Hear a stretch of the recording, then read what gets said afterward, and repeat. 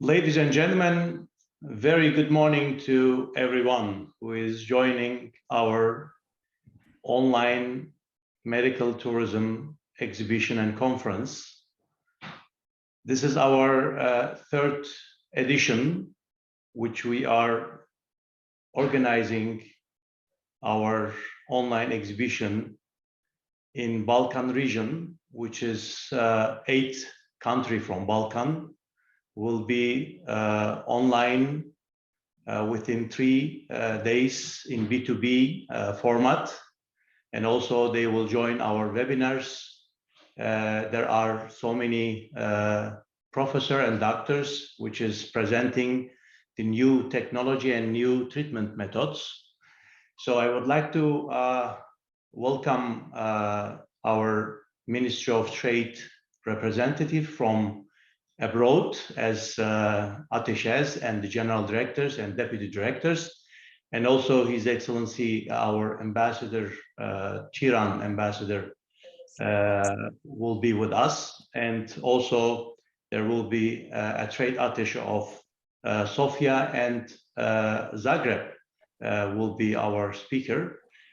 Before going to our speaker, I would like to greet and welcome all to our medical tourism exhibition and conference. As you may know, that Turkey, one of the preferred destination for medical tourism as worldwide. And last 20 years, Turkey has been invested tremendously in healthcare industry and developed and renew all the technology and infrastructures by investing in new hospitals in private sector and in the government sector as well. Since 10 years, we are cooperating with our Ministry of Trade to promote Turkish healthcare travel and medical tourism and thermal tourism and spa and wellness tourism in order to host many more international guests in our country for any kind of treatment required for them.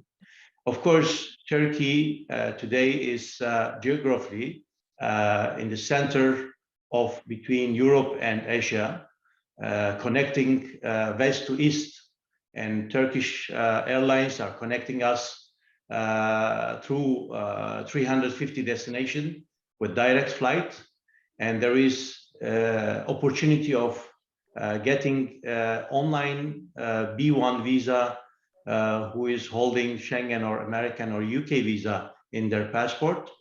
Easily they can obtain visa to Turkey, and more than 110 countries are coming to Turkey without visa. So there is no barrier traveling to Turkey and getting the treatment in Turkey.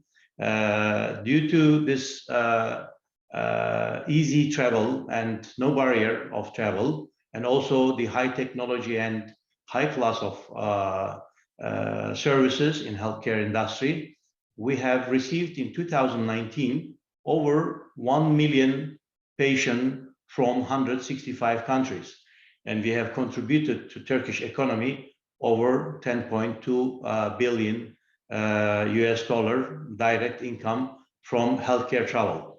Healthcare travel means not only medical tourism. Of course, healthcare travel, there is 8 segments as we Global Healthcare Travel Council announced it in Jordan that healthcare travel is contained of medical tourism, dental tourism, spa and wellness tourism, thermal tourism, accessible tourism and sport tourism, and of course, culinary tourism as well. So from all this 8 segmentation, Turkey is getting over $10 billion of income annually and receiving over 1 million travelers for healthcare travel to Turkey. So would like to introduce our promotional video for 7 minutes. Then we will continue our opening ceremony, and we will introduce our next speaker after our 7 minutes of video promoting Turkish healthcare industry and Turkish healthcare travel. Please let me broadcast our 7-minute video. The art of medicine is the heritage of Anatolia. You are in Turkey, the place where the first hospital of the world was founded and Hippocrates was born and grew up.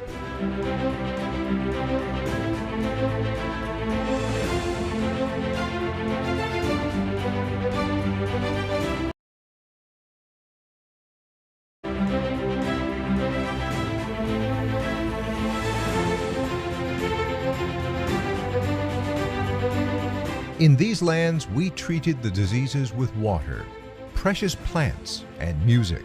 Our thousands of years of medical tradition reached a new level today with the advanced technology. But hospitality of Turkey and its air, useful for both soul and body, is still the same.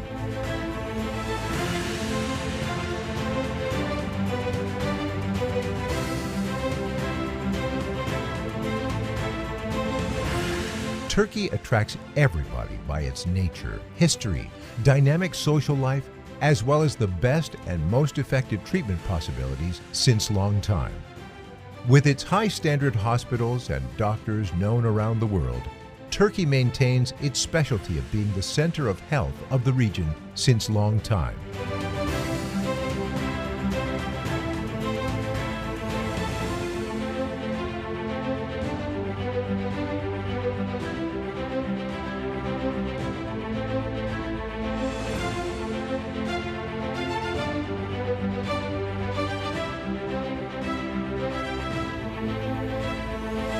Because Turkey is at the intersection points of its continents.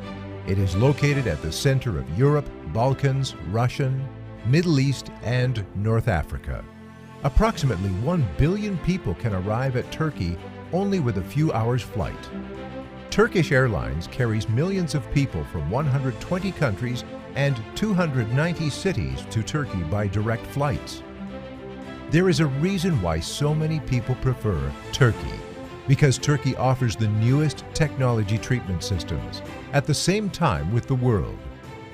With its competitive price policy, it is among first choices of those who are looking for the top quality service with optimum prices.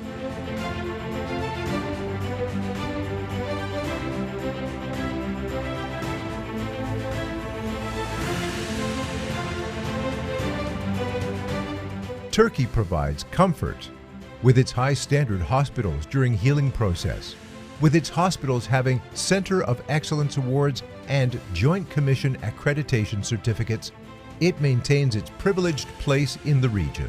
An experienced team with 724 specialist services and air ambulances works for satisfaction of the guests. Experienced Turkish doctors who break grounds all around the world continues to control their patients after treatment. Thus, Turkey takes place on the top 3 in the world health tourism destinations.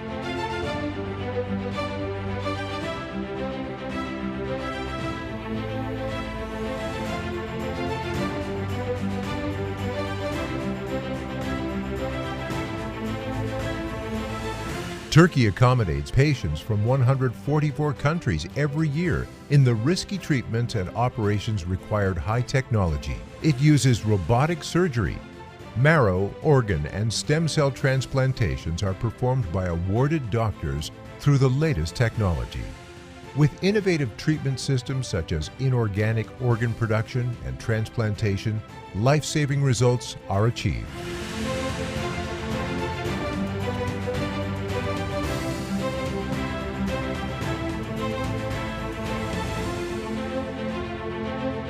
There is a progressive vision behind this success. Mustafa Kemal Atatürk, the founder of modern Republic of Turkey, started this vision by saying, "Entrust me to Turkish doctors." Today, Recep Tayyip Erdogan, President of the Republic, is still treated by Turkish doctors. Since the early years of the Republic, young doctors have completed their postgraduate education abroad.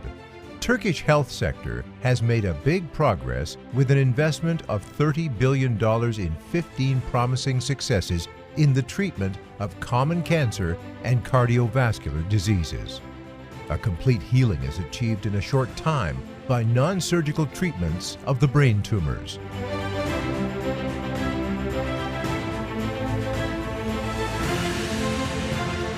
Children needing treatment in different branches such as blood diseases, marrow transplantation, heart surgery, brain tumors, etc. are also achieving health again in Turkey because the best treatment methods are applied with a smiling and kindly approach. Services allowing the children to have a pleasant time facilitate treatment processes. Children, our most precious existences, are deserving of this special attention.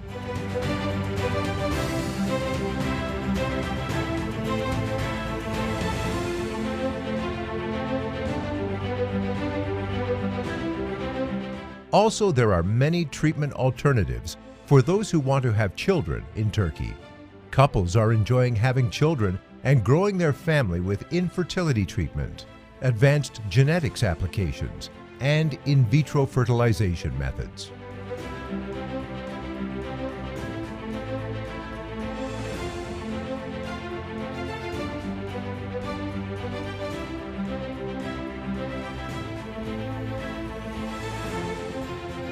Turkey is where the civilizations was born and continue.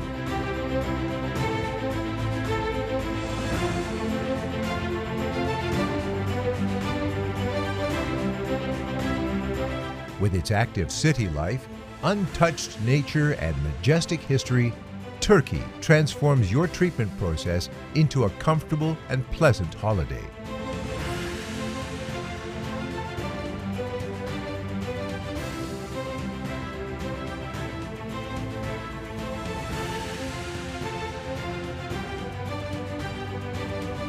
"375 member organizations, which adopted ethical principles of Turkish Healthcare and Travel Council, work for happiness of the guests."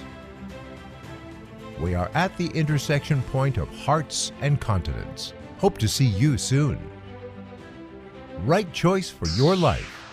Turkey, healing generations for centuries.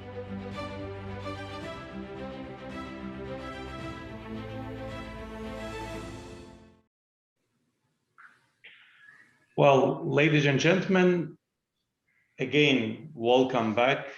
And after we have seen 7 minutes of Turkish medical tourism and healthcare travel promotion videos, I would like to thanks to all our trade attaches, representative of our Balkan region of Ministry of Trade. We work closely together in order to conduct and realize this online exhibition to introduce the healthcare industry, healthcare stakeholders and members to build each other, to build partnership and to collaborate together in order to have knowledge exchange in order that they can refer patient to Turkey in order to increase their cooperation in all aspects of medical tourism and healthcare services. So I would like to thanks to Ministry of Trade for their support in conducting of our online serial exhibitions. As I mentioned in my early speech, that this is our third edition, which we are organizing jointly and collaborationally with Ministry of Trade of Turkey. And thanks to their representative, they are lively with us, and they will gonna have short speech during this opening ceremony. And also would like to thanks again to all our trade attaches. And I would like to welcome North Cyprus Turkish side Healthcare Travel Council, the chairman, and the Deputy Minister of Tourism of Turkish North Cyprus. They will be with us. I would like to introduce now our representative, Ministry of Trade Ateşe, Representative Özlem Akalın, to give short message and short speech from Zagreb. We extend our special respect and welcome to all health professionals working in the field of health tourism in Turkey and Croatia, as well as to all companies related to this sector. We thank all those who contributed to the third Medical Health Tourism exhibition. Since 2013, Solent Croatia is a country open to cooperation in the field of trade and investment, with its geographical location and developed transport system, as well as its quality-oriented consumer structure with a certain purchasing power. Although Turkish-Croatian relations are still below the former's potential, they are strengthened by acquiring knowledge in trade, investment, and contracting. In the country, your investments work in sectors such as tourism, banking, energy readiness, and one of the most important infrastructure projects currently underway in Croatia could be implemented by a Turkish company. I think that all activities that will strengthen communication and ties between the two countries will play an important role in promoting trade and investment relations between the two countries and transforming the existing potential into positive results. Turkey has become an important destination for health tourism, with its modern hospitals, medical centers, trained doctors, technological infrastructure, and accumulated experience, as well as its favorable geographic location on the border of three continents. Thanks to Croatia's natural beauties and its infrastructure, which is developing into tourism, it ranks among the major tourist centers in Europe and the world. In recent years, important steps have been taken to reflect its advantages and experience in the field of health tourism. From this point of view, I wish that the third Medical Health Tourism exhibition contributes to the transformation of the final projects by identifying opportunities for interaction and cooperation for each of the countries. And I wish success to all participants. Thank you. Well, I would like to thanks to Madam Özlem Akalın from Zagreb, our representative of Trade Ministry, the Trade Attaché of Zagreb, Croatia. Thanks to her message to our opening ceremony. Now I would like to introduce our next speaker, which is representative of Trade Ministry, Sofia, Bulgaria, Trade Attaché, Mr. Okan Pakpeşe.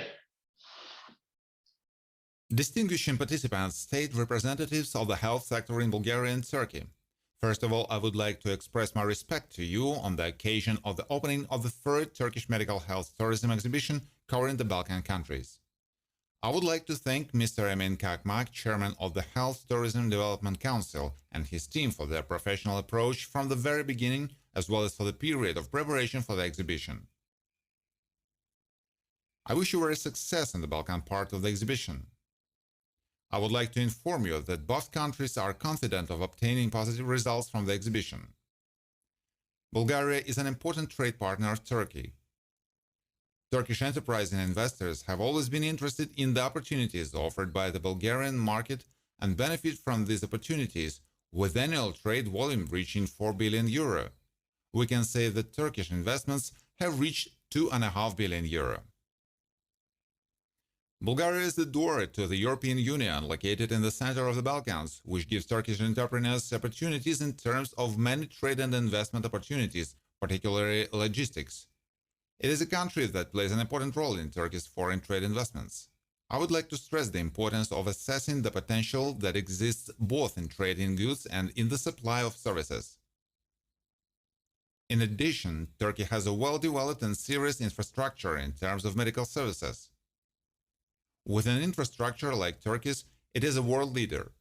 This advantage has been achieved by providing high-quality services at a low cost. We are also happy to see that these days special measures have been taken in Turkey to export services, including health tourism. In addition to the fact that the Turkish private sector is an important investor in health services in Bulgaria, the interest of this sector in Bulgaria in this field continues to grow. The Turkish healthcare sector makes it easier for Bulgarian citizens to access medical services in Turkey through the agencies and liaison offices in Bulgaria through the routes they have opened. Having recently opened a diagnostic center in some sectors as clinics, following in the footsteps of entrepreneurs wishing to further improve the quality of services, we are working closely in the health sector as a trade consultant for the Sofia Embassy.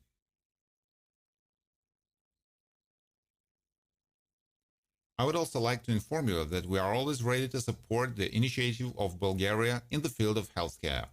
I believe that the exhibition, which will start today, is an important tool in assessing cooperation opportunities for the representatives of the health sector and business people of the two countries. I wish all participants success and good health.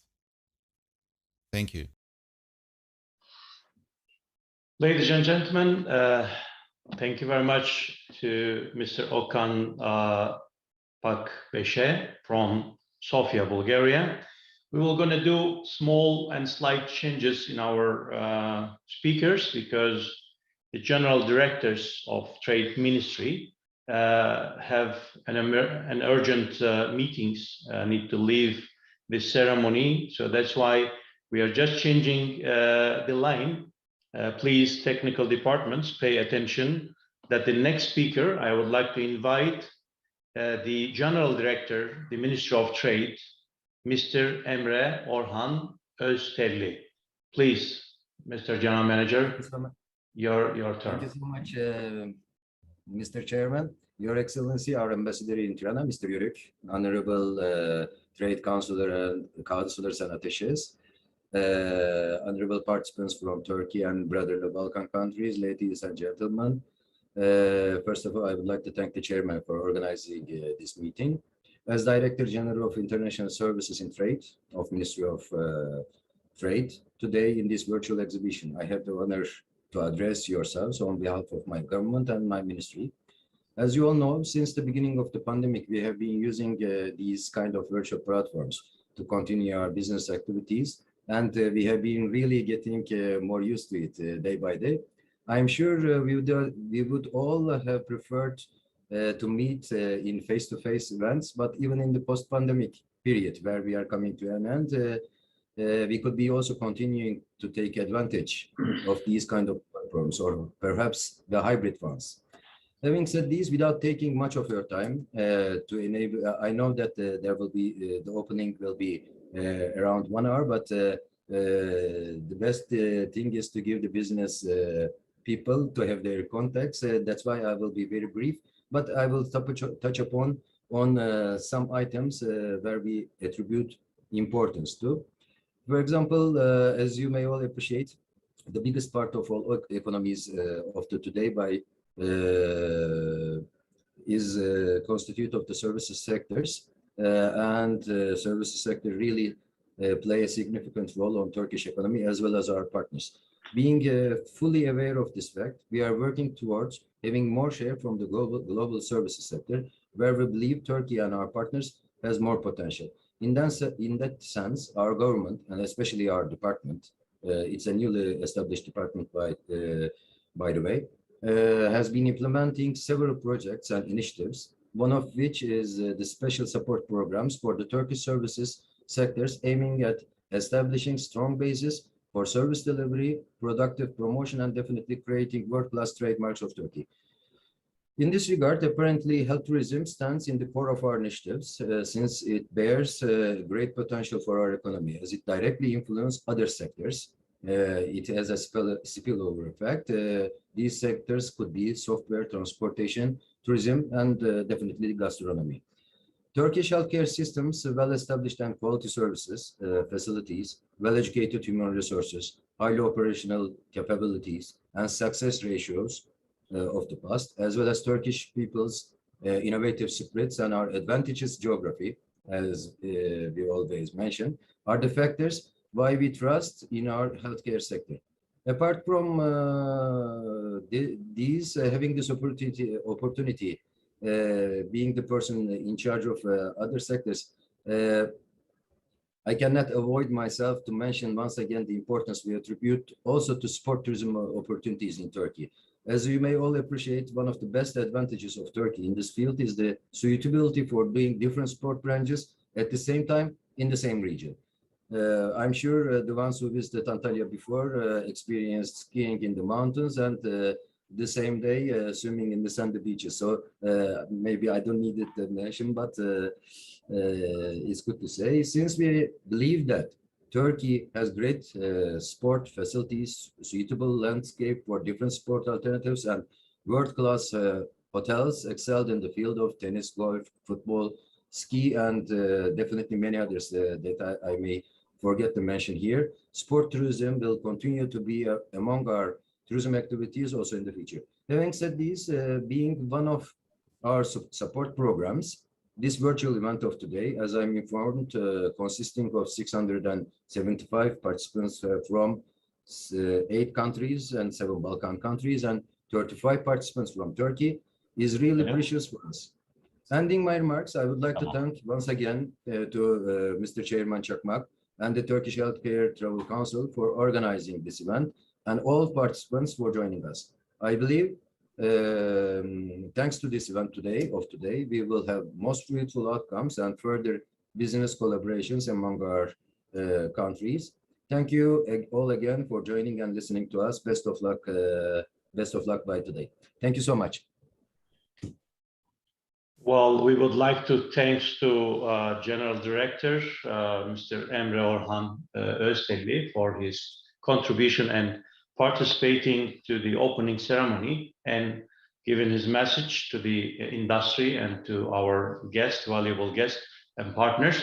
We also would like to thanks to Ministry of Trade, the directory, which is newly established and newly appointed by General Director and Deputy General Directors.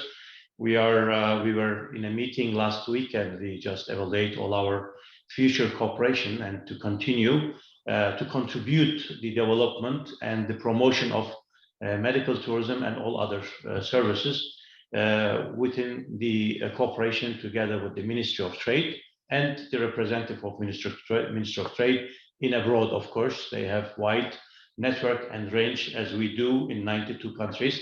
They have more than us representing in many countries with their trade attaches, and we are thanking to them that they are also contributing a lot with our hard work that we are doing the preparation of this kind of virtual exhibition. Almost it take more than 4 to 5 months, sometimes 6 months to prepare such virtual exhibition that to bring over 670 people together with our participant and exhibitor from Turkey, the clinics, travel agent, thermal resort, spa and wellness resort. So all stakeholders of medical and healthcare travel industry are represented in this virtual exhibition.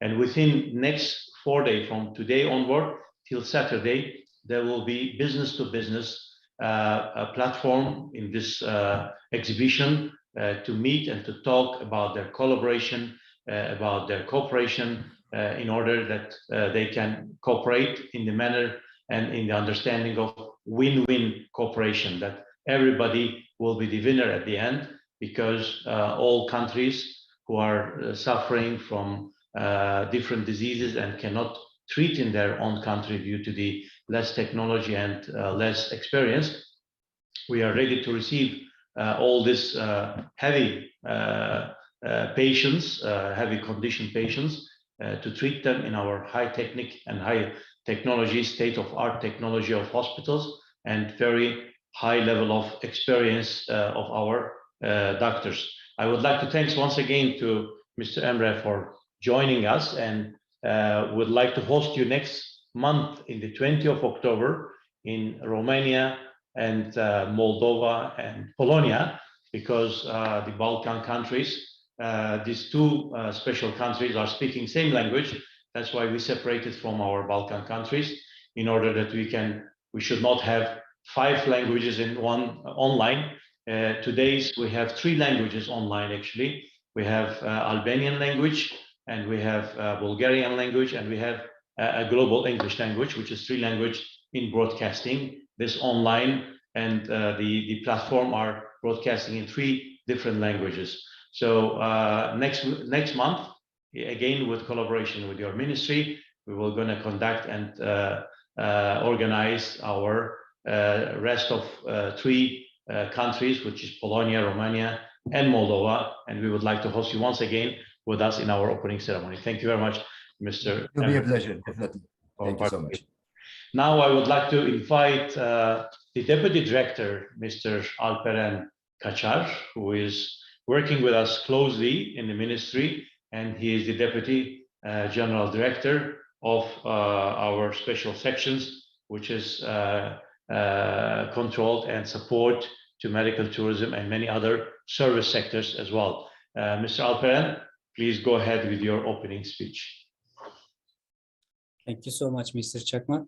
And I am here with our head of department, Mr. Tarık Aksoy today. And first of all, I would like to thank our Director General, Mr. Emre Öztelli, for his speech. He has touched upon our ministry's efforts in health tourism. And I would like to make a very short speech today. I don't want to take up your time so much. First of all, I would like to say good morning and greetings from Turkey to all participants from Balkan countries and all participants from health tourism sector from Turkey. I am the Deputy Director General in charge of health tourism at the Ministry of Trade here in Ankara. Indeed, we are witnessing very important event today. We are organizing a third virtual health tourism fair of Turkey. We have achieved very good results for the past two events, and I am sure that this one will also be very successful. Taking this opportunity, I would like to thank Mr. Emin Çakmak for his kind invitation and for his leadership in organizing such an important event. As you all know, Turkey is one of the important destinations in health tourism for its service quality and price. For that reason, our ministry has been giving support to health tourism sector for the last decade. We see health tourism as one of the important service export item. Our minister is very keen on increasing health tourism sector cooperation with all countries, including Balkan countries. Our healthcare organization, health tourism agencies, and partner organizations and associations like Turkish Healthcare Travel Council benefit from these supports. Today, as far as I know, there are nearly 700 companies from health tourism sector in Turkey and from Balkan countries participating in this virtual event. I believe that we will achieve great connections and collaboration during this fair. Once again, before concluding my words, I would like to extend our thanks to the Turkish Healthcare Travel Council, Mr. Emin Çakmak, and to his team and for their efforts in organizing this event. Finally, I would like to wish all the best and success and fruitful outcomes to all participants at the business meetings during the fair. Thank you.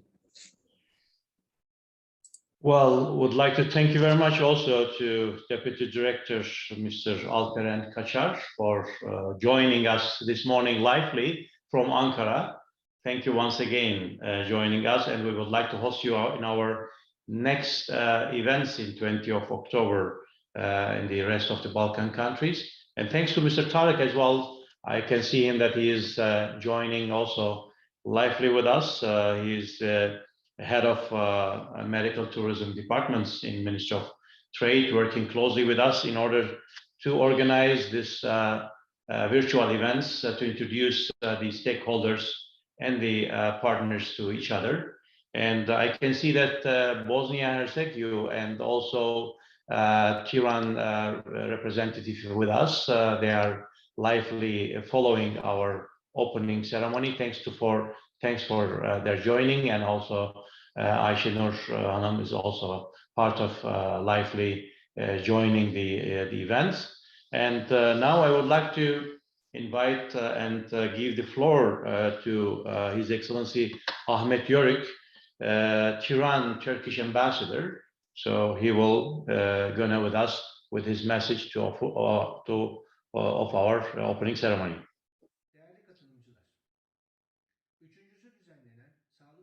Dear participants, first of all, I would like to express my respect to you on the occasion of the opening the third Turkish Medical Health Tourism Exhibition.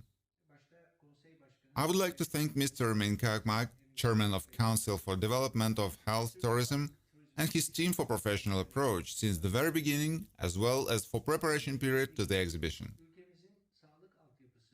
As you know, our country for 20 years, which is the important period, has been developing the healthcare sector and the infrastructure. Thanks to our dear president, who is one of the leaders, and his forward-looking policy, Turkey occupies the important place in health sector among the leading countries all over the world. Over the past 20 years, the significant investments have been made into healthcare sector. We are coping with COVID-19 pandemic with dignity. For that purpose, many specialized hospitals have been established where the highly qualified personnel is working, and thanks to this, in comparison with other countries, Turkey has taken the place with the lowest losses. Dear participants, the medical services that are provided in our country, according to all international quality standards, have achieved a significant growth. And our country has made a big breakthrough in the field of medical tourism. Today, among various countries of the world, millions of patients who need treatment come to our country and thus make a great economic contribution to medical tourism. As well, the Ministry of Commerce in every possible way encourages and promotes the development or provision of medical tourism services, providing the support to our and foreign firms that are engaged into this business. Likewise, our dear Foreign Minister Kavush Mevlut has made his significant contribution. Albania, taking into consideration our economic and trade relations within strategic partnership, is our important partner. As the annual trade volume in Albania increases, we can say that Turkish investments will reach $3.5 billion. Our dear President continues the same development policy in these areas and plans to increase the volume to $1 billion. Turkey is planning the serious investments into health sector of Albania. Thanks to the President, in January 2021, within a short period of 48 days, the Turkey-Albania Friendship Hospital was built and started to operate.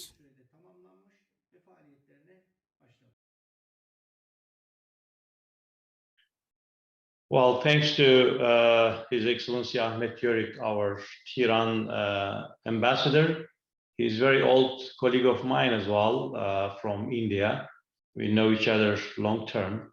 So he's serving his position now in the last year in Tiran, and thanks to his contribution that I paid visit also to Tiran last 2 years ago, and he was very helpful to us during our visit to introduce us to the local stakeholder, local ministers and health ministers and all other representatives, thanks to his contribution as well.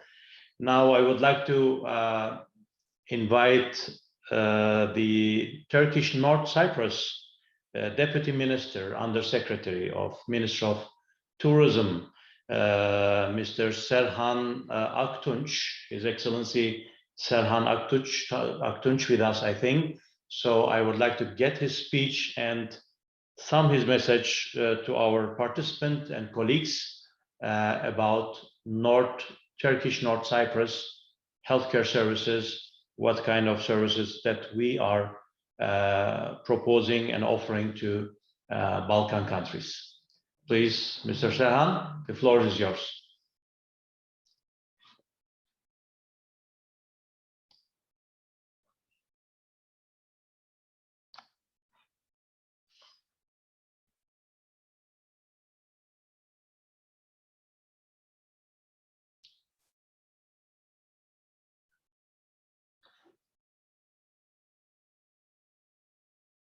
Please go ahead.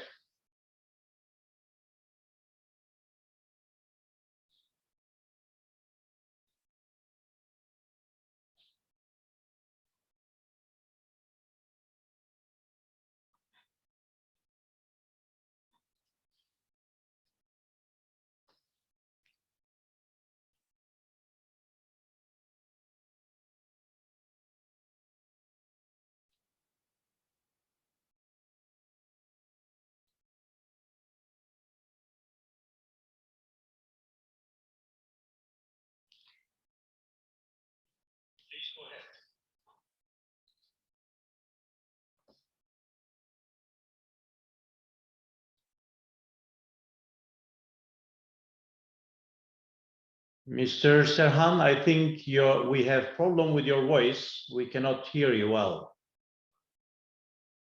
Do you hear us, Mr. Serhan?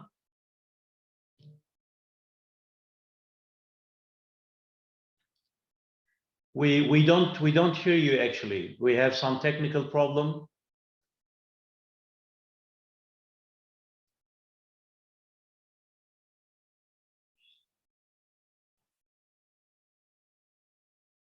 Can we test your voice, please? Mr. Serhan, I think we have problem with your voice. We cannot hear you well. Ladies and gentlemen, let we watch meanwhile one of our videos talking about what is medical tourism. Then we will connect once again to Mr. Serhan Aktunç as soon as we solve the voice problem. Medical tourism started long years back, thousands years ago, long centuries. The people started to travel from their home countries to other countries or to neighbor countries in order to get better, high quality and high standard healthcare and treatments. Today's, with the updated technology, state-of-art technologies introduced in many countries. Turkey is one of these countries, been invested lately heavy in healthcare industry and become one of the preferred destination and one of the leading destination for healthcare travelers. The healthcare travelers and medical tourism, the citizens are today traveling from one continent to other continents in order to get better and high standard quality of healthcare and affordable prices. This is what name it medical tourism.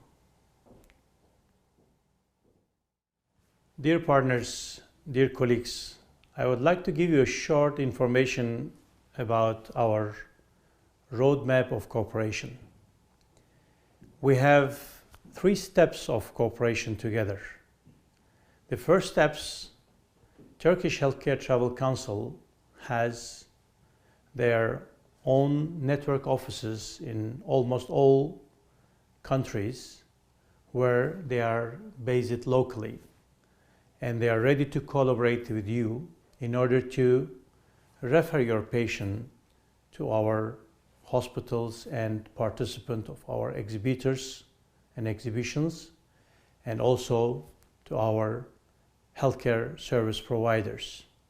They are speaking your native language, and also they are ready to work with you closely in order to do all kind of follow-up together, and in order to refer your patient to Turkey, to our members, to our exhibitors, to be treated high level, good quality, high standards with most affordable prices. In the second position of cooperation, you have also an alternative to collaborate and to build partnership with one of our participant of travel agencies, associations members. They are an accredited healthcare tourism facilitator. You can build a cooperation, you can build a partnership, and you can as well refer your patient through those travel agents, and you can cooperate together. As a third option, you can collaborate directly with our hospitals and clinics with their international patient departments, and you can refer your patient and follow up together. So you have an alternative how you can collaborate in medical tourism in order to refer your patient to be treated in Turkey. Of course, Turkish Healthcare Travel Council, beside of the network offices, we do have our medical directors. We're working closely with our network offices, following all our patients coming to Turkey from airport to airport, all steps and services need to be delivered to your patient. To refer a patient from one of these alternative way that we propose to you, you need to share medical reports or MRI or whatever information you have for your patient that we can able to evaluate in our hospitals and related doctors who is going to treat this patient, that we can come back to you with treatment plan, with the cost calculation, with period of stays during the treatment, how many days in hospital, how many days approximately in ICU, or how many days in total stay in Turkey with full treatment and services. So after this evaluation, we will come back to you with a treatment plan and the cost. You provide all this information to your client and to your patient. If the patient decided to travel to Turkey, then you can coordinate with your partner, chosen partner, from 3 alternatives that we proposed to send your patient to Turkey to be treated and to be operated. So within this cooperation, what will be your benefit of sending and referring a patient to Turkey? Depend on your agreement with your partners or with the hospitals or with Turkish Healthcare Travel Council offices. Of course, you will receive a follow-up fee when you refer your patient to Turkey through one of the proposed channel of cooperation. The cooperation going to be win-win. You will be win of follow-up fee for your work, and also the patient will be the winner of getting high quality and high standard of treatment with affordable price according to world class of treatment. Today's Turkey become leader in medical tourism and healthcare travels. Turkey become a preferred destination by world travelers. Even during the pandemic period, we do receive from more than 165 countries close to 500,000 patients. Before pandemics, we arrived over 1 million patients hosting from 165 countries, and mostly and high level of satisfaction and happiness. Most of our patients returned back happy and treated well and get the full service and treated in our hospitals under Turkish hospitality and the warm welcome by the doctors and the staffs. So we are here to collaborate with you in different level of steps, in different channels, in order to cooperate together under the win-win understanding. I would like to thank you very much taking your time and sparing your time to join our conference and our exhibition. And I would like to invite all of you to enter to our B2Bs, business-to-business meetings with our exhibitors in order to know each other and to build your partnership together with one of this channel that we proposed. So I would like to wish you and our exhibitors successful cooperation and successful meetings, and also do not forget to follow up our webinars where a lot of high-end star doctors being given and sharing their experience and know-how with updated and new technology of method of treatments. Thank you very much for your participation, and thank you very much for your time being and sharing with us. Thank you. Well, ladies and gentlemen, dear distinguished guests, thank you very much for joining to our opening ceremony. Now we have a little bit long version of our presentation talking about healing generation for centuries. I would like to do my presentation about Turkey, about healthcare services of Turkey, and what kind of treatment we are doing, what is the position of Turkey, and how we can collaborate together with our partner in a manner of win-win understanding. So I would like to leave you with my long presentation talking about healthcare treatment in Turkey. Ladies and gentlemen, would like to welcome you to Turkish Healthcare Travel Council presentation. My name is Emin Çakmak, founding chairman of Turkish Healthcare Travel Council. When we start our journey to healthcare industry and healthcare services as Turkey, we started with slogans saying that healing generations for centuries. Turkish Healthcare Travel Council is also the member of Global Healthcare Travel Council, which has started their journey in 2013, saying that global healthcare for all. I'm the founding chairman also, and the first term of the president of Global Healthcare Travel Council between 2013 and 2015. Who is THTC?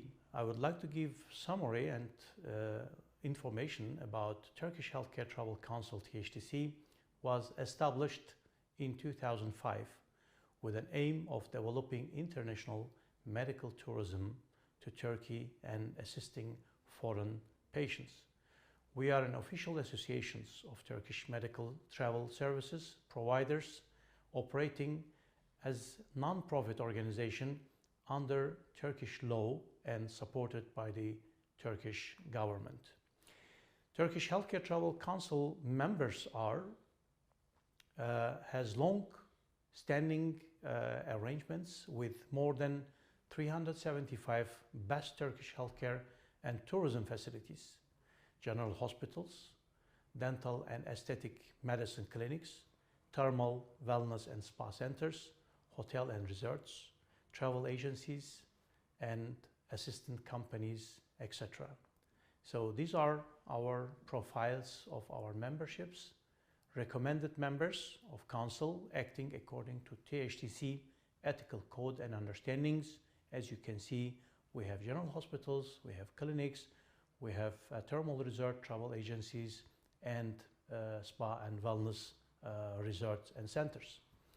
THTC Global Network offices and network partners within 168 offices in 92 countries. THTC is now the largest medical travel association both in Turkey and in the world. The main objective of opening THTC offices in foreign market is to give a direct access to the advanced yet affordable Turkish healthcare to those patients whose conditions cannot be treated in their home countries. International patients can contact us directly or through their medical doctors, insurance companies, travel agents, or other facilitators whom we consider our partners. Establishing partner relations in between our association and our partners.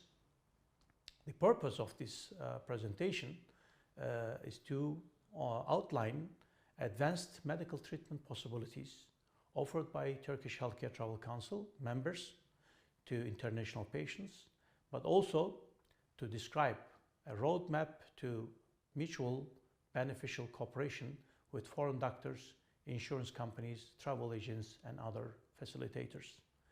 As a responsible organization interested in developing long-lasting partner relationship, THTC offer fair incentive to each partner category, including medical doctors who send their patient to Turkey to get a treatment which cannot be provided adequately in their home country. Why Turkey? Turkey has made advanced medical services accessible and affordable for patients from all over the world. In the last 20 years, Turkey has invested more than 50 billion United States dollars in new hospitals and latest medical technologies such as cyber knives, gamma knife, 3-beam, Da Vinci robotic surgery, stem cell treatment, cordial blood and bone marrow transplantation, organ transplantation such as heart, kidney, and liver transplantation.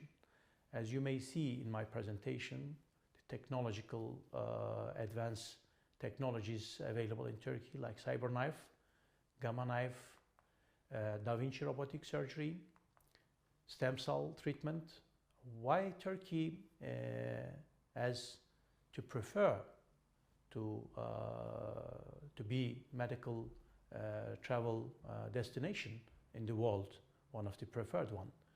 We have more than 10,000 doctors who graduated from Western medical universities. Our medical, healthcare and wellness treatments are generally much more affordable than same procedures and interventions in many other countries. In state-of-art Turkish hospitals, you can get any technologically advanced procedure you need at time that's suit for you. As well as national carrier Turkish Airlines, it is easy to fly from country of the world to Turkey with Turkish Airlines flying directly to Istanbul from 350 international airports. We're proud with our national carriers, flag carriers, Turkish Airlines, thanks to their development and connecting us with the world. Thanks to a potent combination of the world-class medical services and developed hospitality infrastructures, geographically convenience and natural beauty, cuisines, Turkey has become a preferred global healthcare travel destination and center across various segments as medical treatment, wellness, spa and thermalism, sport medicine, retirement tourism, accessible tourism, and many more.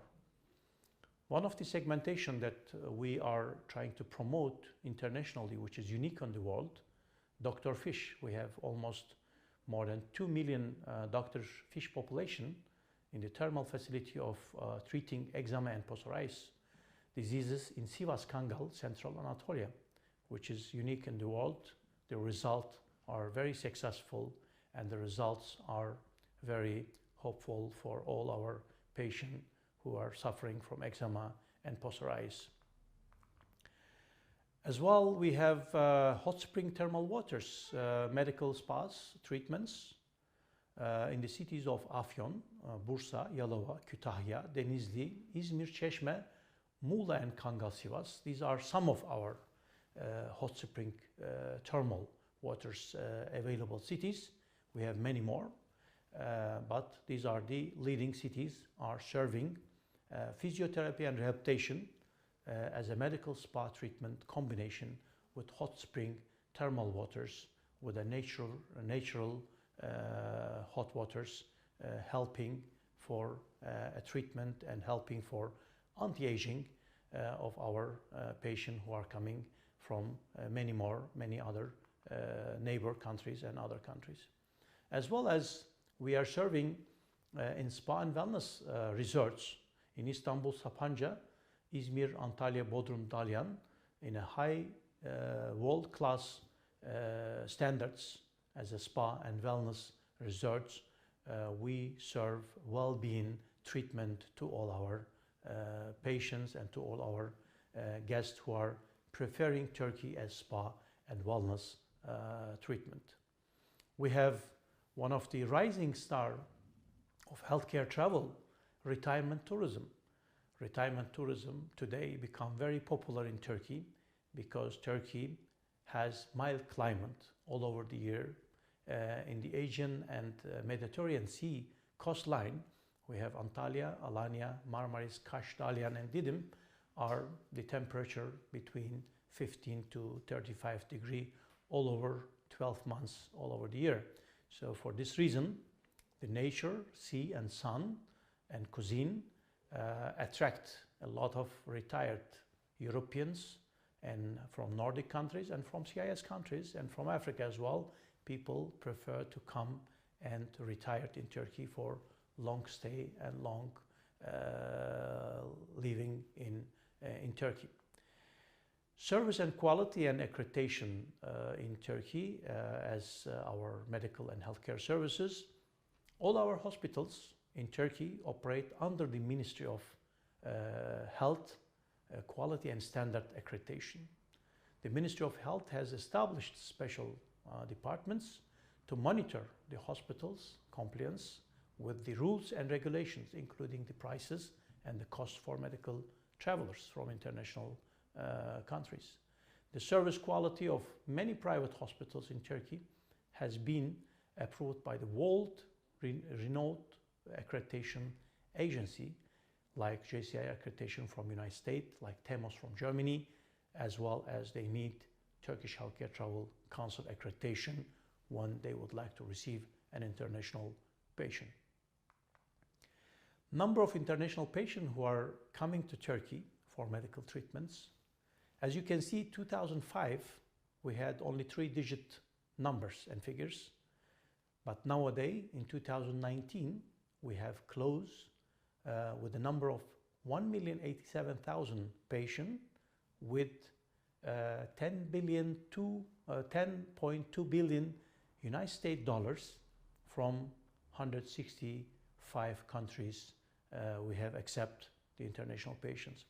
We have an aim and target to have in 2023 the anniversary of our 100 years of establishing of our Republic of Turkey, 2 million international patients and targeting of income of 20 billion US dollar and contribute to Turkish economy.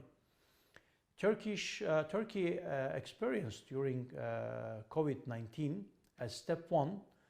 During the first 3 months of COVID-19 quarantine period, we had, of course, stopped accepting international patients as all other countries to Turkish hospitals. Turkish government, because converted all private and government hospitals to a pandemic hospitals to treat the pandemic diseases. Due to this reason, only for the first 3 months we stopped international patient arrivals to Turkey, but as a step two, in June 2022, Turkish Ministry of Health declared that we can start accepting international patients in our hospitals. With a special approval, we started accepting international patients from all over the countries for all kind of treatments. In August 2020, we opened our borders to all countries for their citizens to come to benefit from Turkish technology and healthcare services and from our available capacities for all kind of treatments.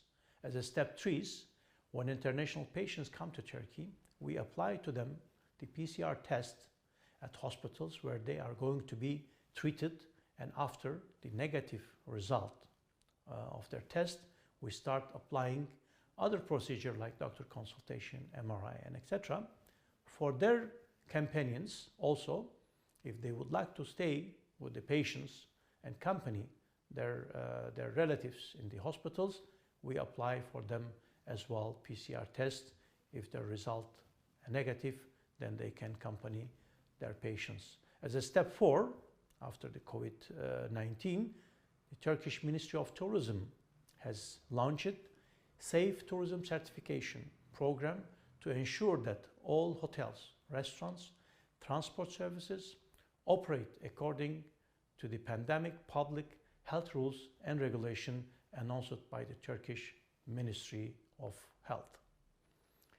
Turkey result in the year of 2020, after the COVID-19 pandemic has started, Turkey has lost 70% international patient arrivals and revenue.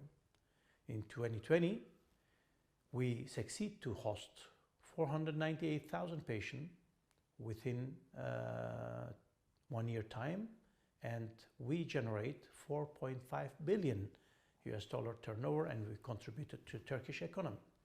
Turkey has lost also 72% in international tourist arrival, but we were lucky enough to host 12.5 million international tourists in 2020, and we still keep our ranking as a fifth to sixth preferred destination by tourist arrival from worldwide.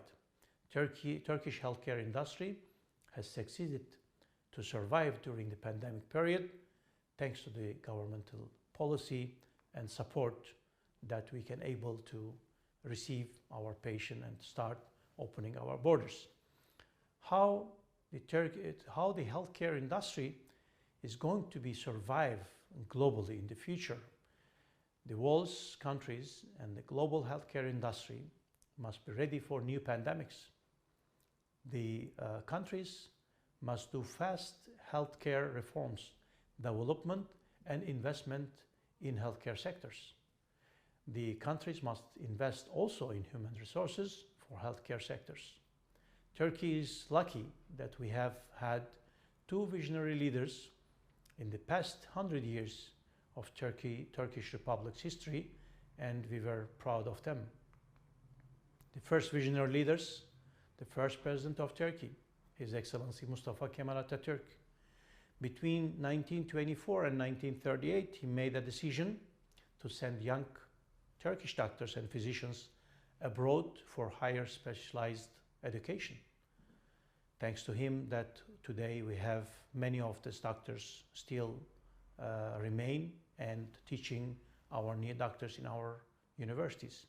Also, he said, and trust me, to Turkish doctors, and he has been treated with his latest health problems by Turkish doctors. The modern visionary leader, current president of Turkey, His Excellency Recep Tayyip Erdogan. Over the past 18 years, he is leading the country and governing the country, and he has done a great reform and revolution in the healthcare and education system, and started building new public-private partnership city hospitals and encourage the private sector to invest in the healthcare industry. And also, thanks to Minister of Foreign Affairs, Republic of Turkey, His Excellency Mevlüt Çavuşoğlu, he have started and instructed to start again to deliver S1 healthcare visa, online visa to healthcare travelers to Turkey, thanks to his vision. We have also strong governmental support, as we have mentioned in our earlier presentation.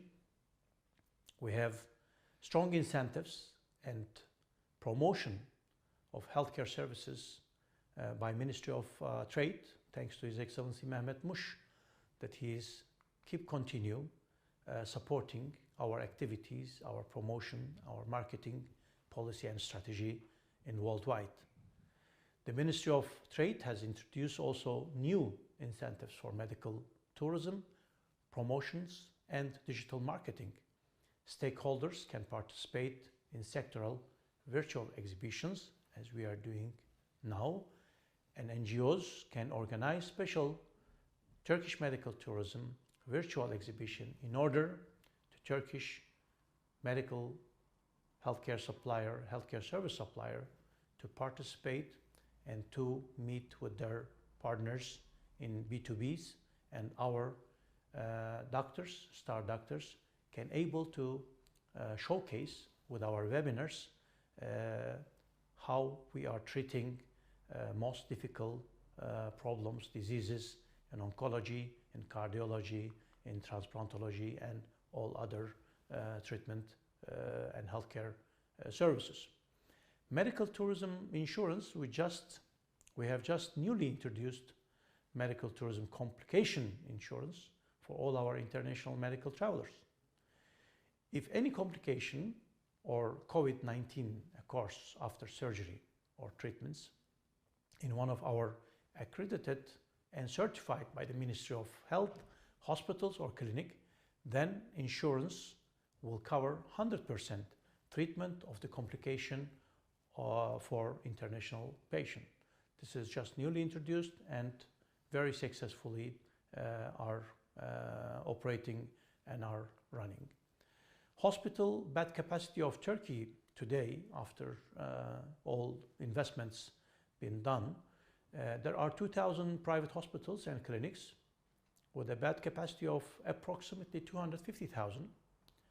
Private hospitals own 37.7%, and university hospitals owned 14.2%, and state and public city hospitals owned 48.1% for this capacity.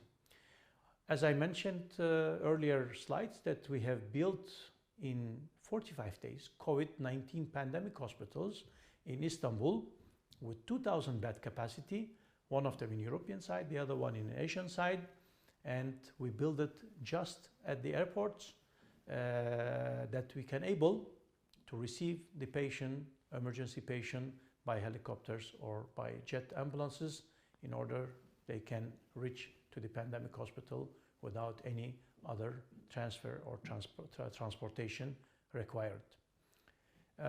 Share of ICU beds capacity per 100,000 citizens in Turkey, we have 40 beds for 100,000 citizens.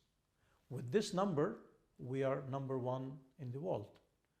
You can see the diagram and the numbers and figures in my slides that Turkey having 40 ICU beds for 100,000 citizens, and America has 34, Germany has 29, Italy has 12, France has 11, South Korea has 10, Spain has 9.7, Japan has 7.3. So Turkey is the most luckiest country during the pandemic time that we have 40 beds for 100,000 citizens share it. The potential of the new city hospitals and campus built on PPP model, public-private partnership models, these visions belonging to His Excellency Mr. President Erdogan, because he started with this vision, with these investments 18 years ago, saying that we need to serve our citizens with first-class quality, plus we need to help our neighbors who suffer from healthcare infrastructures. Today, Turkey are hosting from 165 countries, over 1 million patients, treating in our first class of hospitals built under private sectors and also built by private and public partnership in Turkey. This is a three-dimensional drawings which you can see before implementing this project. It was just a drawing, but you can see the next slide. Same project has been implemented and opened in Ankara, in heart of Ankara, and capital city of Turkey, and serving with 1,700 bed capacity to Turkish citizen, and also serving international patient as well. Second PPP hospital, which is opened after Ankara, and the biggest one actually, Istanbul Çamsakura Hospital, PPP city hospitals with 2,700 beds capacity, with seismic construction building of 1 million square meters, which is the biggest and largest seismic building in the world with this square meters. As you can see, the global potential of healthcare travel from 8 segmentation that we have been declared by the Global Healthcare Travel Council.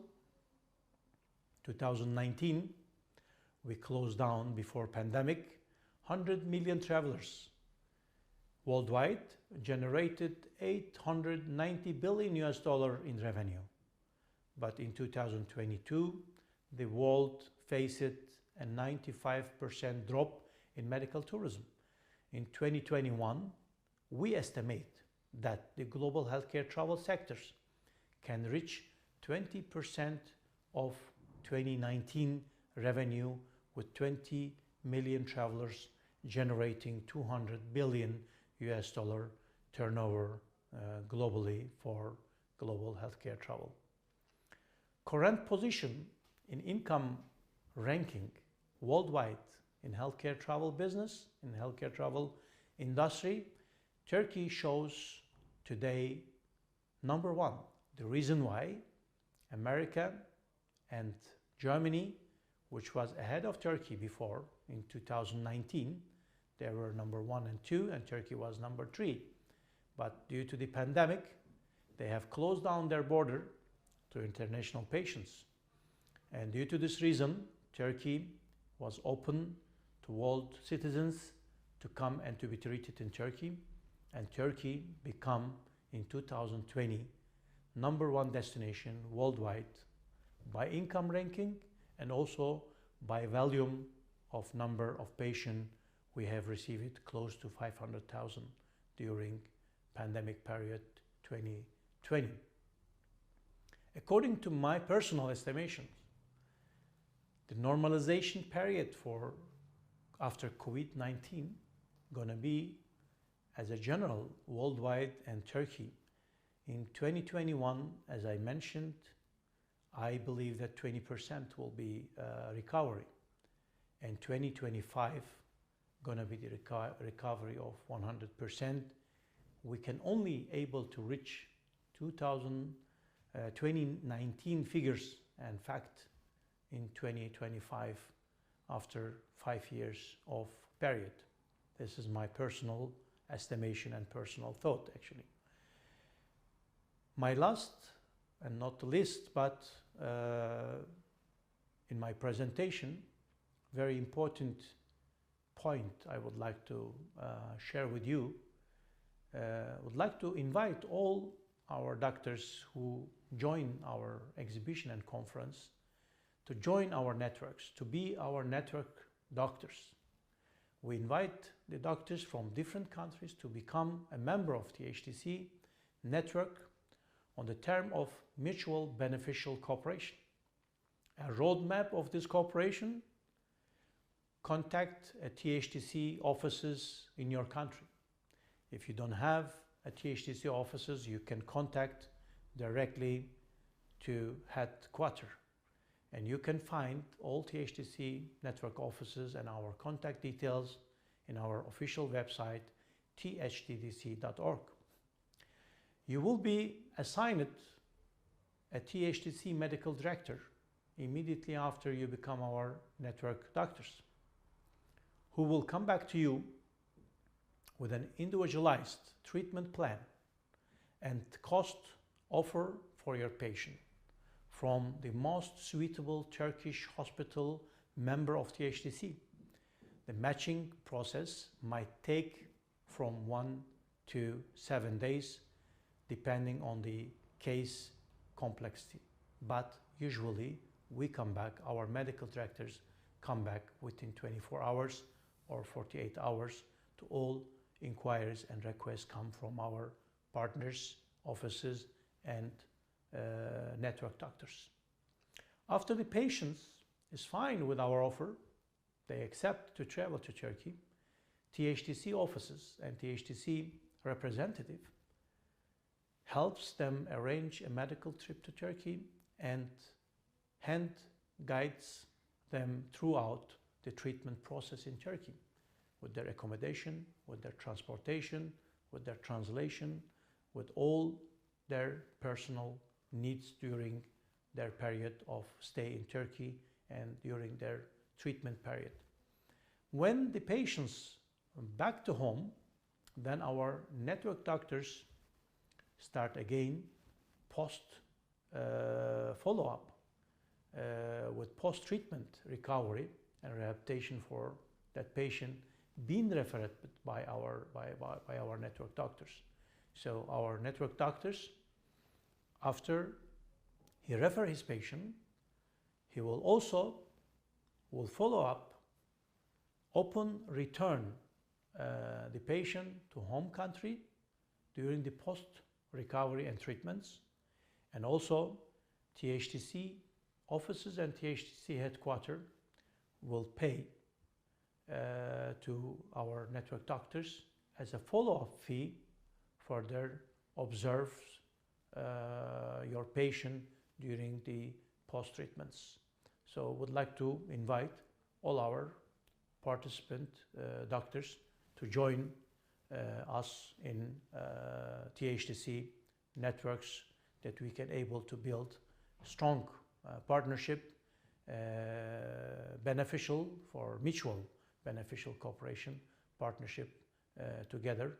So you are all welcome, and I would like to thank for your valuable time joining our conferences, joining our exhibition, and watching our webinars and doctors, which are valuable doctors going to be presenting their treatment methods, technologies, in order to show you how Turkey healthcare system advanced and have the technology of treating all kind of diseases, from simplest one and from the complex one. Thank you very much once again for joining our conference and exhibition, and I am very much delighted to be and to addressing you with my speech and with my presentation. Thank you very much, and if you have any question, further questions, please do not hesitate to contact me directly with my personal email, which is on the slide. Thank you very much, and wish you good conference and good day. Everyone knows that Turkey is a great destination for holidays, but it's also a rising star of healthcare services for international medical travelers. Over 1 million patients from all over the world choose Turkey for treatment and diagnostics every year. Turkey offers world-class medical services in state-of-the-art private hospitals and brand-new PPP city hospitals. Turkey, the rising star destination for international healthcare travelers.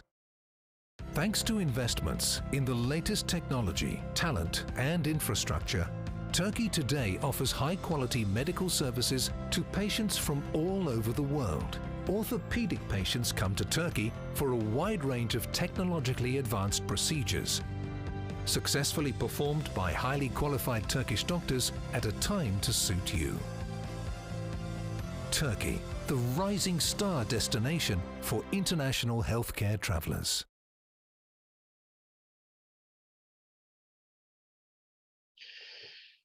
Well, ladies and gentlemen, dear colleagues, dear participants, exhibitors, and professional visitors, doctors, insurance companies, I would like to thank all of you for giving your valuable time and joining to our online exhibition for next 4 days. I would recommend to all visitors, professional visitors, please go through our exhibitors and look at the clinic and hospitals participant, as well as travel agent facilitators, medical tourism facilitator and travel agencies, and also the thermal resorts and wellness and spa resorts within our 35 Turkish exhibitors. Try to conduct and organize B2B, business-to-business meetings online within this platform, and try to build a good cooperation, fruitful cooperation, win-win cooperation, in order to increase your economic income and in order to help to your citizens where they are suffering from different diseases to be treated in your country. If there is no possibility to be treated there, you can refer all your patients from transplantation, from all kind of heavy diseases, including oncology and other treatments.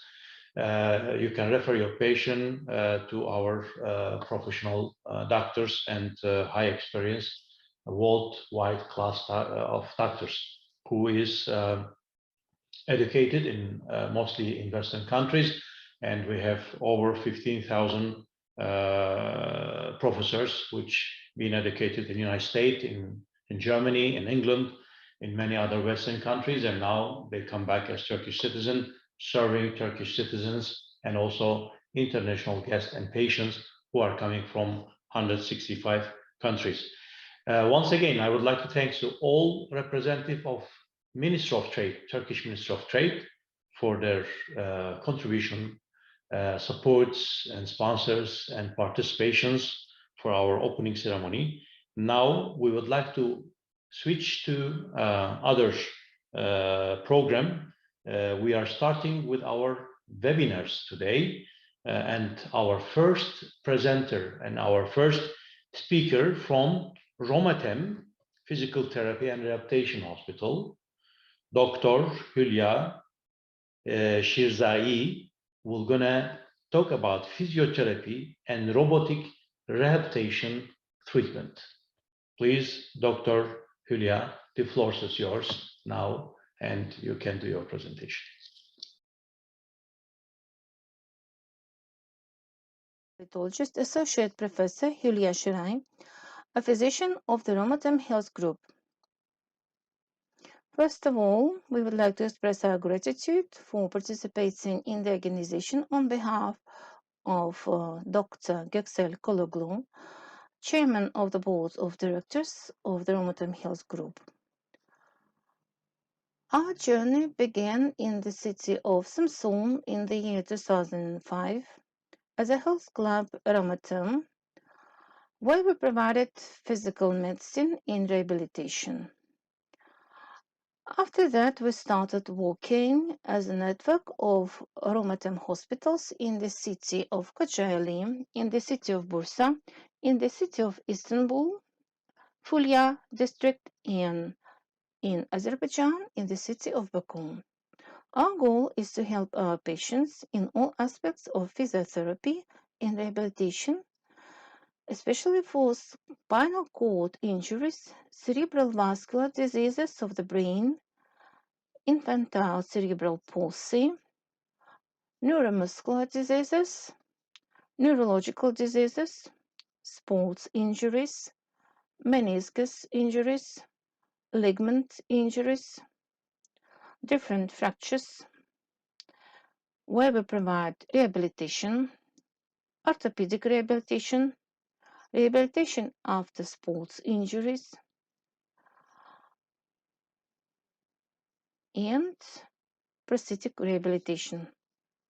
We also treat cardiovascular diseases, respiratory diseases, and in particular, we provide rehabilitation procedures for post-COVID patients. We provide a high level of services of vascular rehabilitation in respiratory dysfunction that is possible thanks to our experienced physiotherapists and rehabilitation specialists, occupational therapists, speech therapists, and thanks to the pro-rehabilitation effects that can be achieved thanks to the latest scientific advances and using the latest modern technological devices for our patients.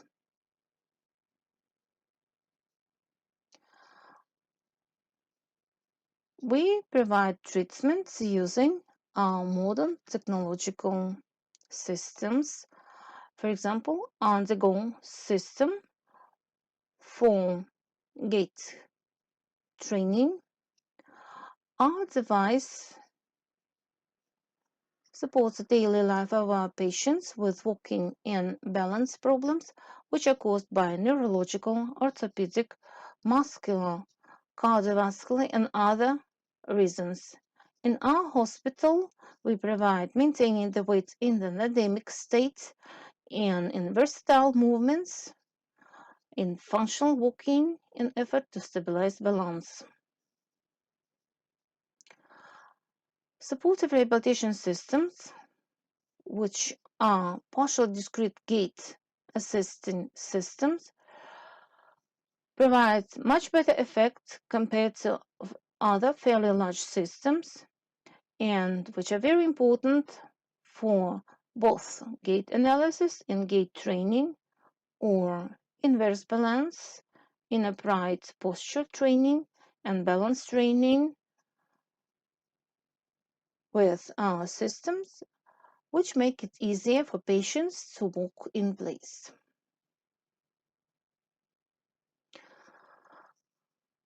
Our robot assistant walking therapy Locomat system teaches robotic walking. In other words, it is a robot-assisted system that is intense, fast, and functional with a rhythmic, intense, and motor mode to restore the walking functions. We help teach and maintain motor control with the help of these devices. We stimulate plastic changes in neural connections by repetitive movements. The device that we use for walk inside, especially for neurological diseases, sport injuries, and pulses. Amadeo is a rehabilitation device that is used for robot-assisted rehabilitation.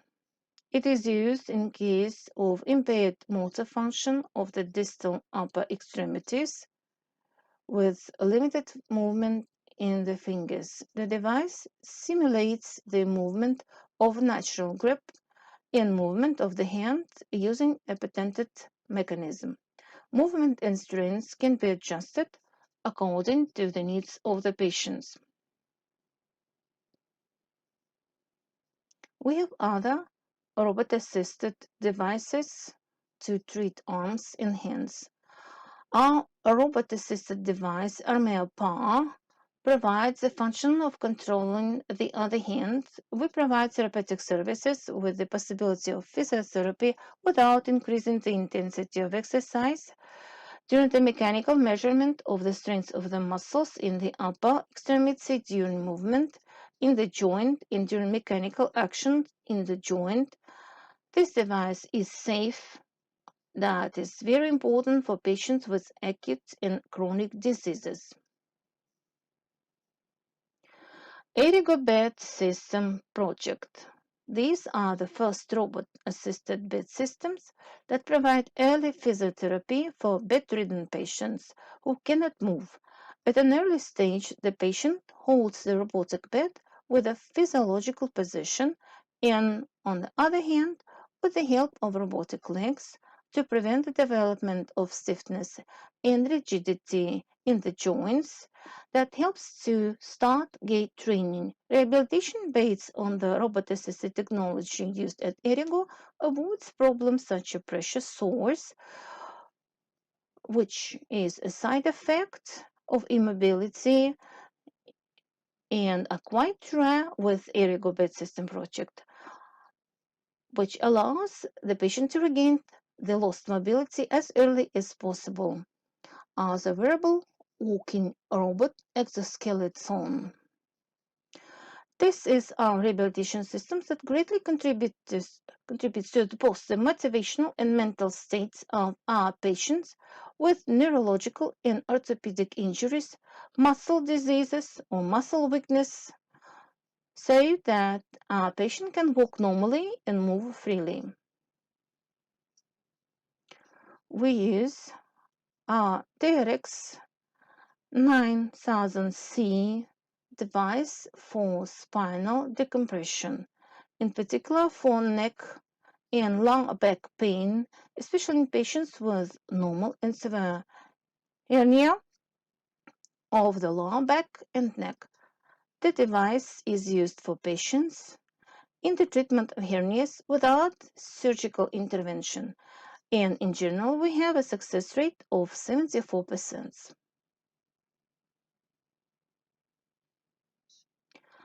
Our hydrotherapy procedures are designed for our patients where we use the mechanical, chemical, and thermal properties of water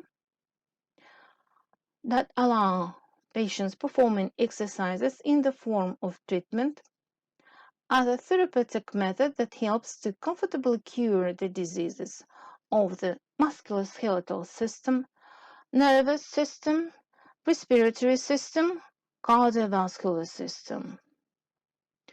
The procedures provide stretching and relaxation, and we use them to increase the range of motion of joints in acute and chronic pain, to strengthen muscles, to increase flexibility and muscle contraction, especially in patients with hemiplegia, patients with cerebral palsy, patients with Parkinson's disease, and patients with difficulties with walking. Manual method for treatment of diseases and treatment after sports injuries. We provide mobilization of joints in manual therapy. We provide mobilization of nerves. And this is our special system that we use to relax soft tissues.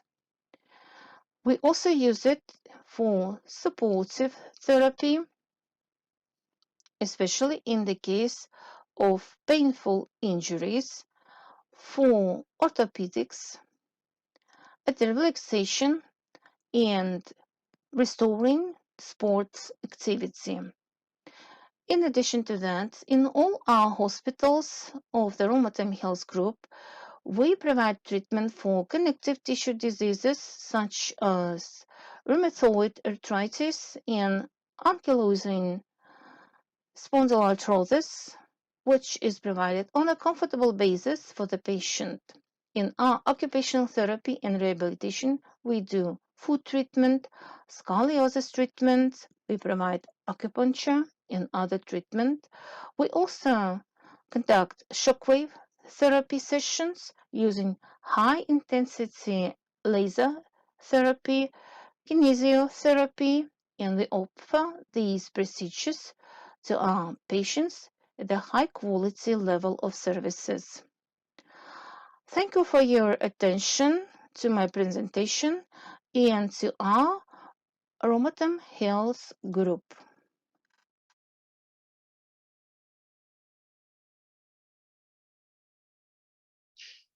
Ladies and gentlemen, dear colleagues and partners, thanks to Associated Professor Dr.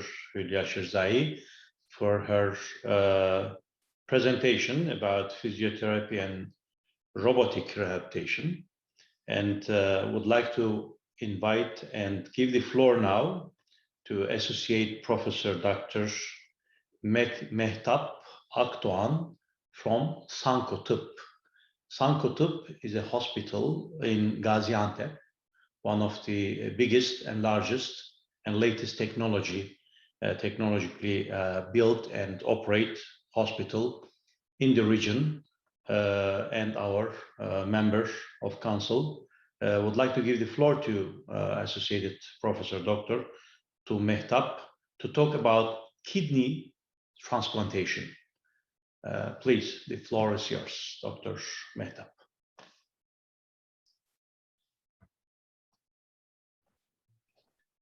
Hello, everyone. My name is Dr. Mehtap, and I'm the nephrologist and the clinical chief of Organ Transplantation Center at Sanko University Hospital. Kidney transplantation is one of the options to treat the patient with end-stage renal disease. Deciding to undergo transplantation is a decision between you, your family, and your physician, and it requires careful thought to make sure that it's right for you. Kidney transplantation means placing a healthy kidney into your body where it can perform all the functions that a non-functional kidney cannot. In most cases, the functional kidneys located in the abdomen near the lower back are not removed. The new kidney is positioned in the pelvic area where it is surgically connected to nearby blood vessels and the bladder. Kidneys for transplantation can come from living or deceased donors. A living donor do not have to be a blood relative. In fact, donors are often spouses, co-workers, or friends. The potential donors are tested to make sure that they will donate a healthy kidney, and the donating and living with one kidney does not pose undue risk to their own health. Deceased donor kidneys are obtained from people who have expressed their desire to be organ donors and whose family has consented. All donors are screened carefully to prevent any transmissible disease. Throughout the entire transplantation process, Sanko University Hospital Transplantation Center ensure that you receive the best possible care. Team members are with you each step of the way to guide you. Outline you can expect and answer any questions you may have.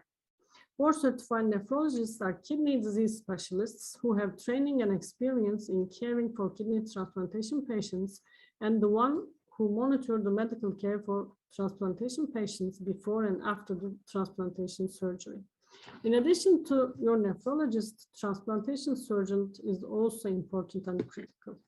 Mr. Yücel, he is our transplant surgeons who intervened to more than 3,000 surgeries. An organ transplantation coordinator follows official documentation and procedures and informs the patient about the whole process.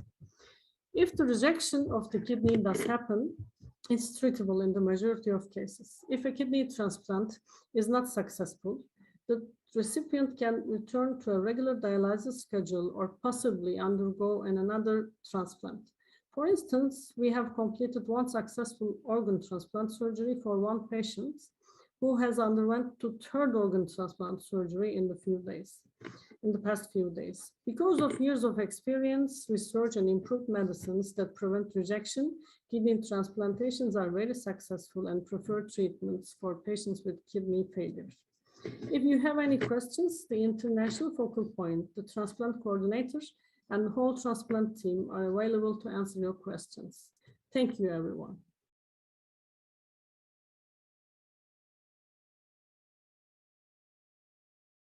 Well, thanks to Associated Professor Dr. Mehtap Akdoğan from Sanko University Hospitals from Gaziantep. On the third day in our webinars, there will be a long presentation by Sanko University Hospitals regarding other two topics. Please follow us and follow Sanko Hospitals representative and presenter as well next 2 days as well.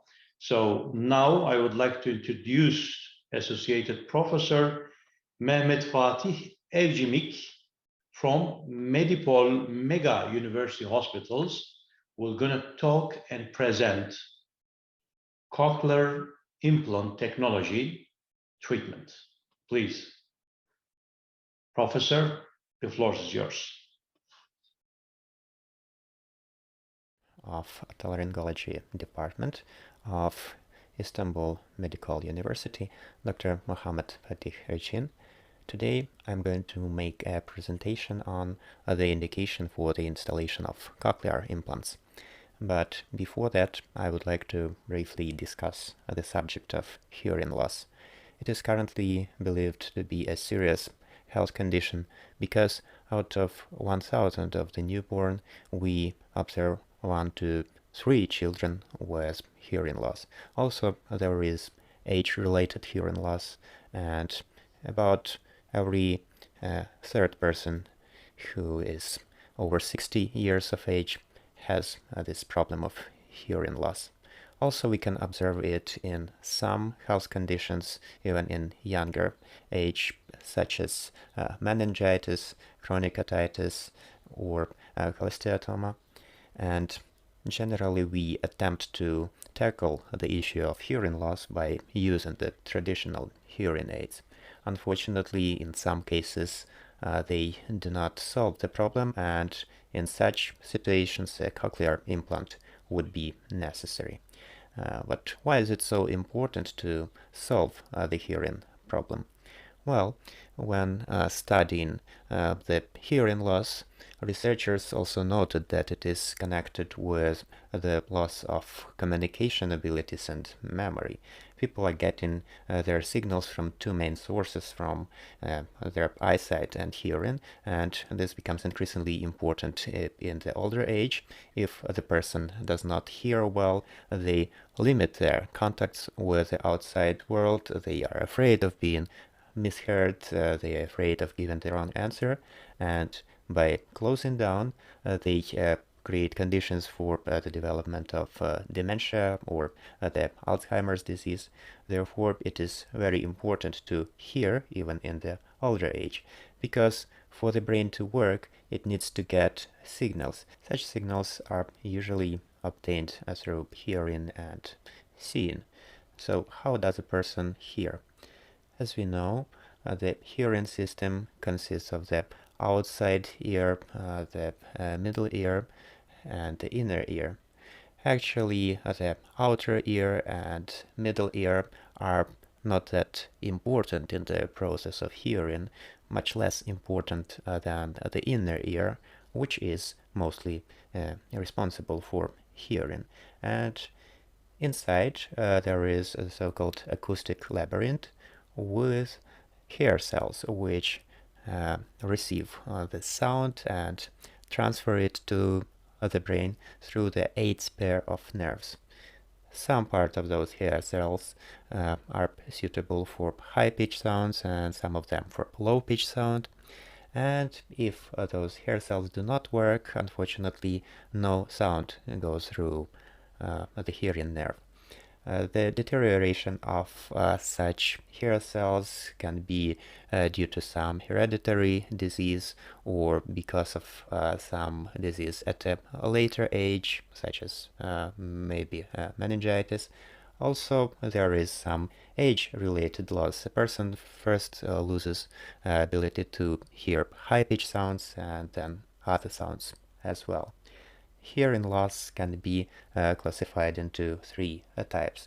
Conductive, associated with the possibility to conduct sound. Also, the neural type of hearing loss and the mixed type. The conductive hearing loss usually has to do with the problems with tympanus and also the tissues of the middle ear. And also there are neural type hearing loss, which has to do with the hair cells and also with the 8th hearing nerve. So the problem we are considering now is the sensorineural hearing loss.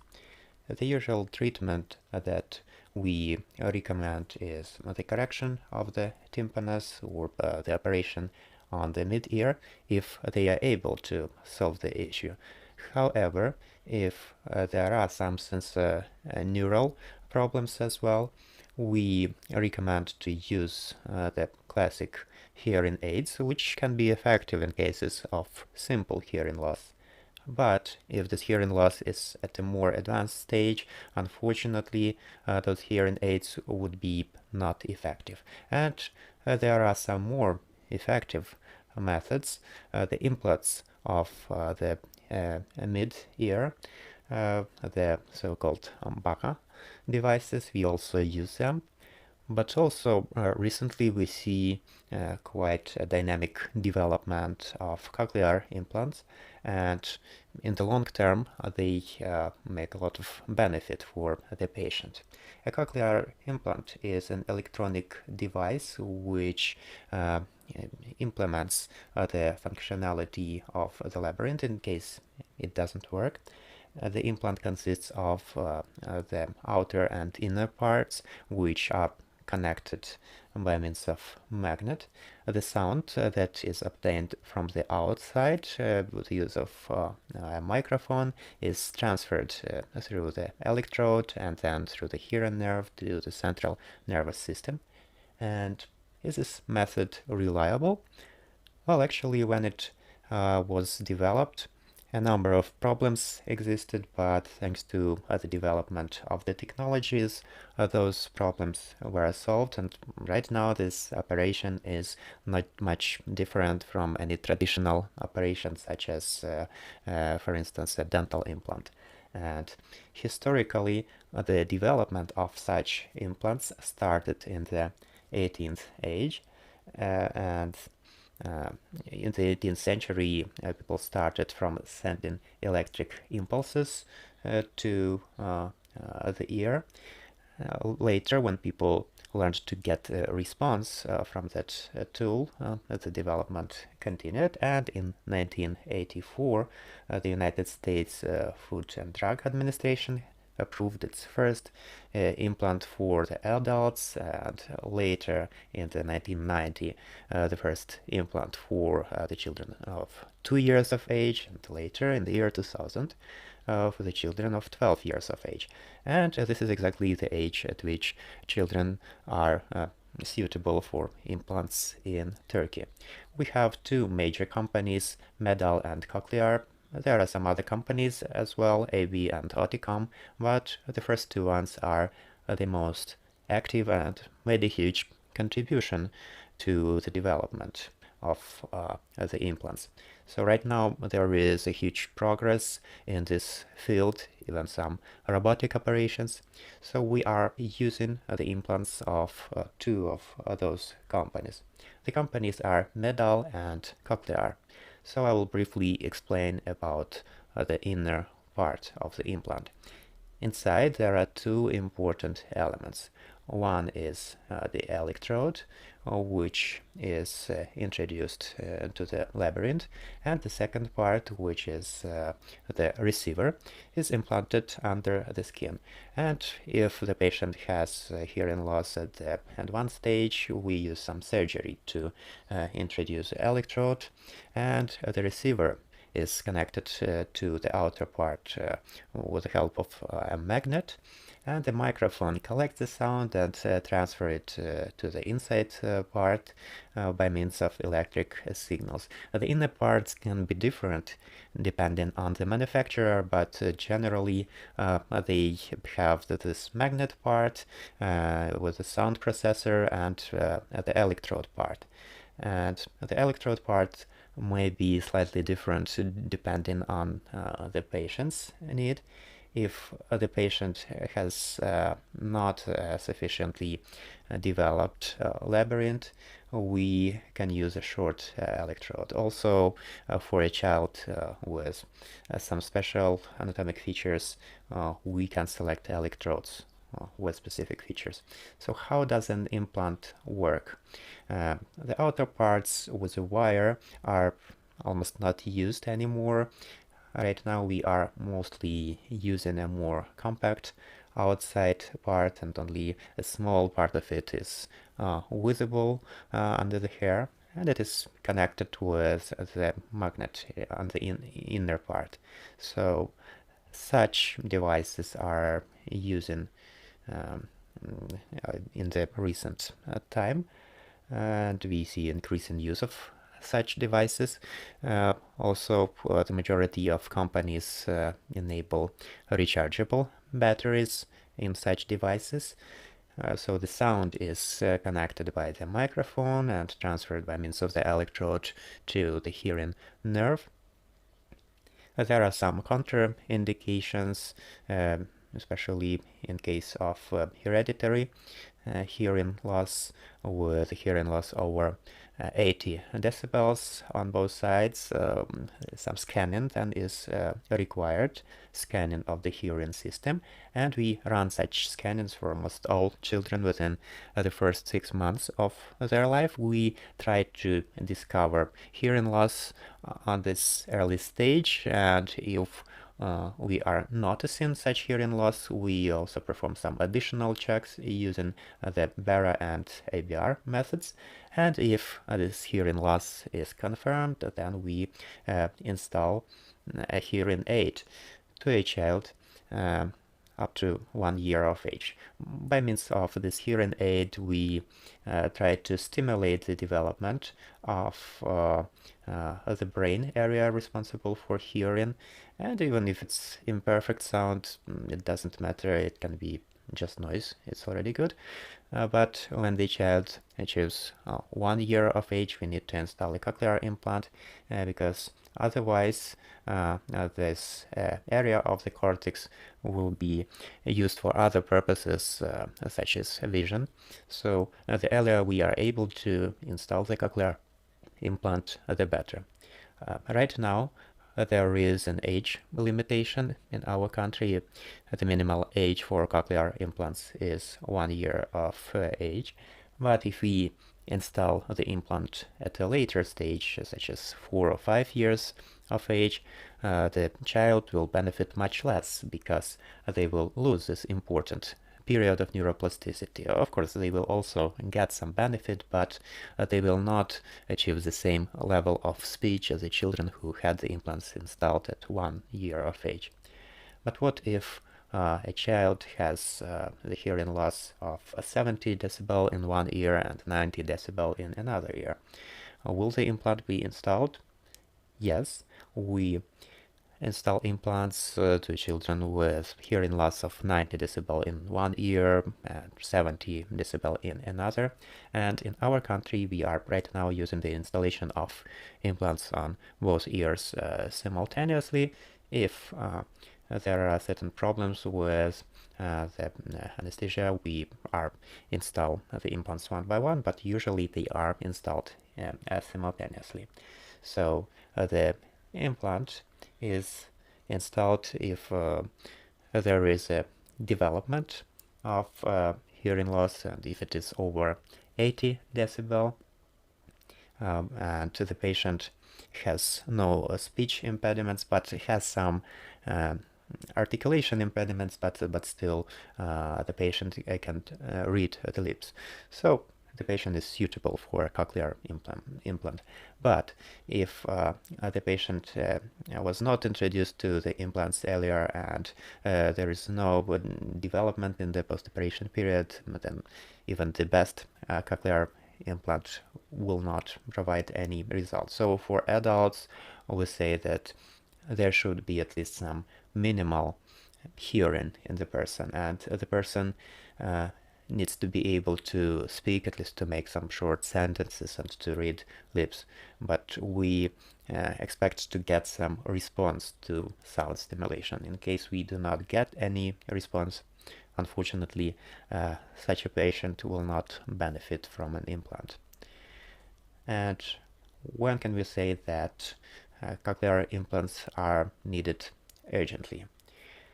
Well, here I would like to point out meningitis. If meningitis entails hearing loss, the person needs to get a hearing implant very quickly, because otherwise, if the person develops cochlear otosclerosis, unfortunately, in such a case, the cochlear implant will not help, and we will need to install a brainstem implant. So in case of meningitis and meningitis-related hearing loss, when we observe the implants on the inner ear, we need to install the cochlear implant as fast as possible, because if there is otosclerosis, the quality of tissues in the place of installation of the electrodes deteriorates, and we will not be able to accomplish a positive result later.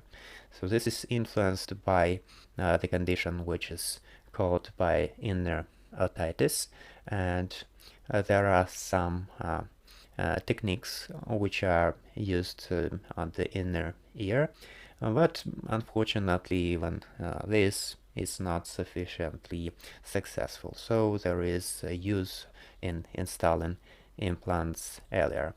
Also, there is another indication of toxicity when the hearing cells are damaged by some medicines, and we are then trying to restore hearing by means of a hearing aid or a cochlear implant. If it is a developed stage of hearing loss, we see that there will be no use of using a hearing aid, and we recommend a cochlear implant. There is one more thing to know. If the ear has been injured and the liquids in the ear have been mixed, the cells do not work anymore, a cochlear implant can be recommended if the labyrinth is still intact. If a child did not have hearing problems in early childhood, but then because of jaundice or other diseases had their hearing harmed, but then such methods as BERA and IBR need to be used to test the hearing system, and if the hearing loss is considerable, the cochlear implants need to be installed. Also, there is a different problem, which is hearing neuropathia, and sometimes the issue is a more complicated one. It's about the internal conductivity of the neurons.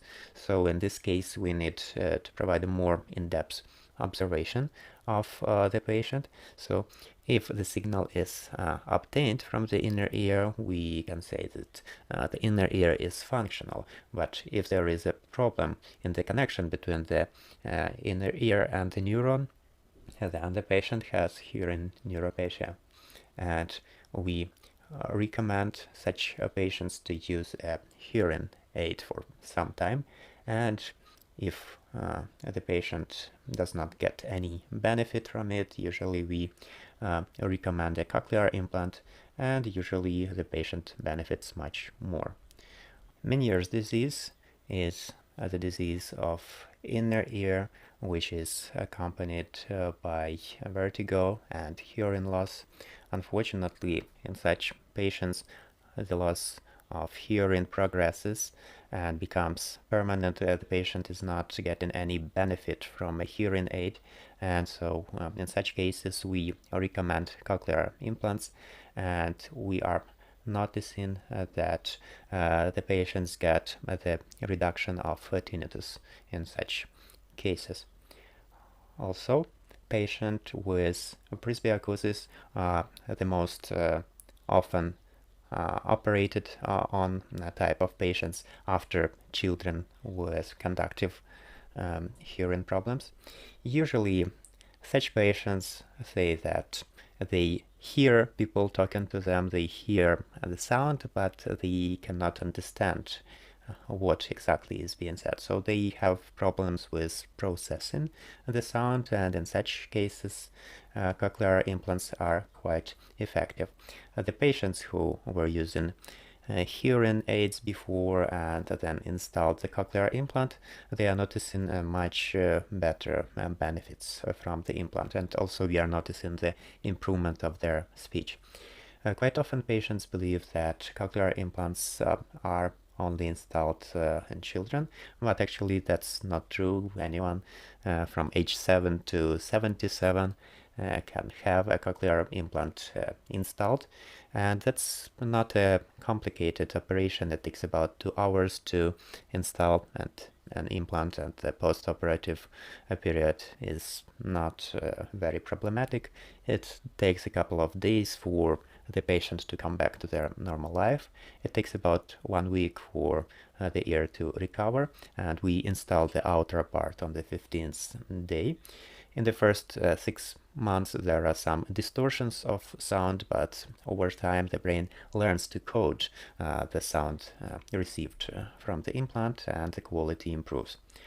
Right now there are many developments about the built-in electrodes, and quite recently perimodal electrodes became more popular because they are closer to the nerve endings and they do not spread unnecessary signals around them. They are slightly more expensive, but perimodal electrodes produce better results with speech and articulation. there are some counter-indications for cochlear implants.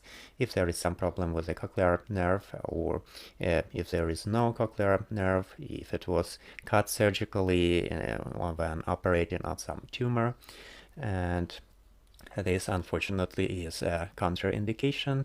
In such case, we recommend a brainstem implant. In our center, the brainstem implants are also available.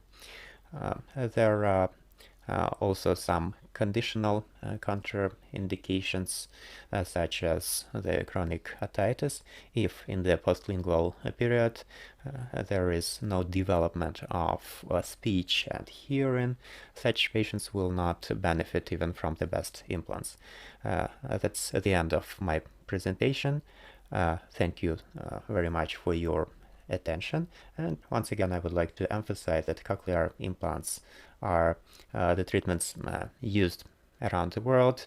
The contraindications are very limited right now, and we are observing wonderful results in the patients, and we can see that healthcare is moving forward very fast, because cochlear implants is the only type of operation that can in essence substitute the ear. And if the cochlear implant is installed on time, the patients hear well and can speak just as any one of us. And we can see that if the cochlear implants were installed in early childhood, we can see that over time it becomes impossible to notice from the person's hearing and speech the fact that they are using an implant, because they have perfect hearing and articulation.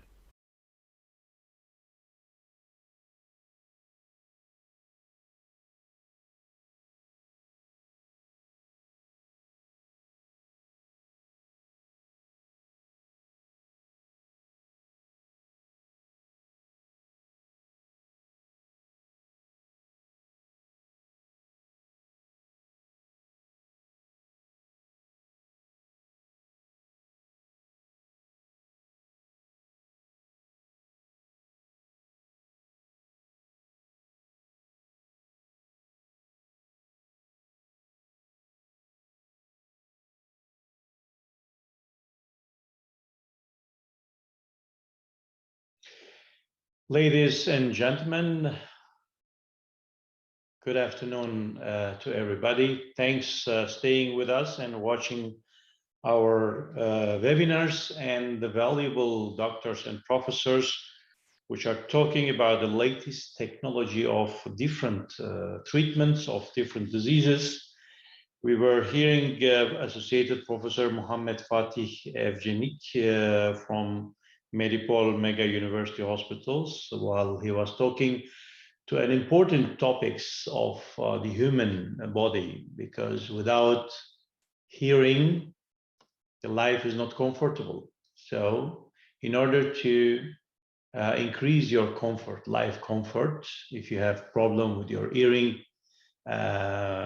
problems, and you need to do an implant of your hearing, then you can increase your life quality and you can hear whatever people are talking around, that you can enjoy your rest of your life. Well, thanks to Professor Mohammed about his presentation. Now, the next presentation, again from Medipol Mega University Hospitals, Associated Professor Dr. Ömür Gökmen Sevindik. Professor will be talking about plasma cell decreases treatment. Professor Ömür, floor is yours. Please go ahead with your presentation. Thank you very much.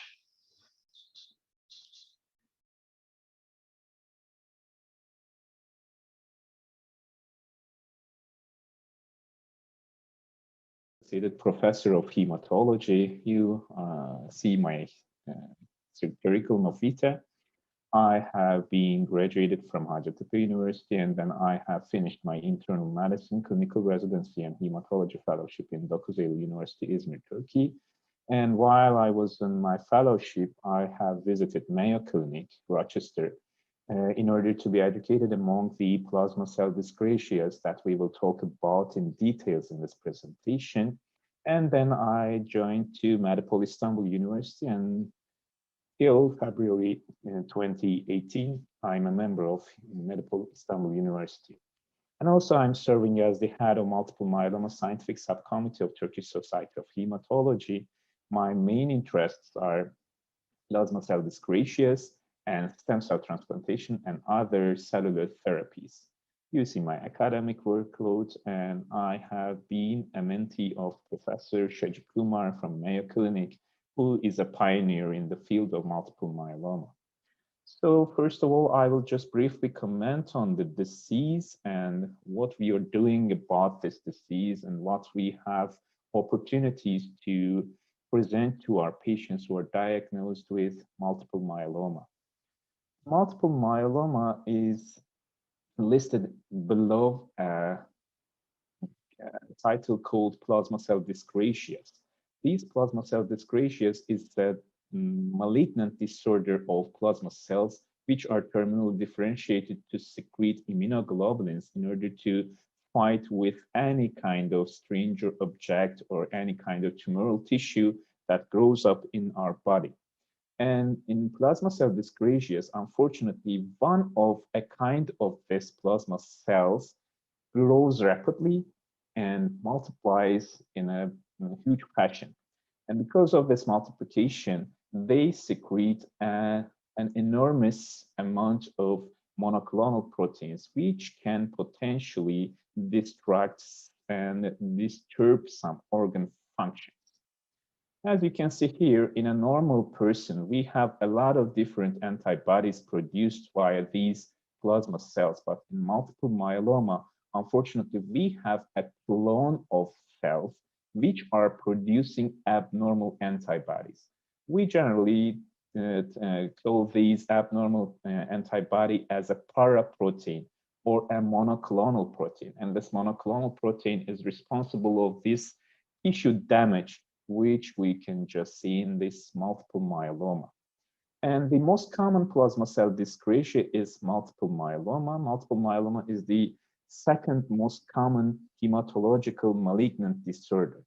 In hematology, we have some benign disorders and we have some malignant disorders. These malignant disorders are called as neoplasias. And when we check the incidence of these diseases, lymphomas are the leading one, and the multiple myeloma is the second most common hematological malignancy. That's why this is an important topic. And I will just briefly talk about this disease specifically, which is called as multiple myeloma. If we check the history of plasma cell dyscrasias, first, Dr. Jones has defined this abnormal monoclonal protein.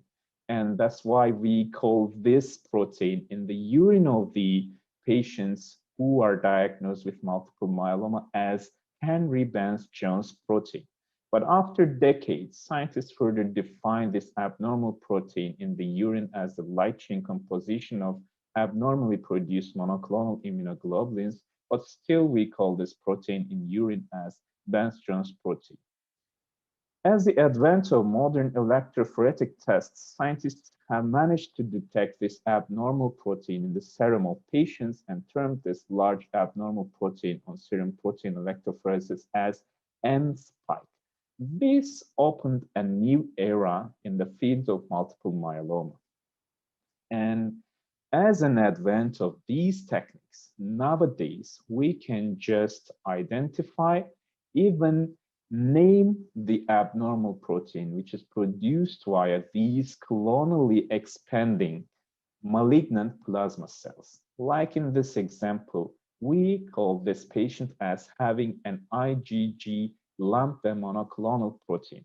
Even we can just measure the amount of this monoclonal protein, which led to a new era, and I will talk about that briefly. But I just want to mention what happens if you do not diagnose or if you do not treat multiple myeloma in a good way. You end up with the fractures of bones, and you end up with renal failure, and you end up with hypercalcemia and a normochromic normocytic anemia. Like in this picture, this patient was the first in history who was diagnosed with multiple myeloma. If you do not manage to cure these patients, you end up with these bony fractures. Because in this disease, I will talk about the pathogenetic mechanisms, you end up with lytic lesions and osteoporosis and fractures in even long bones and even any kind of bones in the body. That's why we need to rapidly diagnose, and if the patient needs a proper treatment, we need to initiate that in a good fashion and in a good manner. This guy, called Robert Kyle, has defined some premalignant conditions in multiple myeloma, like monoclonal gammopathy of undetermined significance and also smoldering multiple myeloma. Actually, multiple myeloma is the first disease in the history which shown to be evolving from some premalignant conditions. That's why nowadays we can just check some patients who has a suspicion of M protein. And then we can just diagnose this disease before damaging tissues, before damaging end organs. That's why we need to be familiar with these terms, which one is monoclonal gammopathy of undetermined significance, and the other is smoldering multiple myeloma. If we can just diagnose a patient in this stage, which is not evolved to real multiple myeloma, we have the opportunity to turn back the process, and we have the opportunity to save the patient from the adverse effects of this disease called multiple myeloma. We owe this guy who has defined these entities. That's why we have some certain diagnostic criteria of these premalignant gammopathies and multiple myeloma. That's why we need to check some even healthy patients who has some clues that drives us to think about a possible monoclonal gammopathy. And when we check these patients, if we have a monoclonal protein less than 3 grams per deciliter, and if we have less than 10% of those malignant plasma cells in the bone marrow, and if we lack any end organ damage, then we call these patients as having monoclonal gammopathy of undetermined significance. If a patient has a more aggressive disorder, but even lacks these end organ damage, then we call these patients as having smoldering multiple myeloma. And you see the criteria, the diagnostic criteria of smoldering multiple myeloma. In this entity, we need an M protein over 3 grams per deciliter, or a urine M protein of over 500 milligrams per 24 hours. And also in this entity, we have a higher plasma cell content in bone marrow. The clonal plasma cells in bone marrow is between 10% to 60%. But again, I underline that in this situation, we lack any kind of end organ damage. Multiple myeloma is a dangerous disease regarding bones, bone marrow, and kidney.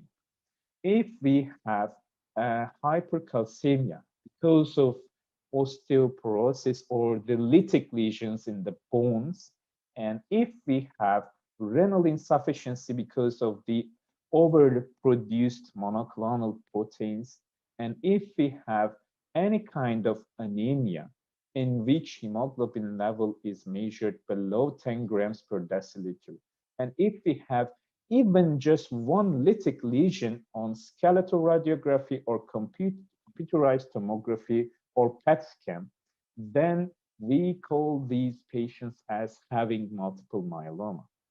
This is paramountly important because we try to catch the patients before progressing or before evolving to this entity.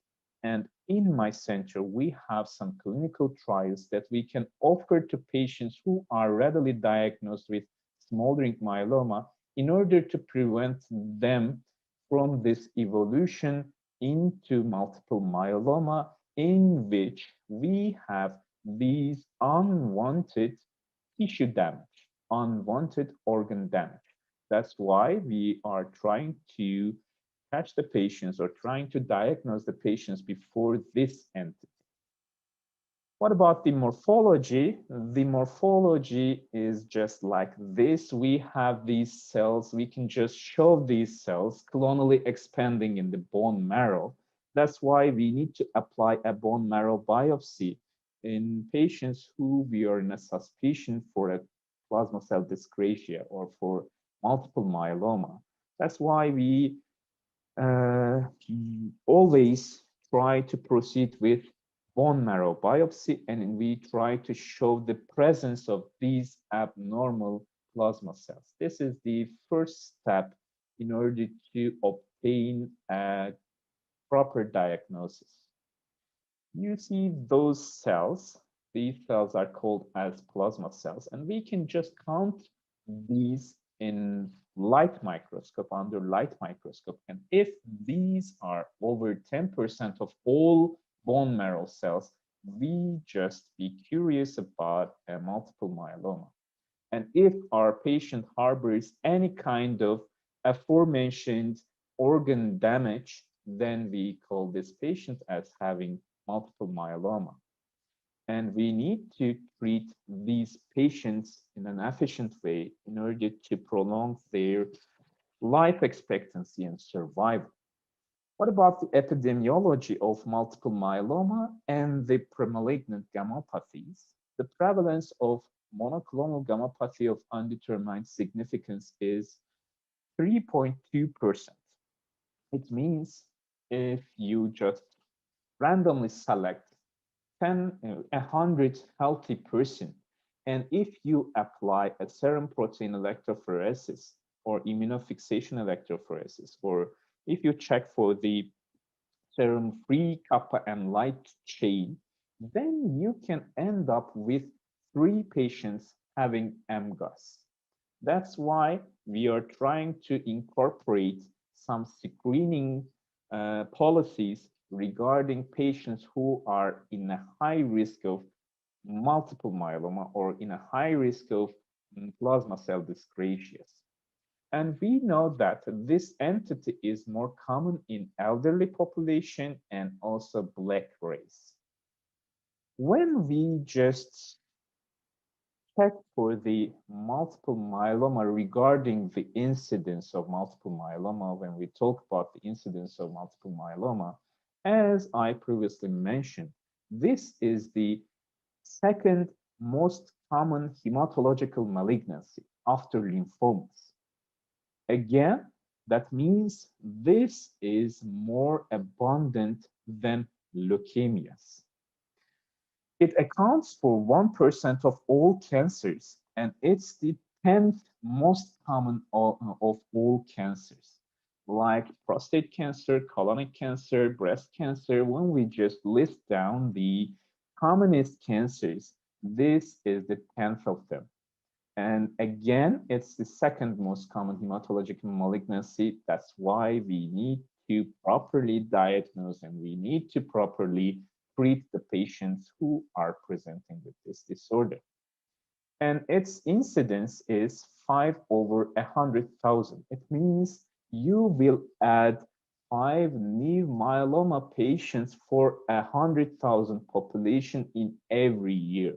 You can just calculate newly diagnosed yearly myeloma patients, just multiplying this number with your population. And the median age of patients at diagnosis is approximately 66 to 70 years. Again, I just want to mention that this is a disease of elderly population. But again, we have some patients who are diagnosed before the age of 65 years. Around 40% of patients are diagnosed younger than 65 years of age, but it's extremely rare in those less than 30 years of age, with a reported frequency of 0.02% to 0.3%. And multiple myeloma occurs slightly more frequently in men, but it's just a ratio around 1.2 to 1. Why this is an important entity? Because before 1 or 2 decades, we could not be able to prolong the survival of multiple myeloma patients over 2 or 3 years.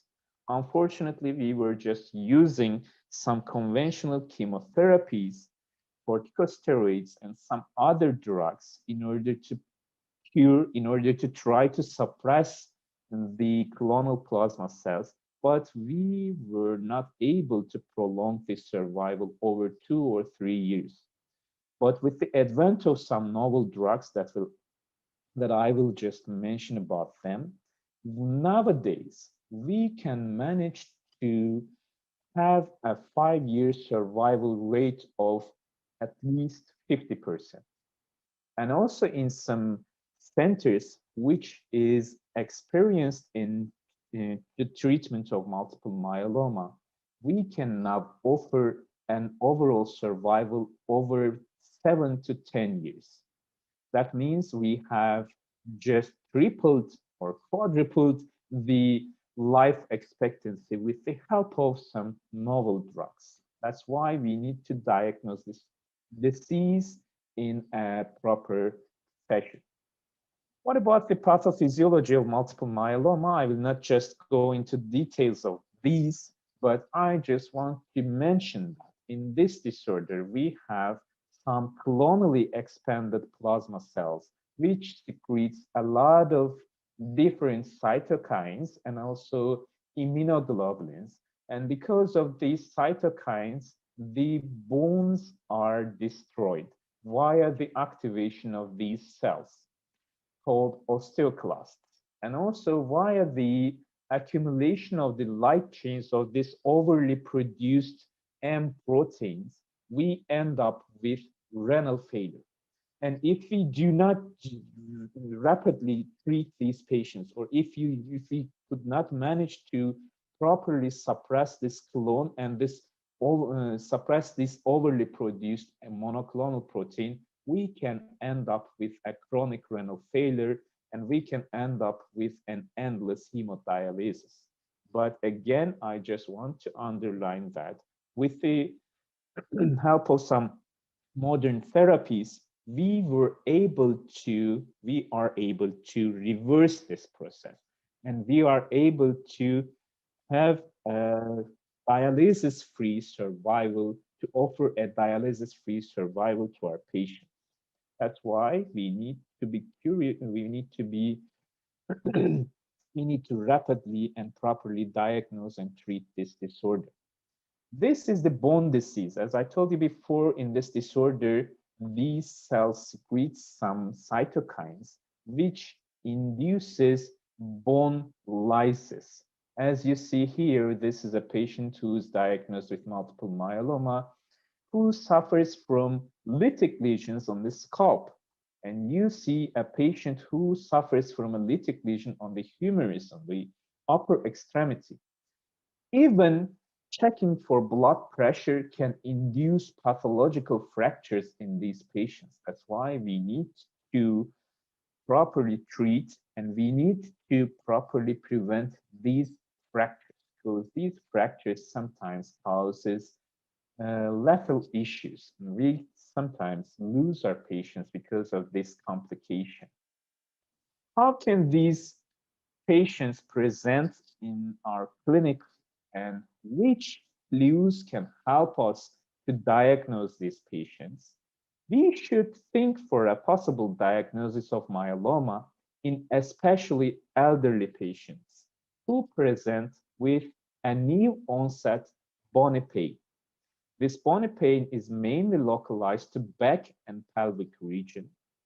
And if we have a patient who presents with a newly onset pathological fracture, or if we have a patient who presents with a newly onset or worsening renal failure, or if we have a patient who presents with an unexplained normocytic normochromic anemia, especially if this is associated with a rouleau formation on peripheral blood smear, or if we have a patient who presents with an unexplained hypercalcemia, or if we have a patient who presents with an unexplained increased levels of erythrocyte sedimentation rate, then we need to check for a presence of multiple myeloma. We need to order some tests in order to show if this patient harbors this monoclonal protein, or if this patient has plasma cell increase, or if this patient has clonal plasma cell expansion in the bone marrow. That's why we need to proceed with bone marrow aspiration and biopsy, and also some biochemical tests to quantify and show the presence of monoclonal proteins. What about the prognosis in multiple myeloma? The prognosis is detected by some prognostic scoring system which incorporates serum albumin level. If the albumin is less, then the prognosis is worse, unfortunately. And also we check for serum beta 2 microglobulin at the time of diagnosis. If it's over a threshold, if it's more than normal, then this is correlated with a worse prognosis. This is associated with a worse prognosis. And if we have an increased LDH level in the serum, this is also related with a worse prognosis. But the most important entity which defines the prognosis is cytogenetic abnormalities. That's why we should order and test patients among these cytogenetic abnormalities at the time of diagnosis. If we have these translocations, then the outcome is poor. If we have trisomies, then the outcome is good. But with the help of some modern drugs, we can overcome the worst prognostic effects of these translocations. And some deletions and amplifications are also related with a worse prognosis. This is an important issue. Unfortunately, in some countries, on which there lacks a well-established expertise centers among this disorder, we have patients who are not tested among these cytogenetic abnormalities.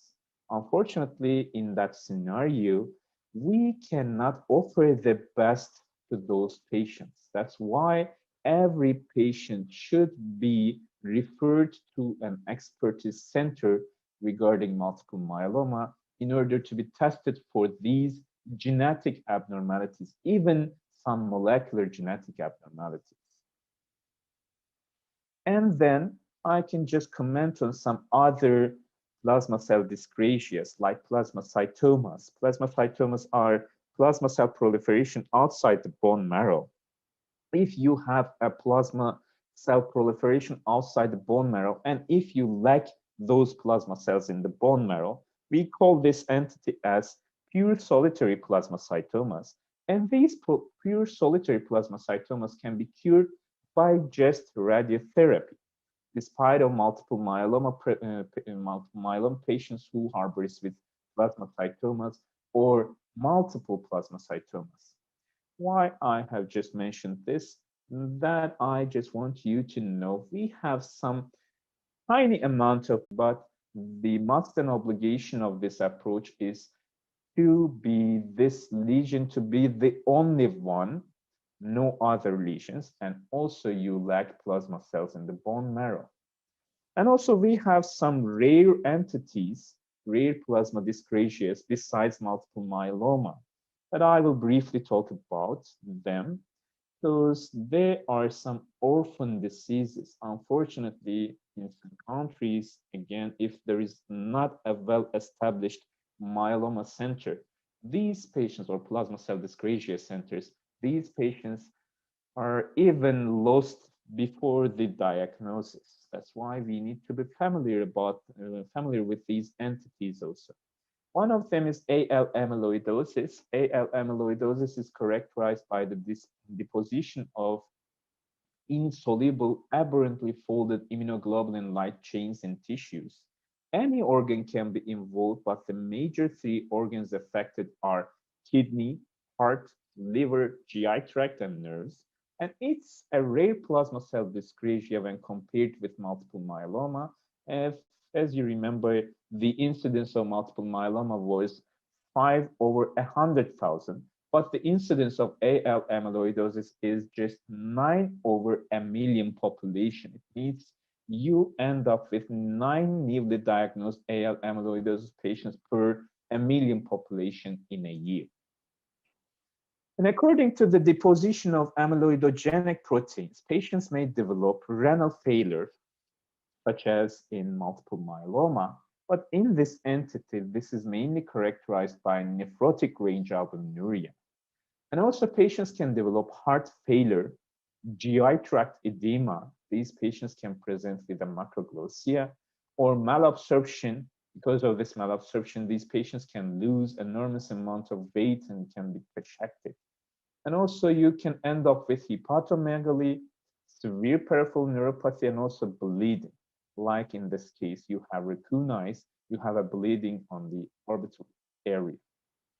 That's why we should think about a possible diagnosis of amyloidosis in patients who have non-diabetic nephrotic syndrome, or hypertrophic non-ischemic cardiomyopathy, or patients who has an unexplained hepatomegaly or increased alkaline phosphatase without cirrhosis, or in patients who presents with demyelinating polyneuropathy with the presence of monoclonal protein, or in patients who are presenting with periorbital purpura or ecchymosis, or in patients who presents with macroglossia, it means the enlargement of the tongue, and also in patients who has an unexplained fatigue, edema, weight loss, or paresthesia.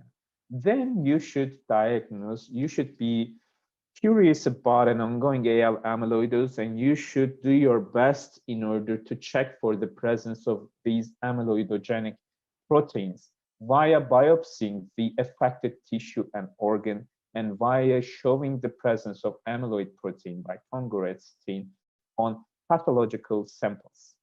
And also, you have a chance to document and identify properly the deposited protein with the help of a technique called mass spectrophotometry. And this mass spectrophotometry is just available on some expertise centers among these disorders.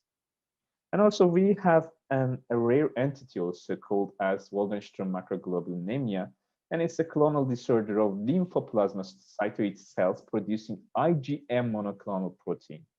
It's something like lymphoma, something like plasma cell dyscrasia. It's just at the middle of these entities. That's why we call this as a lymphoma-like plasma cell dyscrasia. And it's commonly associated with a generalized lymphadenopathy or organomegaly. And immunophenotypically, we can differentiate this from lymphoma and myeloma. And if you have this disease, you can end up with an overproduced IgM monoclonal protein, which causes hyperviscosity. And this hyperviscosity of the blood results with ocular disturbances, shortness of breath, or bleeding. That's why you should properly treat these patients in order to prevent these unwanted complications. And also we have some rare plasma cell dyscrasias, rarer than these, which are called as plasma cell leukemia or POEM syndrome. I will not get into details of these entities, but I can just say that our center is an experienced center among these even rarest plasma cell dyscrasias, and we offer our best to treat these patients who actually has a limited life expectancy. What about the treatment of myeloma and other plasma cell dyscrasias? You can just check this timeline.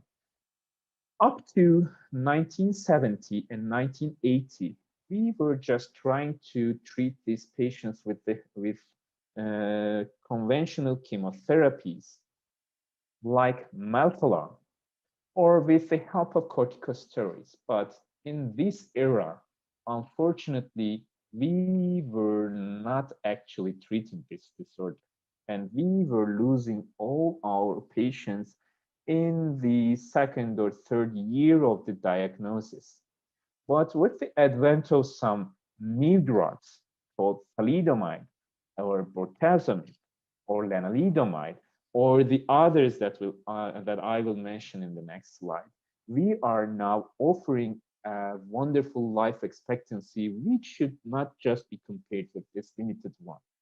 We can have our patients living beyond 7 and 10 years with the help of these drugs. And also, autologous stem cell transplantation had a great impact on this survival. That's why we offer autologous stem cell transplantation to all the patients who are diagnosed with multiple myeloma and eligible for this treatment. Because in autologous stem cell transplantation, we use a great amount of chemotherapy, and we just combine that chemotherapy with the stem cells which are collected from the patient itself. And why are we doing this? We are trying to even destroy any one cell which is abnormal. That's why we are using high-dose chemotherapy with stem cell rescue. And with the time period after this 1970, we are now managing to have patients living after this autologous stem cell transplantation via help of the modern anti-infectious drugs or some modern techniques. The mortality rate of this autologous stem cell transplantation is less than for over 1,000 patients. That's why nowadays we offer this treatment to all patients who can tolerate this high amount of chemotherapy and who can proceed with this procedure.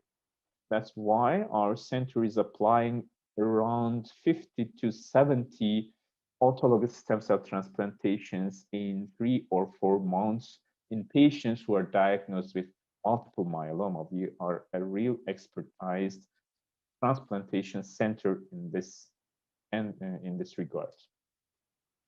As I have just mentioned before, the survival of multiple myeloma patients was very limited with only chemo approach before the invention of proteasome inhibitors like bortezomib and immunomodulatory agents like thalidomide or lenalidomide. But today, with the help of these novel agents and some new generation novel drugs, the median survival of myeloma patients has increased to 7 to 10 years. That's why we need properly diagnose these patients and we need properly treat these patients in order to achieve this great life expectancy. And also, as I told you before, high-dose chemotherapy with autologous stem cell support has an important role on this prolongation of survival. That's why any available patient should be treated with autologous stem cell transplantation after an induction therapy consisting the combination of these novel agents. Today, we just induce the patient with the combination of these proteasome inhibitors, immunomodulatory agents, and a short course of corticosteroids. With the help of this approach, we can suppress the plasma cells up to 90 or 100% in the end of this induction. And then we proceed with autologous stem cell transplantation in order to achieve a long period of progression-free survival. Unfortunately, myeloma can relapse, but we have great drugs to suppress these relapsing disease and to offer even a great life expectancy to patients even relapsing after this approach of induction therapy, autologous stem cell transplantation, and also maintenance therapy. Maintenance therapy with lenalidomide is paramountly important and should be offered to all patients. Unfortunately, we have some patients who are referred from some countries in which these drugs are not available. But these patients can have the opportunity to have these drugs from centers around the world like us. That's why I should just say that maintenance therapy with lenalidomide 10 milligram is as important as induction therapy and also autologous stem cell transplantation. This is the drug armamentarium of multiple myeloma. As you can see, we have wonderful, effective, and less toxic drugs nowadays to offer a great survival to our patients who are diagnosed with multiple myeloma. These are the commonly used ones, carfilzomib and pomalidomide, but we have a lot of ones, and also daratumumab is used commonly nowadays, but we have CAR T-cell therapies, antibody drug conjugates, and bispecific antibodies, which are really impacting the treatment of multiple myeloma and which have prolonged the survival of these patients. That's why these patients should be treated in expertise centers. And also we can offer some clinical trials to our patients who has previously received these drugs, but unfortunately relapsed. In this scenario, the clinical trials is the best way to offer even newer therapies to these patients. And in my center, I am the chief of these clinical trials regarding multiple myeloma, lymphoma, and leukemias, and I have the opportunity to offer these clinical trials to our patients, even living in my country or the patients who are referred from other countries. That's why I'd be glad to be in contact with you regarding these novel therapies and also the clinical trials that you have. Unfortunately, you have unfortunately no therapy to offer to patients. We can have some clinical trials to offer some novel therapies to those patients who have lacked the response under these drugs. I will just stop here, and I'd be glad to be in close contact with you regarding your patients who are diagnosed with multiple myeloma or who are diagnosed with lymphomas or leukemias, any kind of hematological malignancies. I have my contact details, and I think the friends will just share those contact details with you. I'd be much more glad and appreciate to have your questions regarding these hematological malignancies, even the diagnosis of these diseases or the treatment of these disorders. Actually, also, I will be glad to have any kind of questions in a real time, maybe in an online meeting, which will occur after this meeting. I'd be glad to be in close contact with you regarding these disorders. Thank you. Have a great day. And also, I can just answer some important questions regarding these disorders. First of all, what is the incidence and what is the importance of multiple myeloma? I just really want to emphasize that again, that multiple myeloma is commonly seen in elderly patients and is the most common second hematological malignancy. If we do not properly treat this disorder, our patients should suffer from renal failure, even a chronic one, which needs a hemodialysis or a chronic renal replacement therapy. And also our patients should suffer from bone fractures. Even these bone fractures can be lethal. That means we can lose our patients because of this unwanted bone fractures. That's why we need to properly diagnose and treat these patients. And another question is about the autologous stem cell transplantation. Should all patients proceed with autologous stem cell transplantation?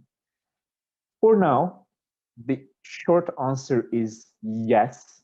All patients who are diagnosed with multiple myeloma requires an autologous stem cell transplantation after a short period of induction therapy consisting some combination of novel drugs.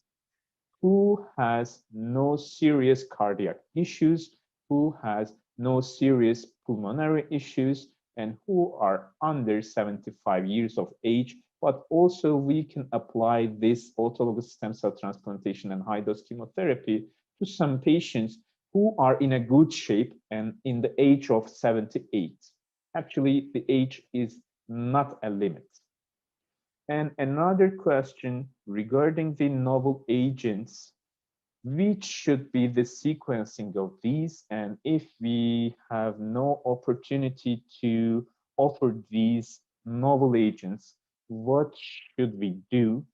Actually, you should just refer those patients to expertise centers among these therapies and the centers which can even offer clinical trials of these novel agents to the patients. Actually, generally in countries around us, I know that you can have the opportunity to present or to treat your patients with bortezomib or cyclophosphamide or dexamethasone. But unfortunately, you lack lenalidomide, daratumumab, or pomalidomide, or carfilzomib, which are the drugs needed to offer a better overall survival to these patients. That's why we should be in close contact in order to check for the opportunities that we can offer to your patients. We should be in close contact. Thank you. That's all for now.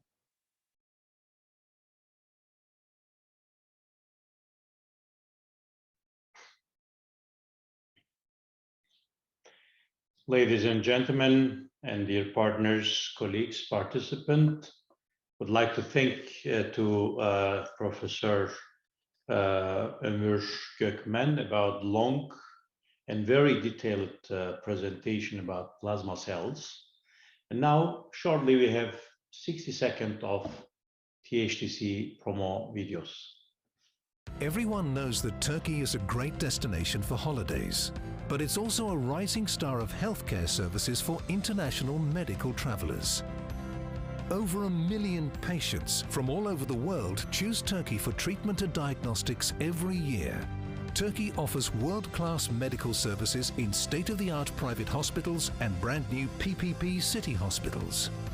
Turkey, the rising star destination for international healthcare travelers.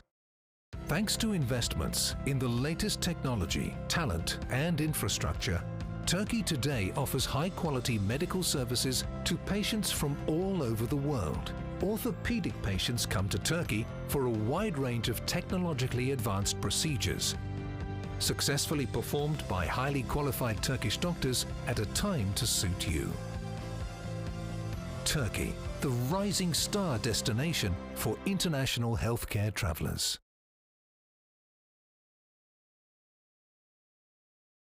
Ladies and gentlemen, thank you being with us for a long period, and thanks for your valuable time listening our webinars and learning about Turkish healthcare services and the latest technology of treatments.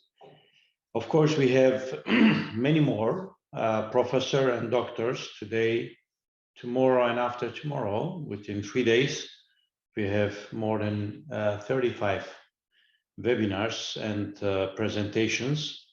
And today we are going forward together with, again, with Medipol Mega University Hospitals, Professor Dr. Saniye Sema Anak. She will gonna talk about hematopoietic stem cell transplantation. Professor Sema, the floors are yours.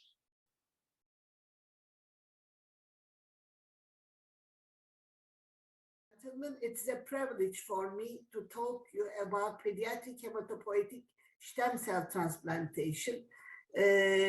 My background is about 33 years in this field, so it is a very important topic really to talk about, I believe. Pediatric diseases are treated by stem cell transplantation, both for acquired, like malignancies or some non-malignant diseases, or congenital immune deficiencies, hematologic defects, osteopetrosis, mucopolysaccharidosis, lysosomal diseases. How do we decide? This is an international grouping. It is from European Bone Marrow Transplantation Group. In every 3 years, they again write the indications for these diseases for stem cell transplantation, and we use these features for our applications. It's an evidence-based approach, and in these papers, we learn about every disease and whatever their disease status is like, and different donors. And accordingly, for example, AML, we chose CR, complete remission 1, high and very high risk. Okay, matched sibling, standard, matched unrelated donor, standard, but for haploidentical, clinical option, and autologous GNR, generally not recommended. This is repeated for every disease, so we know what we will do for these cases. This is, of course, not mandatory, but at least show us a way to approach. How do we find a donor for bone marrow transplantation? As you all know, we use HLA typing, but it is not that easy. We use serologic, cellular, molecular approaches. And as you know, it is on 6 chromosomes, and we are using 5 of them. These are A, B, C, and D, Q, DR. We are not using DP. And for each of them, we have 2 alleles. So it is a 10 allele system we are using. And we usually have a chance of 20 to 30% of finding a donor, except for consanguineous marriages. If you have such a big family, it is much more easier. And there is also a bank system in the world, matched unrelated donors. Now it is more than 30 million. They are voluntary. And 9 or 10 out of 10 loci, we usually accept changing from one disease to the other. How do we search for these donors? Okay, first we type the patient, parents, and siblings. If we have a HLA matching sibling, even 6 is enough, then we go on with transplant. If we don't, then we go on for the bank I had mentioned, and also some family search sometimes. And if we find a donor 10 out of 10 or 9 out of 10, then we go on with matched unrelated donor transplant. If we don't have, we either go on with chemotherapy, or we now, in these years, apply haploidentical transplant from mother, father, sometimes sibling. We have the other applications like pre-implantation. This is important because if there is a chronic disease and we want to save the child, plus we want the family to have a healthy child. Then we use pre-implantation techniques, and this is the first one in 2000. It is for Fanconi aplastic anemia. It is IVF method, really. We choose the embryo without the disease and HLA matching and put into the mother. It is a well system for some families. These are our own patients for different diseases. Mostly we are using it for beta thalassemia major or some congenital chronic diseases. What about ABO blood group? It is not important.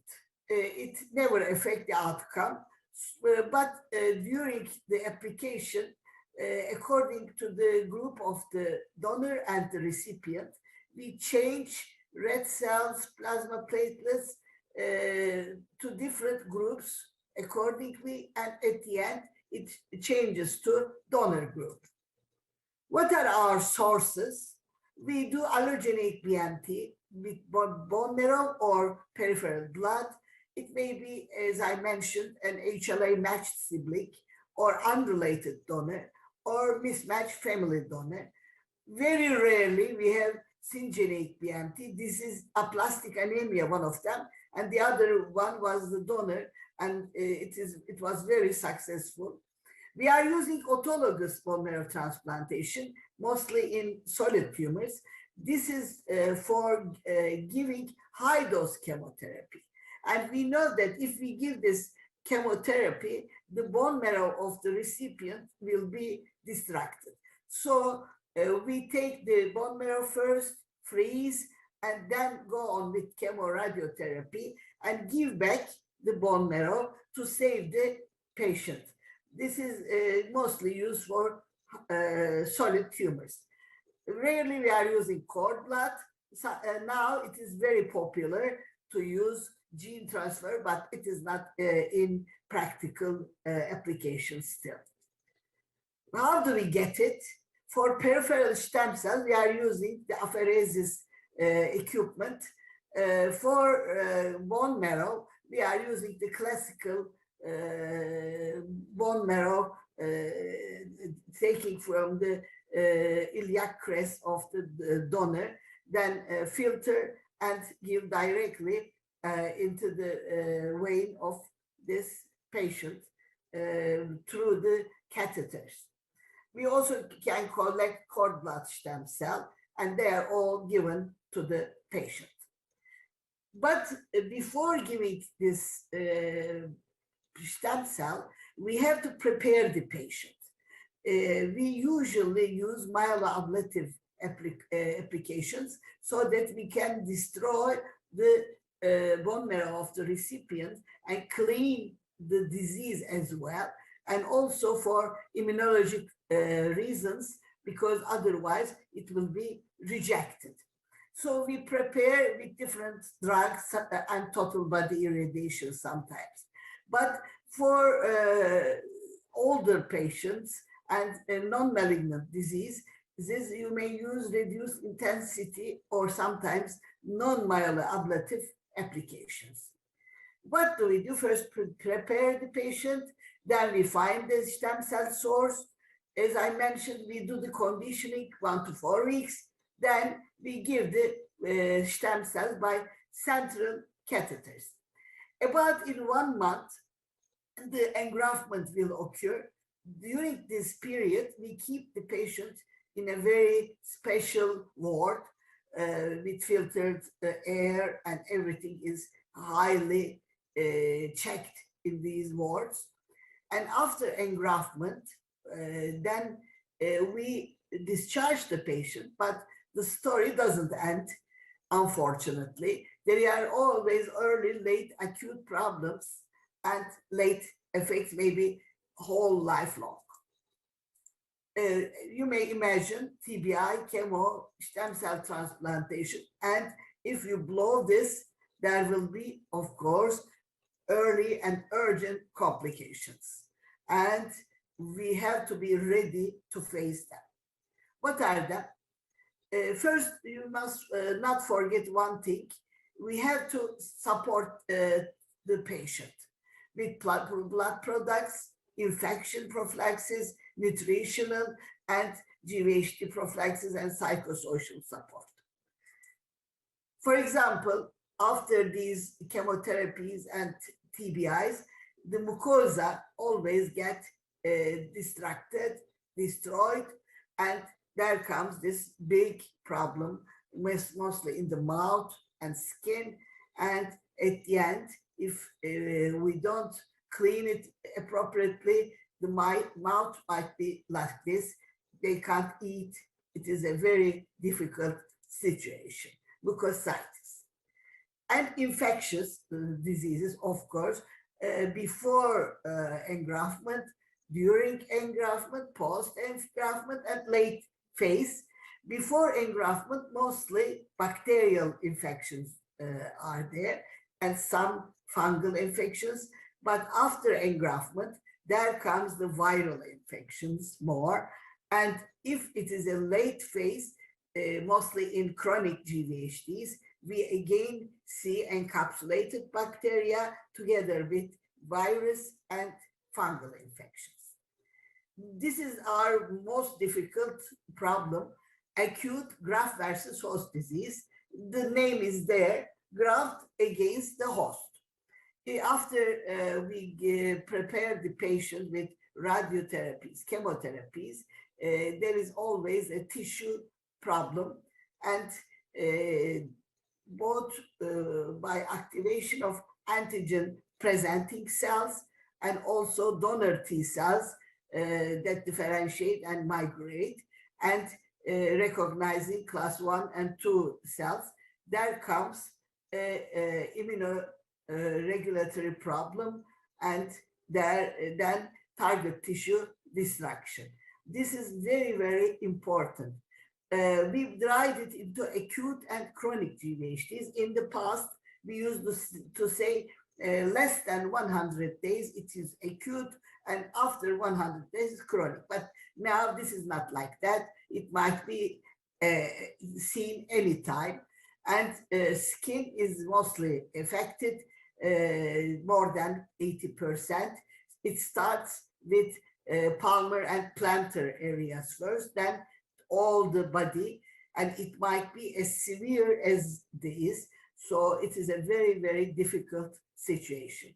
Together with it, we had gastrointestinal tract problems about in 50%, and they have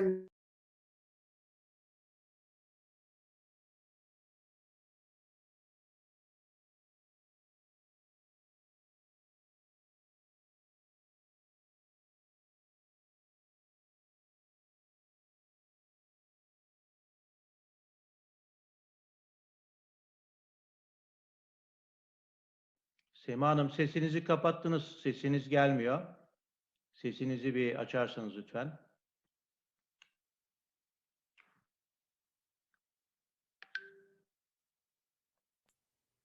tekrar açtım. Tamam, şu anda geldi. Devam edebilirsiniz lütfen. Ekranı full yapın lütfen tekrar. Onu yapıyorum da şimdi olacak inşallah. Tamam. Evet, tamam, devam edebilirsiniz lütfen.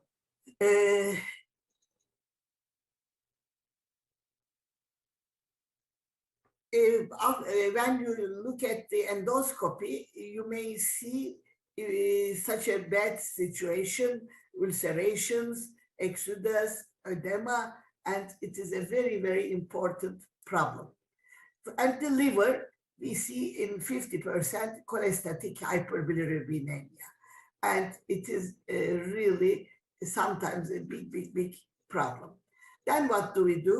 We do the staging and then the grading. And you must not forget that for fourth grades, the chance of survival is only 5%. So we must either protect the patient from this complication, or we must treat it accordingly. What are the risk factors? Of course, HLA is the biggest problem, and the regimen, conditioning regimen we have used, stem cell source, and the infections. We treat them with different diseases. I don't go into detail, but just to see, we have to apply either immunosuppression, inhibition of cytoplasmic calcinuria, MMF, sirolimus, or immunologic methods like anti-thymocyte globulin, monoclonal antibodies, extracorporeal photopheresis, and cellular applications like mesenchymal stem cells. What about chronic? It is completely different. It is like mostly rheumatic diseases like scleroderma, and it is an autoimmunity and immunodeficiency picture. But it is also very important for mortality, so we must also be careful about it. What are the risk factors? Of course, if you start with acute, this goes to chronic, older age, TBI, and etc. And as I mentioned, we have a patient different from the other one. It may be like this, and all these groups must work together for treating these patients. For treatment, if it is local, it is easy, but for disseminated diseases, you have to use different important immunosuppressive drugs. And also we have vascular endothelial syndromes. VOD is the most commonly seen of them. And it is a sinusoidal obstruction syndrome, SOS, from 5 to 70% in different reports.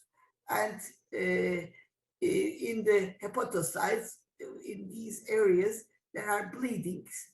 And after a time, there comes veno-occlusion. We see weight gain, tender hepatomegaly, and hyperbilirubinemia together with jaundice. These are for adult patients, but for pediatric patients, we are using these criteria now. And the most important of them is thrombocytopenia, and others are like the adult patients. What do we do for treatment? Maybe some of them might be familiar. Defibrotide is the only treatment for prophylaxis and also therapy. Late effects, a very long list because we are treating pediatric patients. They have a long life in front of them, and you may see every system getting some kind of late effect. And of course, secondary malignancies, going back to school, dental problems. These are very, very important for pediatric group. And for pediatric group, we have to plan vaccination, neurocognitive changes, quality of life, and also for these patients, it is very important to help to transition from pediatric to adult medicine. And it is like this, for BMT patient and BMT center are stuck to each other. First, I want to tell this is Galata Tower, and the Zeppelin at that time come to this tower to for people to get out. So it is like that. We are just like this. And we have to vaccinate these patients accordingly. It's a multidisciplinary approach, and we have to follow them for every system, and all these tables are used for this. What about our center? Now we are in Medipol group, and it is a university, many different faculties together with medical faculties.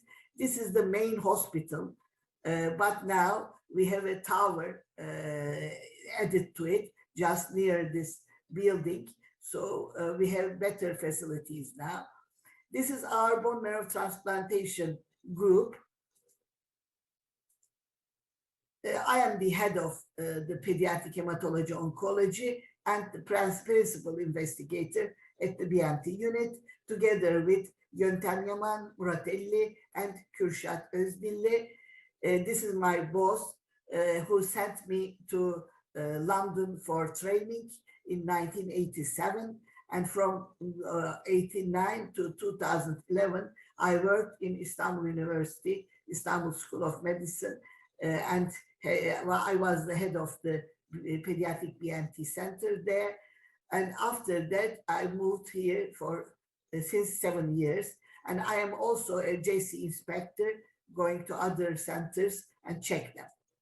This is Yöntem Yaman. He is also trained in different important centers of Turkey, and he is with us since 6 years. And Professor Murat Elli is also from Istanbul University and specialized in different centers. And since 4 years, we are working together. And Kürşat is associate professor. She is head of the ward, very important. And he's with us since 6 years now. And she is the head of all the laboratories and transfusion center, well-trained and helping us for every detail. We have every subspecialty covered in-house. And we have a pediatric ward with 16 beds, but now we'll have a separate ward for pediatric hematology oncology with 20 beds. And we have every outpatient facility and pediatric emergency. And all the laboratories are possible, and it is done in the center, pediatric surgery, TBIs, everything in the center. This is Turkey, going up with bone marrow transplantations, and 6,622 at 2018. Now it is almost near to 10,000. And in Europe, we caught up with the developed countries. Our numbers are getting higher. This is our number in this center, total 274, and we may do haplocord, MAD, matched sibling, and autologous transplantations. This is our group collecting bone marrow. And we are a member of EBMT, and pediatric BMT unit is completely separate from adult unit. We have now 11 beds, and we have the appropriate nursing, and we are doing, as I mentioned, every kind of bone marrow transplantation. And these are our patients. We are very happy. They are from different countries. For example, she's from Erbil, the Kurdish area in Iraq. We did the transplant for thalassemia. And all these, she is from, for leukemia, Kazakhstan. And this is the smiling face after a good, successful bone marrow transplantation. Thank you.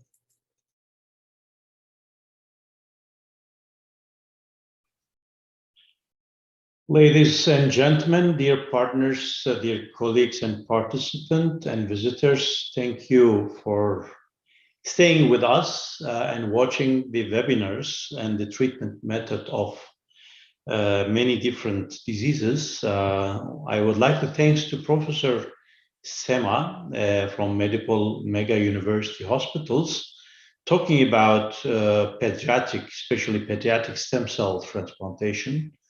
And bone marrow transplantation. It was very informative, and it was very wide information about the technology and the treatment methods, thanks to her. And now I would like to invite from a professor, associated professor from Medicana Hospital Health Groups, Associated Professor Dr. İhsan Yıldız. He is a general surgery specialist and organ transplantation specialist, and he will going to talk about what to know about kidney transplantation. The floor is yours, Professor İhsan.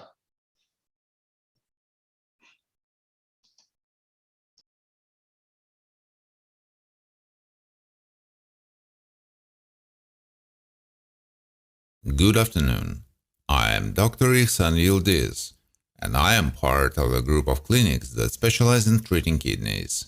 Today I want to talk to you about kidney disease and examination after treatment.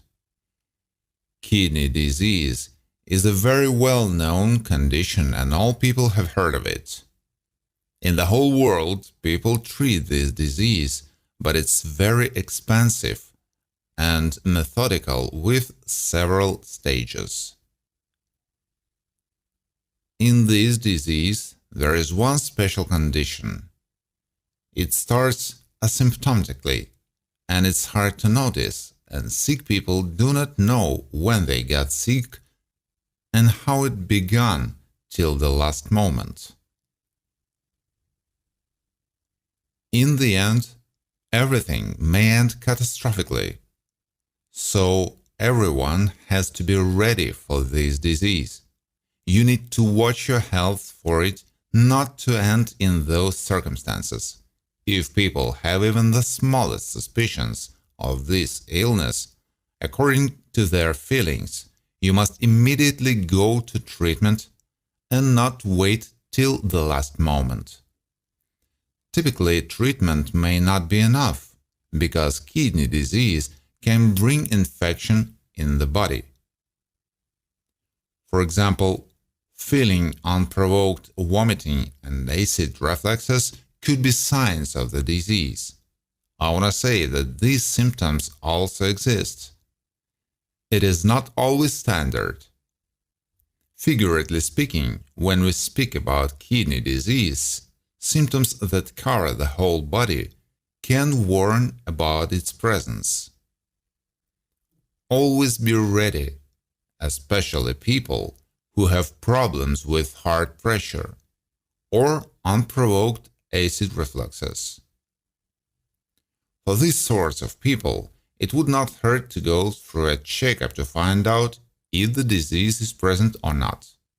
Be in control of your body. If there is a discovery, the patient must prepare for a very hard treatment. Of course, only after a full examination of the client can treatment begin. There are many different chronic kidney disease. There are two ways of treatment. If it's a chronic kidney disease, there is a complicated approach to the treatment which is used. This is hemodialysis. In hemodialysis, there are two options. Firstly, the abdominal body peritoneal dialysis or hemodialysis, both used as the standard for renal replacement therapy. The second method is a kidney transplant and treatment of a kidney transplant. A kidney transplant is the best treatment for renal failure because the dialysis method is not as good as a kidney transplant. A person's health will suffer, and it isn't worth the economic cost. It is likely that there is a lot of waste, many risks, and hazard of losing life. There are many reasons why doing a transplant that can solve all those issues and means you won't have to take the risks of a dialysis. Death through dialysis is 3 times more likely, especially performing a hemodialysis, creates a larger mortality risk. Simultaneously, a kidney transplant shows mortality reaching far lower rates. In the recent times, kidney treatments use a rejection. It is the removal of the kidney using special medications. Let's say a chronic kidney disease appears and the person who needs a transplant will go through an assessment to identify the required steps to take in treatment. Naturally, the first step is to consult their doctor and be directed to the clinic where assessments for kidney treatments or transplants happen. In this clinic, there needs to be a compatibility check to the treatment. This is necessary for maximum positive outcome of treatment. After this step, the patient can go through the transplant if due process. There are 2 methods of transplanting kidneys. The first type is when the transplant is taken from a living person to the patient. The second type is removing the kidney from a recently healthy young dead person. The second variant is used more often. In many places in the world, including in this country, this is the far more common method. However, there is a limited supply to be capable of helping everyone. Because of this fact, in many cases, the transplant occurs from a living person. Otherwise, catching the moment to help everyone would be impossible. Heaps of people who are ill in the kidneys, their renal failure is treated through dialysis. We sorely lack dead subjects from whom kidney can be extracted from, and there isn't enough of them to perform the procedure on. This is why people go through riskier treatments the far more hazardous way. Our clinic Medicana does immediate organ transplants, but unfortunately, we do not have enough material to go through with many surgeries. Though to say it is unfortunate means that privately and nationally most transplants happen using dead people. Many families of dying people do not agree to pass on their organs to the people who need them, even those whose brain had shut off. If all people gave permission for organ transplants post-mortem, then those issues wouldn't be as prevalent in the medical transplanting. So it's not possible to solve this problem in any other way. It becomes necessary to proceed with doing a kidney transplant from a living organism. How do kidney transplants ensure from living organism? What procedure is necessary for such operations? Let's say a person is having kidney issues and they begin to look in their proximity like familial relationships, their mother, father, brother, husband, sister, friends, relatives. If consent is secure from one of those people, a compatibility check will determine whether transplanting operation can be performed if there is a good result. How does the preparation for a transplant happen? In an organ transplant clinic, coordinators help the preparation process, provide the compatibility testing, blood tests, and anything that is required for transplantation. Subsequently, afterwards, the person who agreed to give a kidney goes through anatomical tests, such as an immunity test. In an anatomical sense, the organ also has to be compatible. Compatibility is crucial. Only after this, the transplantation can be administered. People that go through tests can then go to the surgery. After laparoscopic method surgery, we track and follow that person who gave the kidney, so they do not have any pain or any inconvenience of problems, so the person who gave the kidney can return to physical activity as soon as possible and restore their normal way of life, like their job and so forth. Typically, in the duration of 3 to 5 days, we try to totally restore the giver and check them out.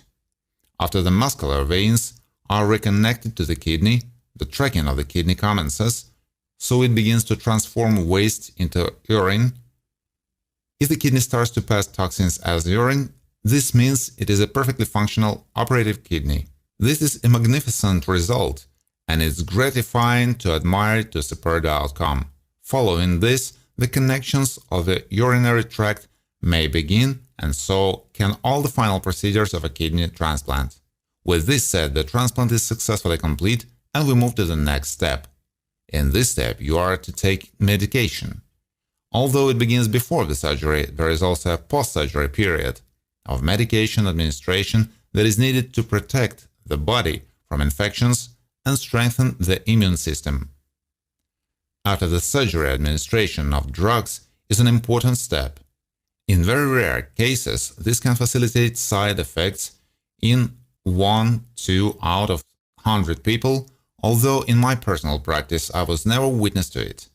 These side effects do not count as serious because it's practically unheard of in modern medicine, so they do not pose a risk to the organism. After the surgery, there may be some vomit or acid reflux, but they will wear off. So that is why problems are not raised most of the time. The most important is the correct administration of medication, a timely use of the dose. After 3 to 5 days, all the apparatus are disconnected from the patient and he is sent home. and we control him for another week. If there are no problems with urination, then we control the dose of the medication. After this control, medication continues for another week. The patient is invited for another checkup, which is the normal methodology in our clinic. The first 3 months after the surgery, we summon the patient for a weekly checkup. Then, gradually, the administration of medicine is stopped, the checkups become less frequent if there are no more complications. This is how a complete kidney transplant looks like. Just like I said in the beginning, kidney disease appears out of sight of the patient. Everyone needs to be on alert. I want to mention that secondly, if humanity has this problem, everything needs to be as one. We are not allowed to move away or detach from one another, we must help each other in this situation. Do not alienate, and instead of allowing dead people's organs to be wasted underground, we should use them to help someone who needs it and give someone life even after your own death. To finalize this topic, I want to say that kidney disease is the very insider's disease, and it's very expensive treatment, especially a transplant, being extremely expensive. But despite this, a kidney transplant is a new life. A kidney transplant, compared to dialysis, is uncostly, because after it you can live a normal way of life. So to all people who have this problem, we recommend a transplant. Be in great health, and thank you for watching. Good.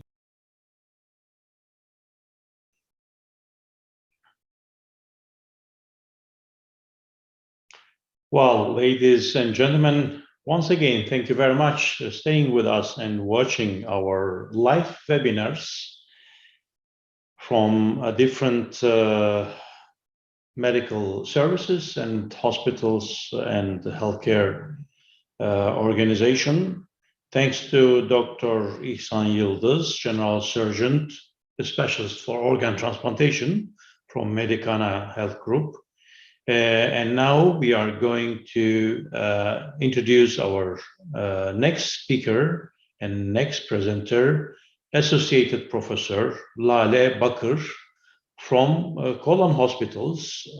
She will gonna talk about IVF infertility system and who are looking for having IVF treatment and IVF children.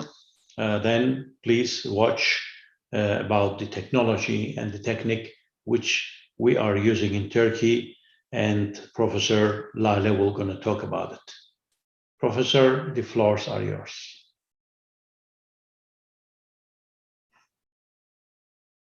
First, I want to introduce you myself. I am Dr. Nale from Colon Hospital. I am an associated professor on OBGYN, and also I am an IVF specialist. I also study stem cell therapies, and I have been in the United States for stem cell applications. Okay, first I want to give some information about infertility and infertility problems. First, I will start with defining infertility. What is infertility? How do we say to a couple if they are fertile or infertile? The inability to become pregnant after 1 year of intercourse without contraceptive methods, we think that this couple is infertile. But if the woman's age is above 35, we have to define infertility term after 6 months. Because as we all know, ovarian age is going on. There are many causes of infertility that needs to be treated.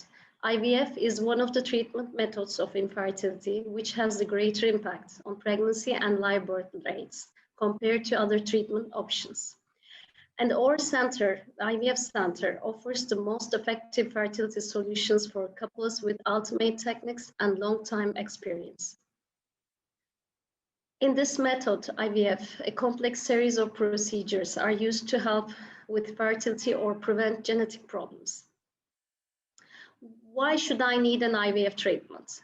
If you have absent or blocked fallopian tubes, in this case, your oocytes and sperms cannot come together and you cannot get pregnant.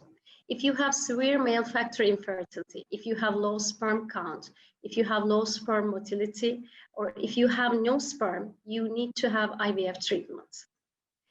If you are advanced reproductive age, the time to conception is critical and pregnancy rates with other therapies are unfortunately low. If you have endometriosis, this means you could have ovulation problems and if you could have low egg number. If you have ovulation disorders and you cannot get enough answer from other treatments, IVF could be a good option for you. In 1/3 of the cases, we cannot find any common cause that needs to be treated. That's why we call these couples unexplained infertility. Also, in these cases, IVF treatment results are higher than other treatment options. And also, if treatment with other therapies are not effective, are not enough for you to get pregnant, you should try IVF treatment. And also, if you are not infertile, but you have an inherited genetic disease that you wish to avoid passing on to your child. In this case, IVF is combined with other laboratory techniques, pre-implantation, genetic diagnostic tests, and then you can have a child without the disease. This means that the embryos, we test the embryos for the disease, and only those without the disease are transferred to the uterus. If you have premature ovarian insufficiency, in case less eggs are available, you should need IVF treatment for best results. If also you need fertility preservation for cancer or other health conditions, if you're about to start cancer treatments such as radiation or chemo, that could harm your fertility, and IVF for fertility preservation is your only option maybe.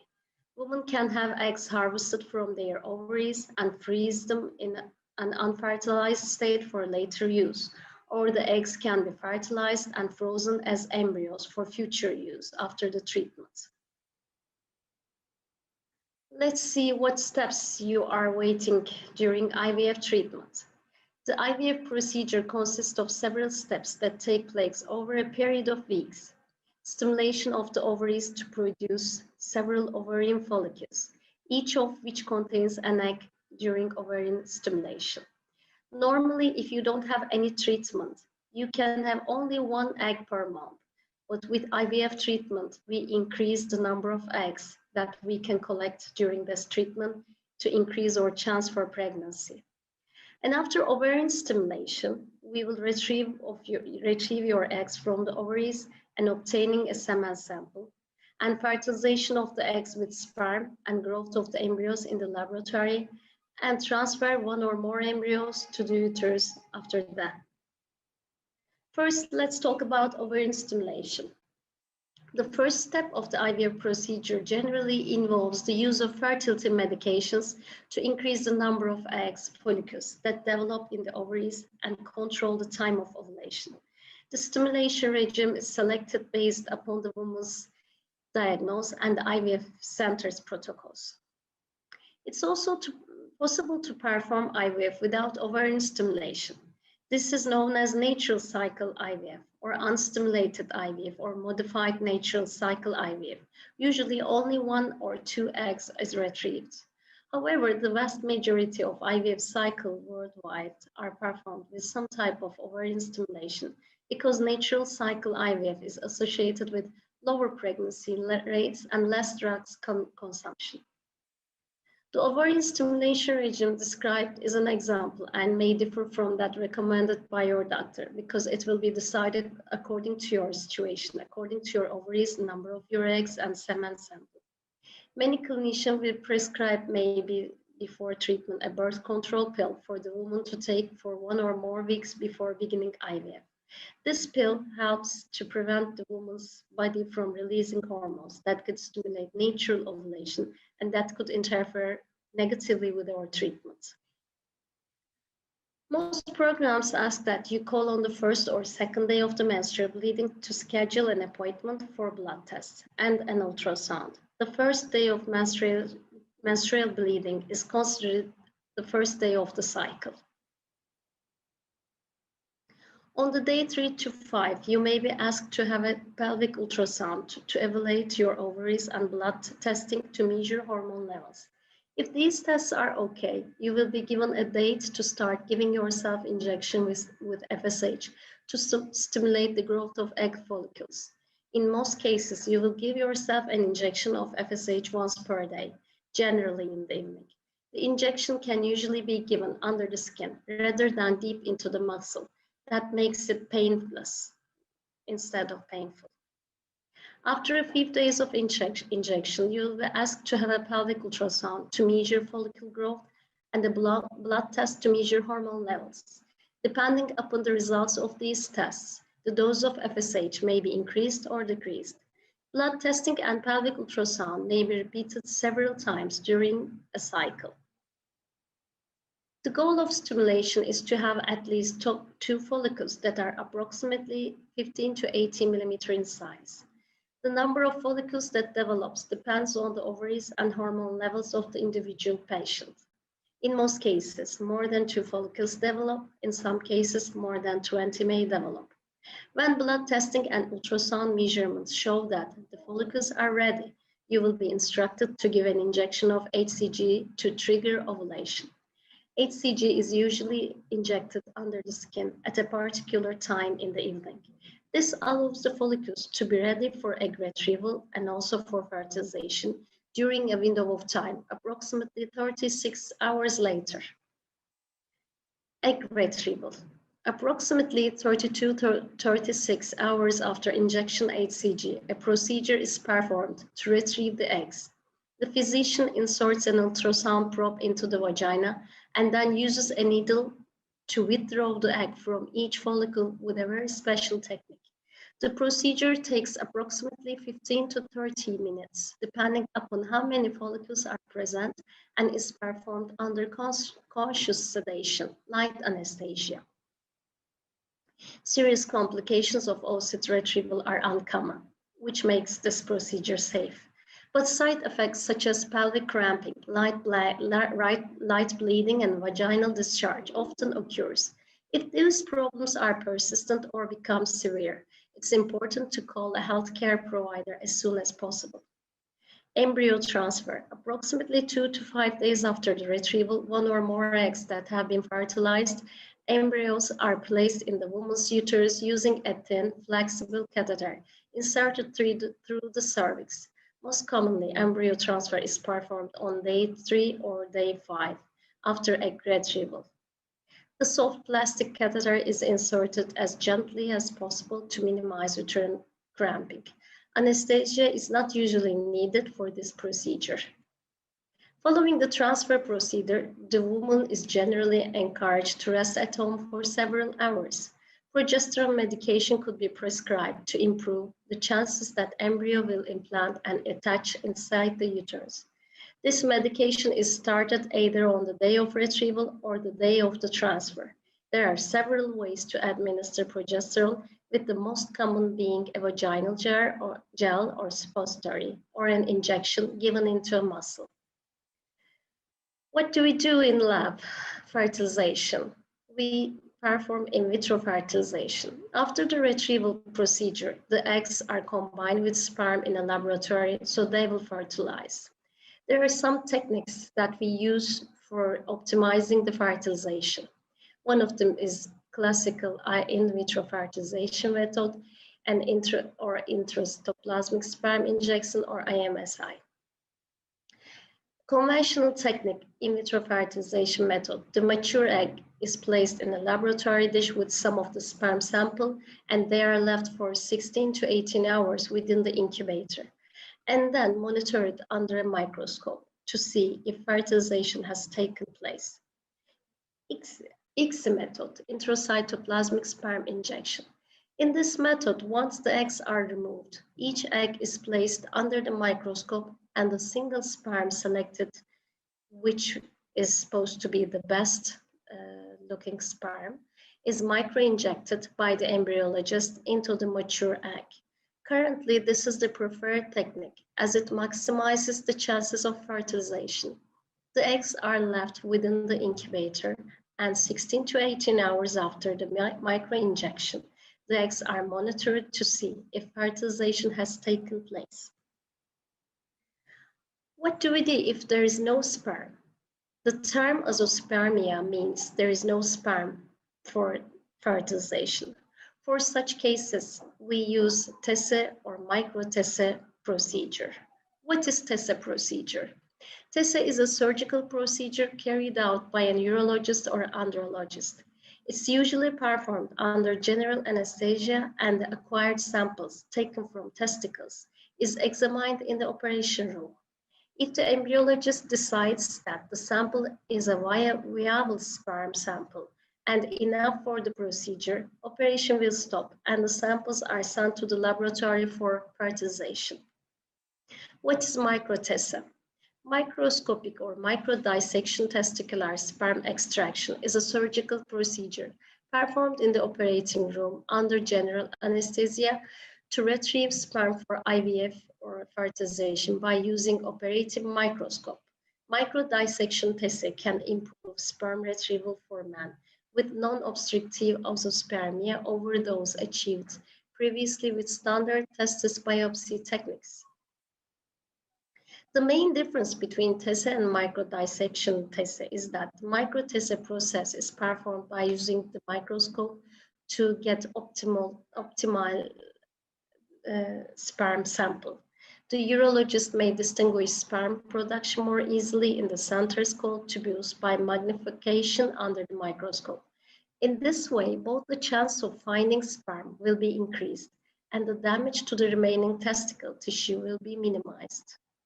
There are high sperm retrieval rates with a micro-TESE, approximately 50 to 55%, except in some cases where large fragmentation and Sertoli cell only occur in some Y chromosomes where sperm production is not or seriously affected. What do we do in the lab again? We may perform oocyte freezing instead of embryo freezing. It's statistically proven that getting pregnant after the age of 35 is harder. Miscarriage rates are higher at older ages with older eggs. Women can freeze their eggs when they are still viable and in good quality.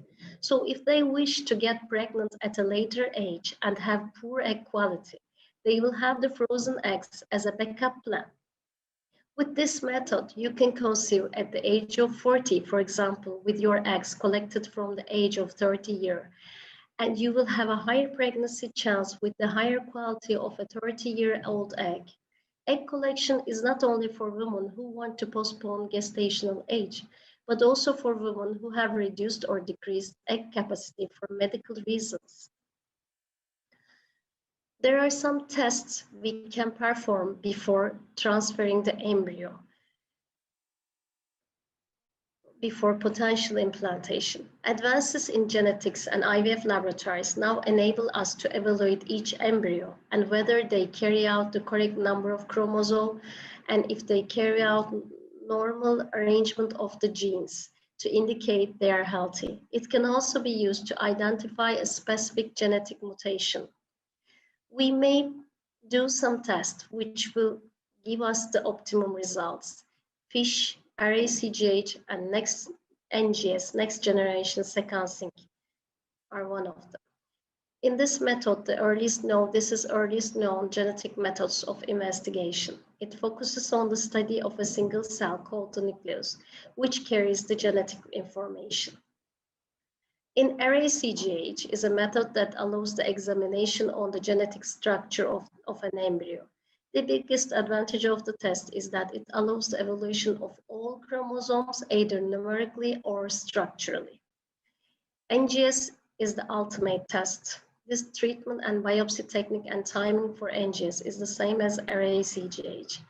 In cases where NGS is used and embryos are frozen individually after embryo biopsy, if a suitable healthy embryo is found after the result, the transfer again will be carried out in a later cycle. Why you should choose our department or hospital? First, experience. We have 1,500 cycles to 2,000 cycles per year. And also we have a multidisciplinary team with perfect collaboration. We are a team with 3 IVF certified doctors. We are males and female doctors, and one of our clinicians has stem cell education experience in the United States.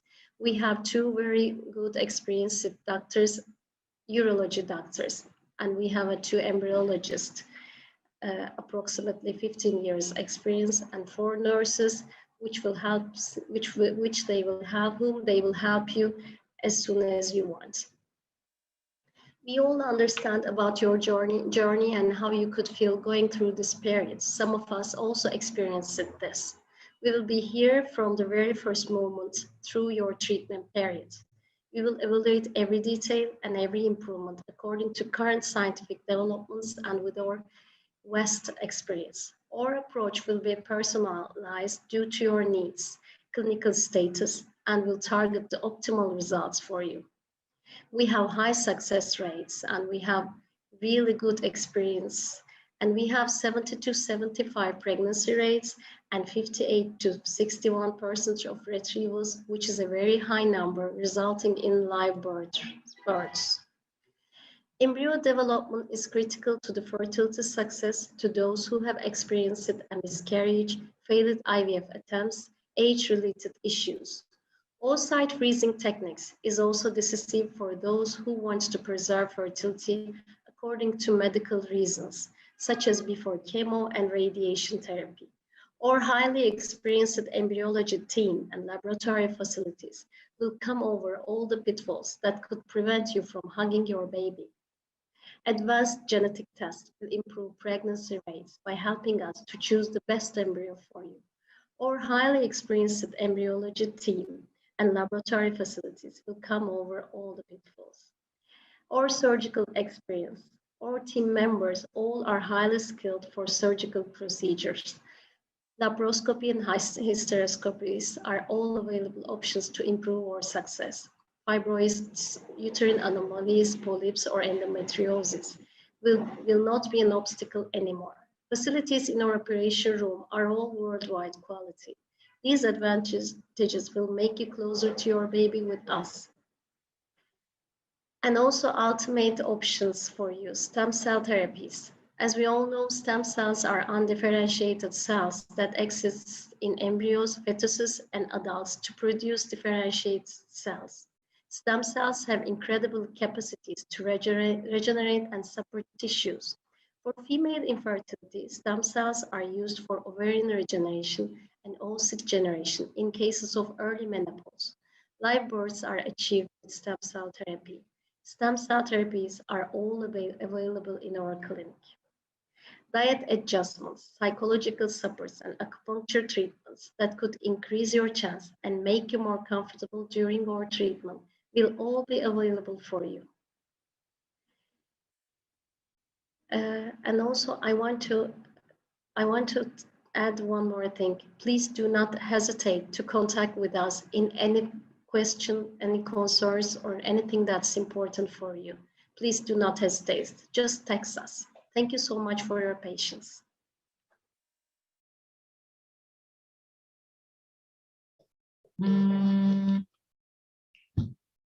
Well, ladies and gentlemen, and dear participants and visitors, thank you for your patience and being with us and staying with us, watching our webinars and exchanging our information together with all over Balkan region, all over Balkan countries. We have more than 650 professional participants, mostly doctors and professional medical tourism facilitators and insurance companies are watching our webinars at the moment. And I would like to thanks to Associated Professor Lale Bakır from Kolan Hospital for a nice and informative presentation. We are going now, the next presenter and next webinar presentation gonna be done by Dr. Ersun Topal from Doruk Hospital, which is in Bursa city. Bursa is well known as a green Bursa. It's really green and very nice environment, a great mountain called Uludağ Mountain is behind of the city, and the city just in the valley of Uludağ. And Doruk Hospitals, one of the leading hospital in Bursa city, and one of the highest investment of technologies they are having, and they are preparing to open new hospital soon in Bursa regarding oncology, specifically oncology centers. We are hoping that next month or the month after we can have some more information about this new hospital. Is going to be open by Doruk Hospital Group. Now, let's give the floor to Dr. Ersun Topal. We're going to talk about bariatric and metabolic surgeries, technique and treatment. Dr. Ersun, the floors are yours.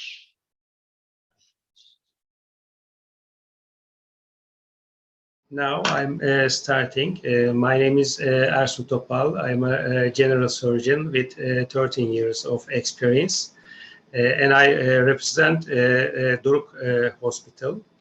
Doruk Hospital has been giving healthcare service to both Turkish and international patients since 1971. And today I have a topic about metabolic surgery.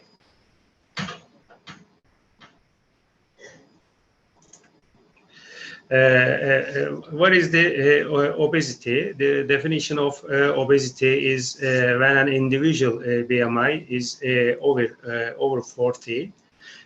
According to WHO Regional Office for European countries, based on the latest estimates in European Union countries, obesity affect about 10 to 30% of adults. And the other organization is World Obesity Organization.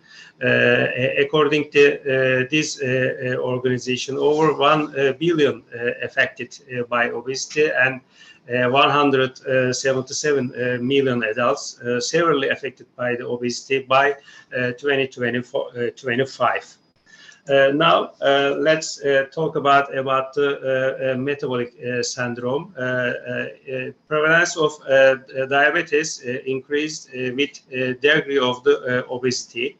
The rate of obesity in the diabetic subjects was 35.6%, and obesity is the key factor for the cardiovascular diseases and complications.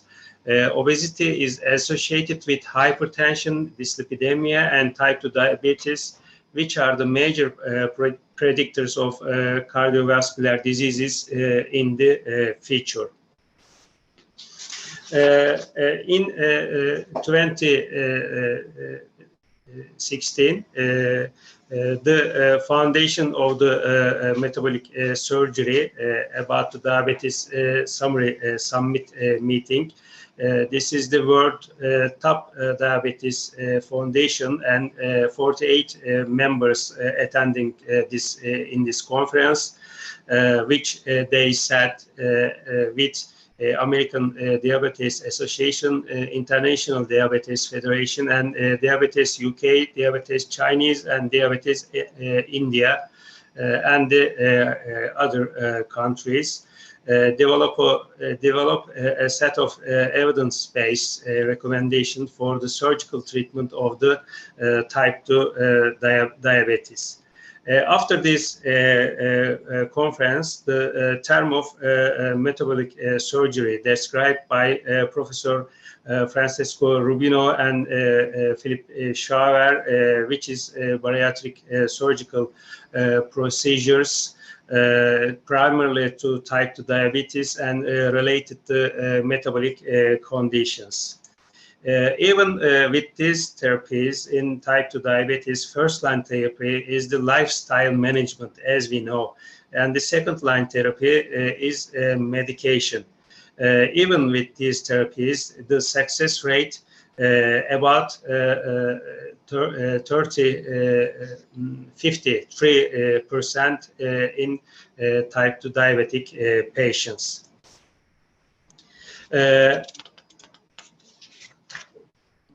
But if we look at the metabolic surgery type 2 diabetes remission rate, 78% after metabolic surgery, and the other goal, cardiovascular risk reduction as hypertension remission rate 63% and hyperlipidemia remission rate is 65%. These are the some evidence-based article of metabolic surgery after diabetes surgery summit. The algorithm for patients type 2 diabetes in our practice, obesity is divided by 3 classes. Metabolic surgery is recommended to patients with type 2 diabetic patients with class 1 obesity with poor glycemic control, and type 2 diabetic patients class 2, and all patients with class 3 obese patients. These are the some evidence-based articles of metabolic surgery after diabetes surgery summit. According to the data of 2017 is estimated cost of annual obesity-related healthcare in United States.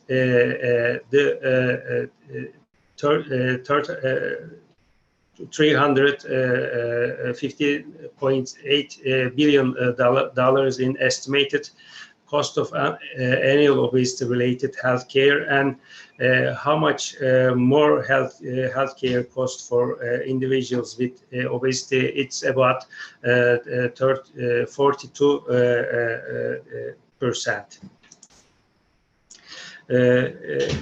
In these circumstances, American Surgery Society for Metabolic and Bariatric Surgery has declined their own metabolic surgery in the treatment algorithm for the type 2 diabetes. As a result, metabolic surgery should be recommended to treat type 2 diabetes in patients with class 3 obesity, BMI over the 40, and those with class 2 obesity, BMI with 35 between 39, when hyperglycemia is inadequately controlled by the lifestyle and optimal medical therapy.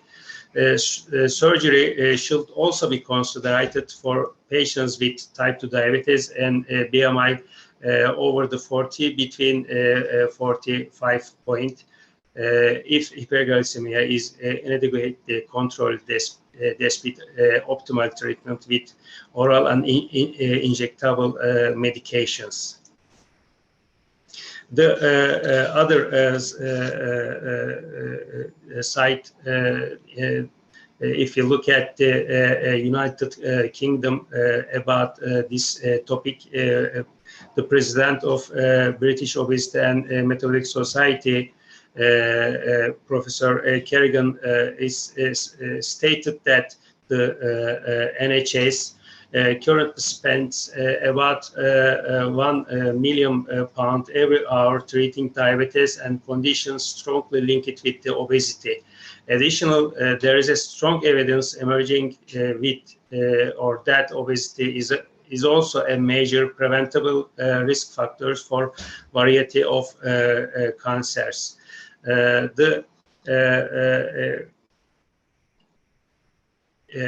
He then warned British citizens who has type 2 diabetes with obesity to be treated by metabolic surgery. Today, we know that type 2 diabetes is curable diseases with metabolic surgery.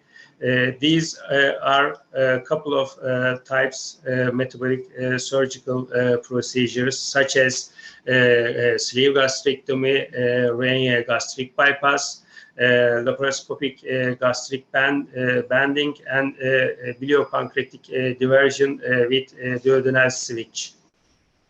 However, we are no longer performing gastric banding surgeries in today. The most common technique in metabolic surgery is the sleeve gastrectomy. We call it restrictive procedures. We always doing with laparoscopically, and I always prefer and just with Medtronic United States brand stepless approved with FDA organization. Gastric volume reduced after the sleeve gastrectomy about 100 or 110 milliliters. Operating time about 40 minutes. Post-operative clear diet starts after 24 hours after. Hospital length, it's about 2 nights classically. Can transport to the airport after discharge. Online free bariatric dietitian follow-up about after the 1 year. This is the second technique, is the gastric bypass surgery. This is the more powerful in diabetes and cardiovascular diseases. This is the malabsorptive procedure, always doing with laparoscopically, and I prefer always and just with Medtronic United States brand stepless approved with the FDA organization. In this technique, gastric volume reduced about 50 and 60 milliliter, and link it or anastomosis with the first part of the jejunum. Operating time, it's about 1 hour or 90 minutes. Post-operative clear diet starts within the 24 hours after, and same hospital length, about 2 nights as the sleeve gastrectomy, and patients can transport to airport after discharge. And we have an online free bariatric dietitian follow-up after the first year. The other technique is SADS. Today, a lot of surgeons prefer this technique.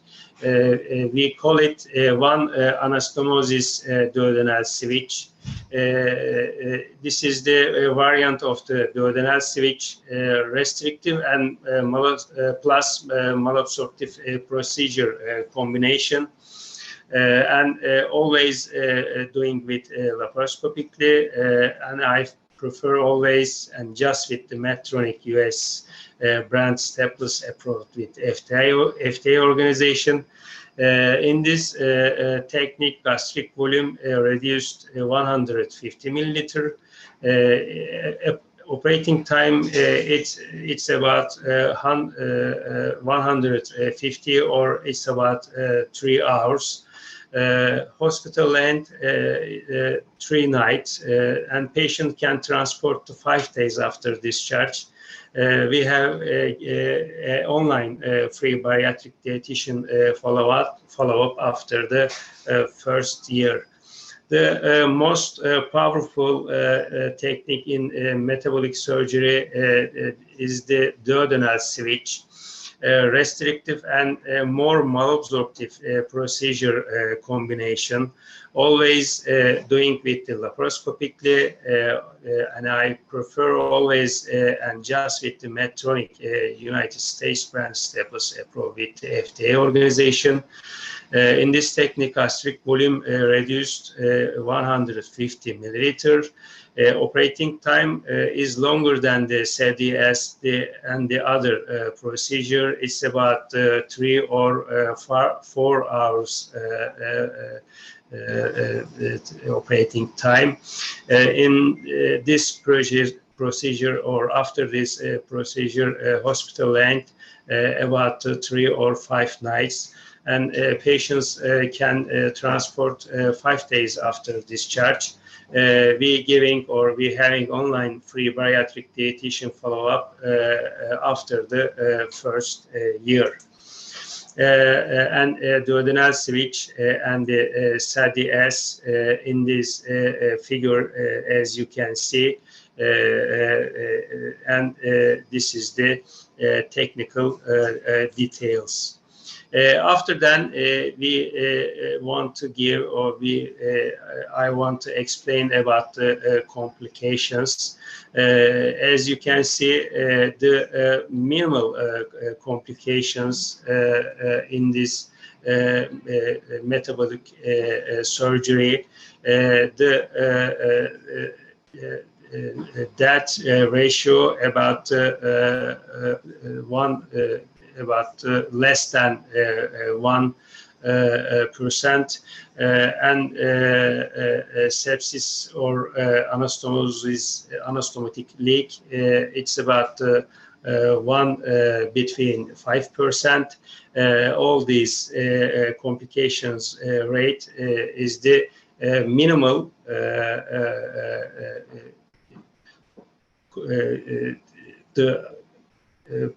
type 2 diabetic patients.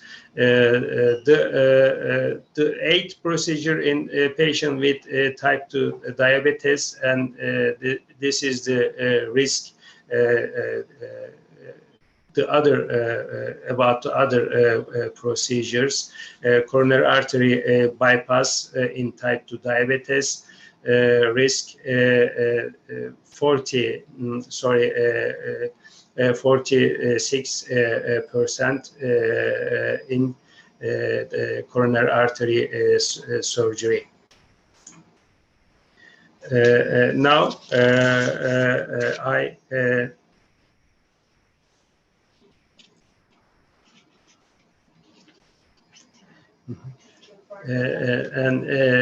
thank you for your attention, my presentation.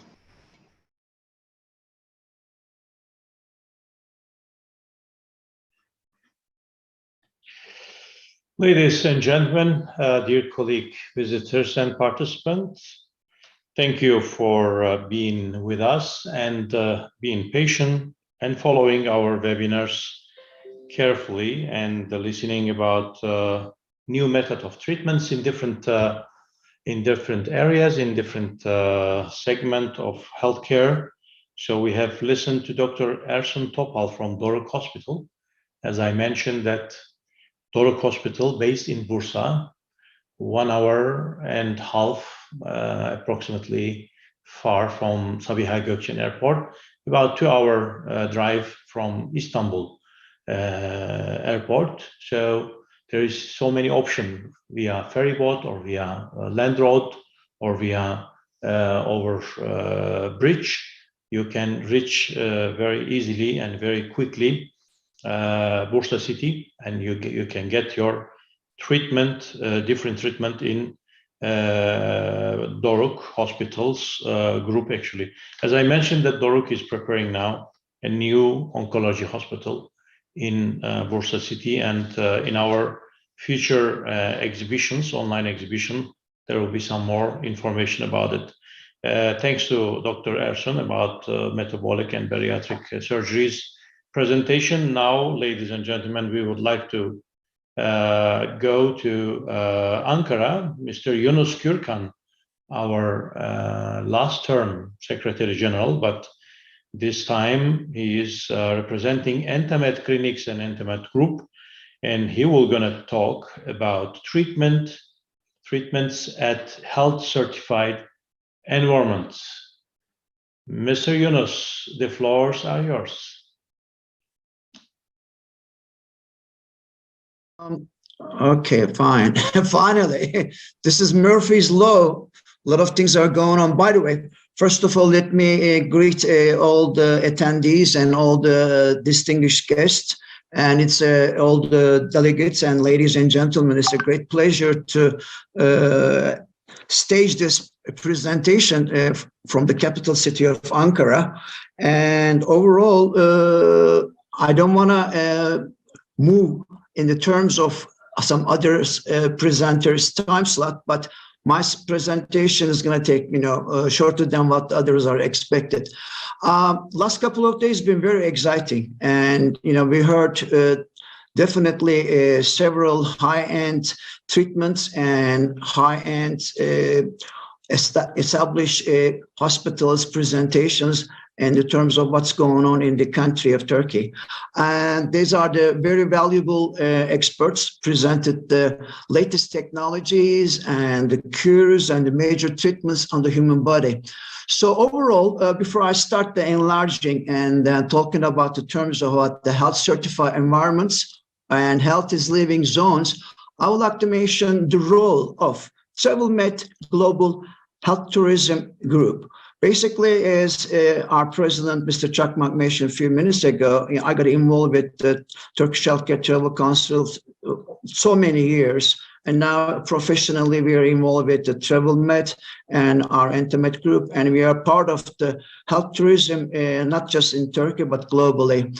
What TravelMed does overall, specialize in a wide array of procedures and effective treatment methods for the low-cost options, medical appointments, cost estimates for the anticipated treatments, travel and accommodation arrangements, and overall with the other ground transfers and flights and airport transfers and so forth. As international healthcare, health tourism, and medical travel have grown, the importance of the cross-cultural competence and the cultural safety has taken a greater importance. In the year, like what we're experiencing, the travel industry faces challenges like never before. Change your slide, Mr. Yunus. Your slide is not changing. Well, it will change in a minute. With the first slide, actually. Okay, what's happening here? We already went this. Okay. Now is okay. You can go ahead. Yes. Okay. Overall, the cultural safety also has taken a greater importance. And while this is happening, and while all this thing developing, the industry faced quite a bit challenges, which is unprecedented. All these challenges affected the travel and the tourism industry. As I said, last couple of days, we heard a lot of explanations and treatments and academic, presentations, but I'm going to take us in more level as a tourism expert and as a hotelier. And while this is happening, while this COVID hit the countries globally, the Ministry of Culture and Tourism developed industry-leading safe tourism guide. And this becomes not just for the accommodation hotels, but also the involvement level for the other areas of the treatments and as well as with the involvement with the providing services. Republic of Turkey Ministry of Culture has a safe tourism program, and this is one of its first kind.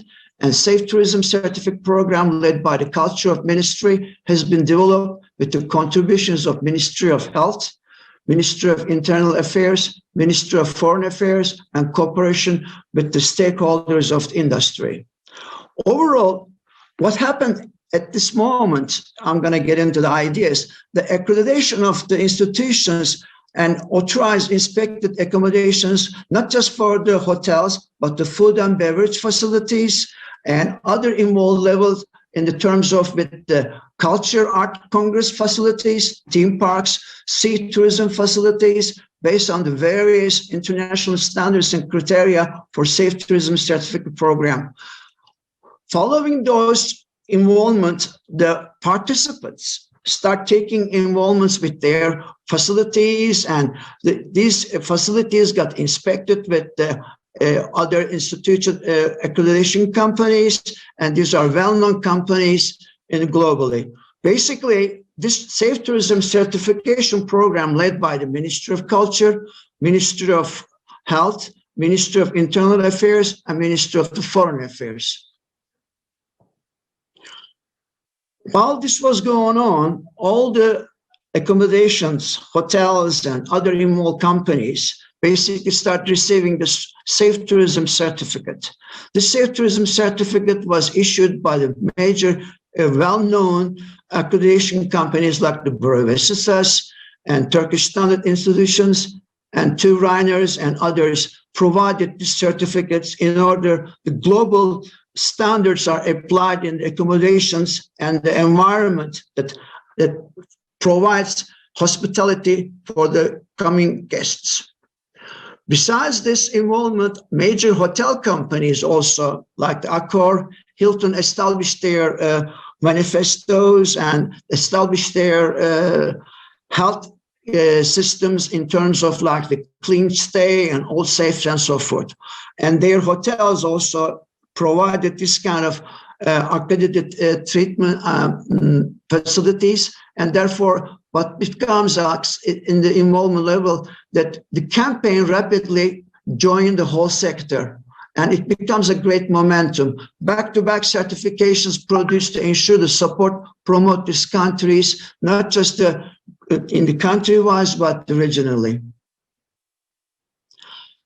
While I'm going to talk about this, if you recall, 2017 at the Global Healthcare Forum in Amman, Jordan, we identified the health tourism, not just with the few ideas of the medical, dental, or thermal, but the 8 segments of the approach becomes the major health tourism sectors points. And these were basically medical, dental, thermal medical, spa wellness, culinary, sports, and accessible and assisted residential. Why I brought this up? Because in the involved level of the safe tourism, it's not just like the hospitals, clinics, and so forth, but the other involved level, just get involved with this safe tourism certificates and providing an idea and support towards the healthy living zones. Like as I said, the certified accommodation facilities, certified restaurant cafes, and certified culture facilities, sea tourism facilities, theme parks, lift facilities, and transfers and so forth. Cultural safety in health tourism is a major issue. When I said cultural safety, when someone comes from a different country and they get treated in certain parts of the country, the importance of the understanding of their needs and so forth has become a major issue. In Anatolia, with a history that stretches back to down in time, Anatolia has hosted many civilizations and belief of the systems. To this day, you can see the both remnants and living testimony of different beliefs and regions in our cities. And talking about the involved level, I'm just going to take us not just accommodation, the hotels and the clinics, but the thermal areas like in Afyon, Balıkesir, Sivas, and other areas also joined the safe tourism campaign and certification. And Coral Afyon is one of them that I'm just going to mention, starting with their all the involved level with the cleaning, hygiene level, disinfectation, and so forth. And they provide the utmost manifest the involved treatment levels as well as to the guests that coming to the country. Treatments and the health certified environments, not just like in the thermal areas, Istanbul, Antalya, Cappadocia, Izmir, and Ankara has also areas that, besides the hotels, we have the clinics, we have the hospitals, we have the dental areas that providing this hygiene levels and making sure that all the patients coming to the country receives the utmost treatment level with the hygiene level and dealing with this health certified certificates. Istanbul has a lot of different clinics and hospitals. In Antalya, Izmir has hospitals and clinics, and overall Izmir area and talking about Cappadocia, these are the areas that becoming zones that providing not just like the hospitals and then clinics, but with their hotels and with their accommodations. Talking about Ankara, give me a second, please. Let me just grab a water.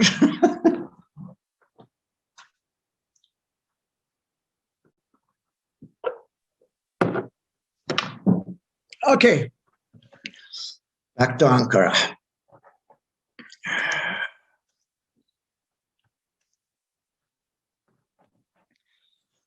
Ankara, where I'm from, basically capital of Turkey and capital of healthcare. And new developed world-class Ankara hospitals are shaping the Turkish healthcare industry. Overall, Turkey is one of the most advanced health cities. And with one foot in Europe and other in the Near East, Turkey is a vastland, diverse cultures and landscapes, and Ankara is right in the center of it.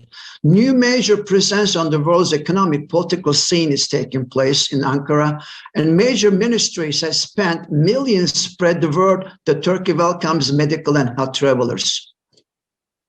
Through this perspective, several hospital brands like Liv, Medicana, Memorial Medical Park Hospitals are among the pioneers, private hospital business in Turkey, which has branches in Ankara.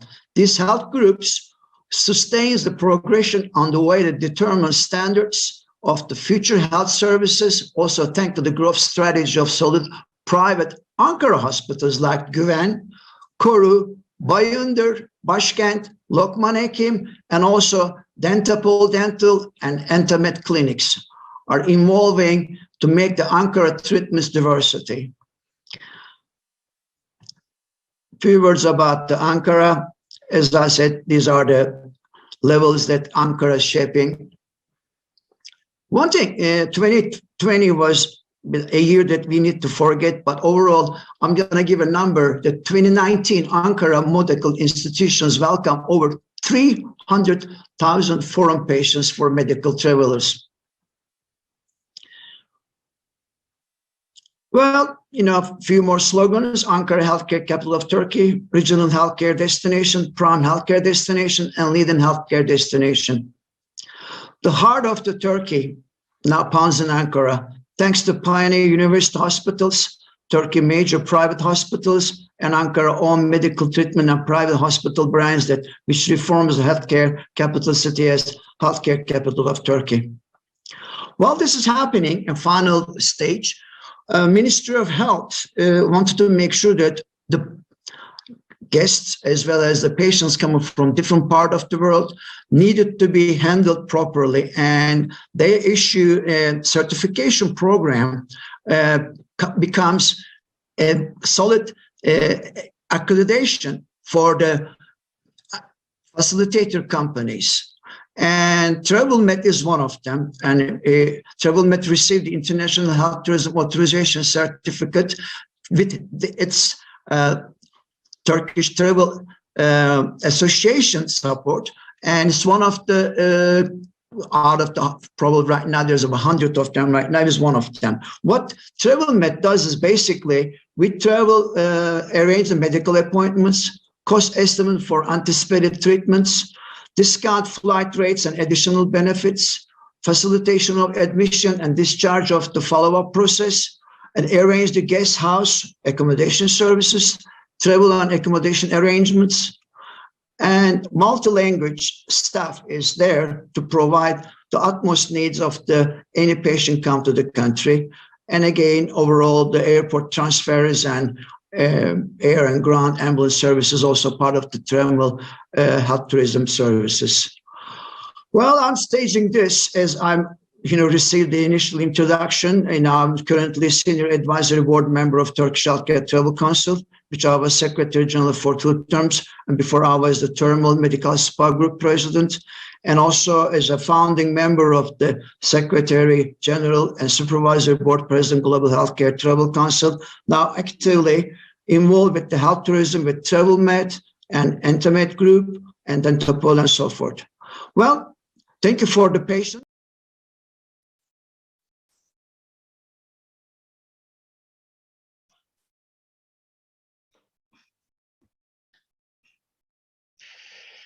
Ladies and gentlemen, thank you very much being with us and staying with us following our presentation and webinars with valuable speakers and presenters from Turkey, from different hospitals and different organizations. We have listened to Mr. Yunus Gürkan. As I mentioned, that he was our Secretary General of Turkish Healthcare Travel Council last term, and still he is advisory board member of our council, but he is also working as professional in Entemet group and Entemet clinic groups, Entemet treatment travel agencies as well.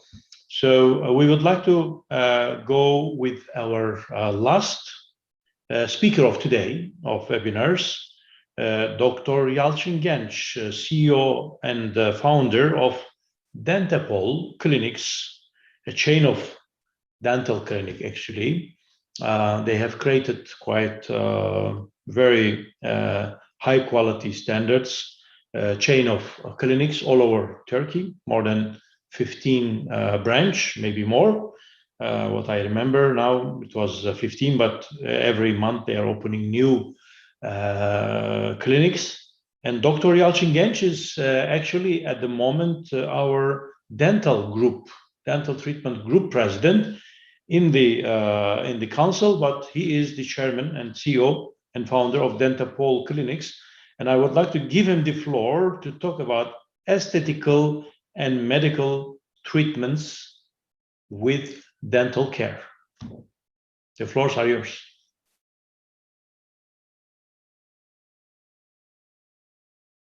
As the president of the board of Entemet Group, we are also dealing with aesthetic operations and all kinds of aesthetic and medical diseases, including IVF, organ transplantation, aesthetic, everything is under our umbrella.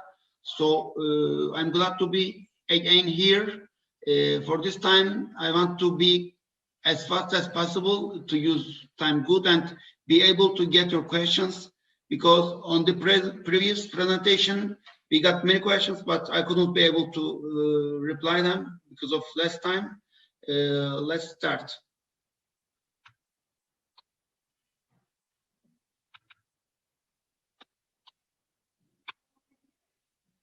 Yes, as I told you, this presentation is about aesthetical and medical treatments. Turkey is, as I explained in my previous presentation, Turkey is really good on aesthetic and medical treatments as well, just like the dental treatments. Lip aesthetic is one of them, and under our umbrella, we are, lip aesthetic is also one of them, and lip aesthetic is very important from the side of aesthetic visualization and from this, as well as from the side of dental visualization, because even if you do everything correct about dental, if the lips are not correct, you have to correct something about the lips, because the job, the perfect job that you managed has no meaning if the lips are not good. You see, we use fillers to change the shape of the lips, and they are very good materials. They are long-lasting materials. You see the application. The patient has no pain, as you see from her eyes.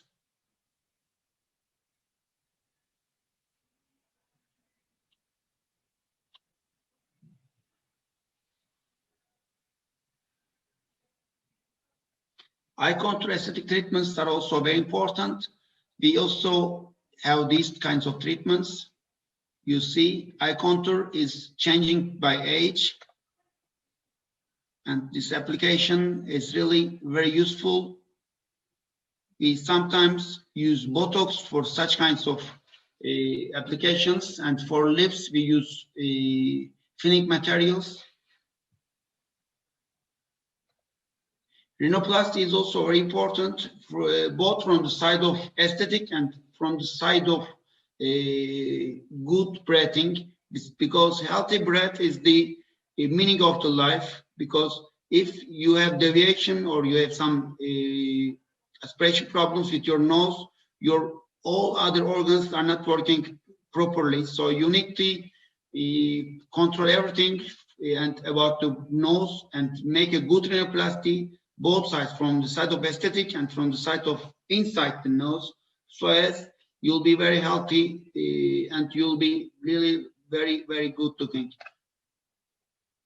For example, this lady, and the procedure for the nose surgeries, rhinoplasty, is changing day by day, and it's really very well improved nowadays. Before, earlier times, the patient has many pain problems after the surgery, but now it's really very less painful and very, very good results can be achieved.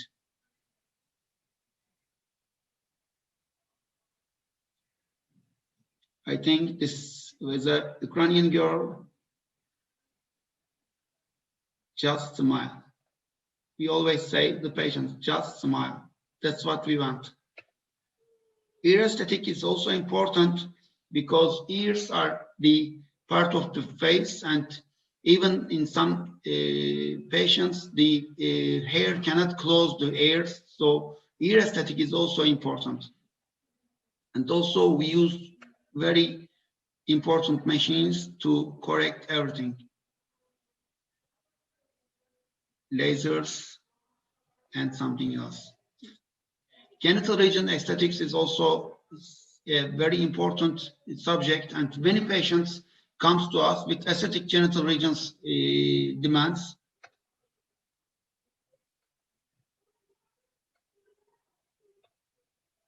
Abdominal tension is also very important because if you correct abdominal tension, even if you make sports, you cannot change the position quickly, but with these kinds of machines and some kinds of surgeries, some surgery applications, the patients reaches the perfect abdominal tension very, very quickly. Thanks a lot. I think it was fast enough, Mr. President. Yes, thank you.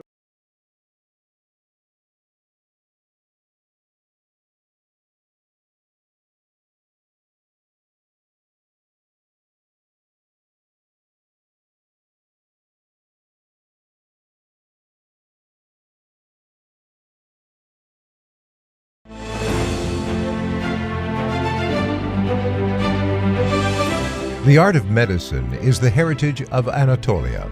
You are in Turkey, the place where the first hospital of the world was founded and Hippocrates was born and grew up.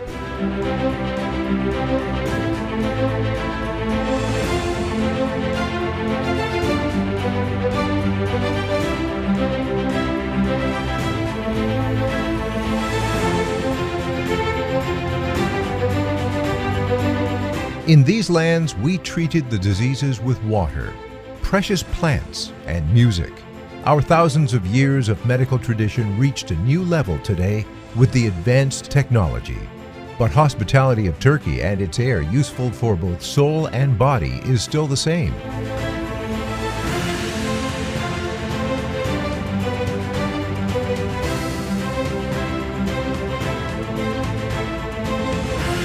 Turkey attracts everybody by its nature, history, dynamic social life, as well as the best and most effective treatment possibilities since long time. With its high standard hospitals and doctors known around the world, Turkey maintains its specialty of being the center of health of the region since long time.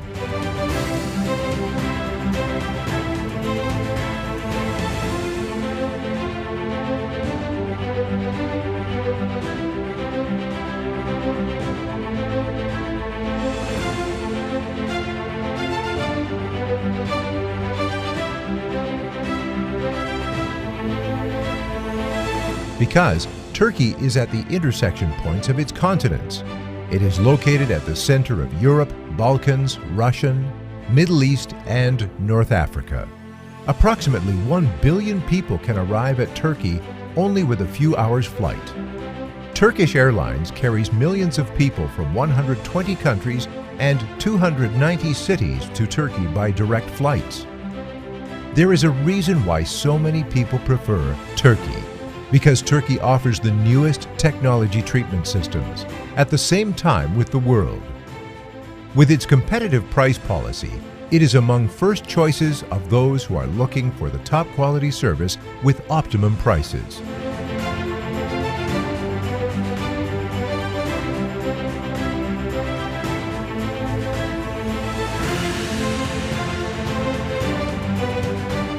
Turkey provides comfort with its high-standard hospitals during healing process, with its hospitals having Center of Excellence Awards and Joint Commission accreditation certificates.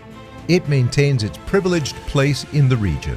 An experienced team with 724 specialist services and air ambulances works for satisfaction of the guests.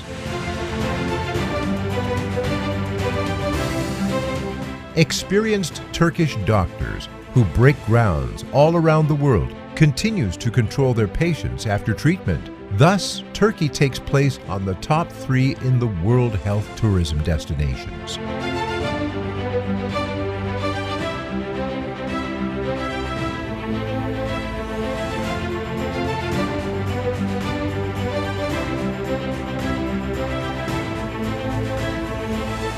Turkey accommodates patients from 144 countries every year in the risky treatments and operations required high technology. It uses robotic surgery. Marrow, organ, and stem cell transplantations are performed by awarded doctors through the latest technology. With innovative treatment systems such as inorganic organ production and transplantation, life-saving results are achieved.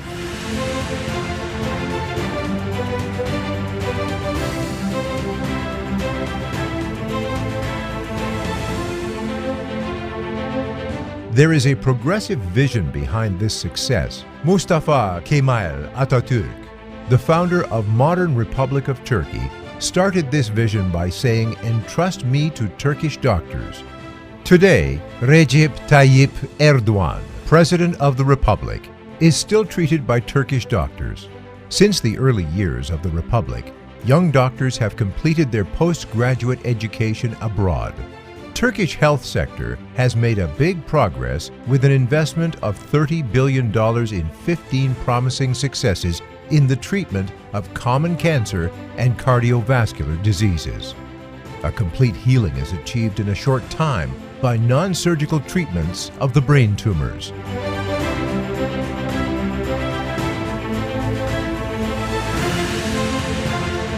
Children needing treatment in different branches such as blood diseases, marrow transplantation, heart surgery, brain tumors, etc. are also achieving health again in Turkey because the best treatment methods are applied with a smiling and kindly approach. Services allowing the children to have a pleasant time facilitate treatment processes. Children, our most precious existences, are deserving of this special attention.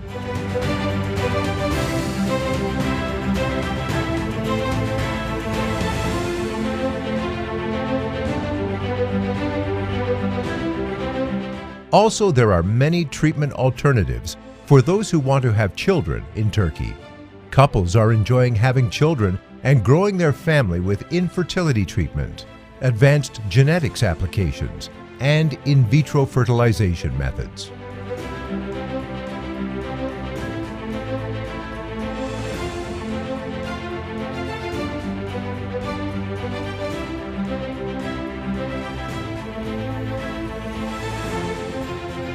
Turkey is where the civilizations was born and continue.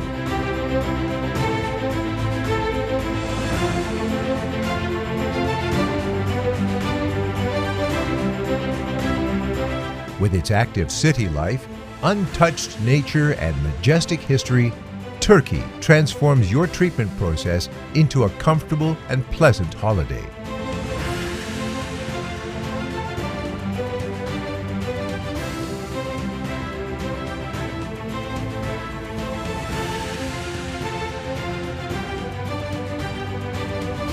375 member organizations, which adopted ethical principles of Turkish Healthcare and Travel Council, work for happiness of the guests.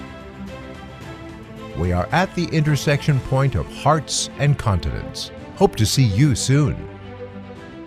Right choice for your life. Turkey. Healing generations for centuries.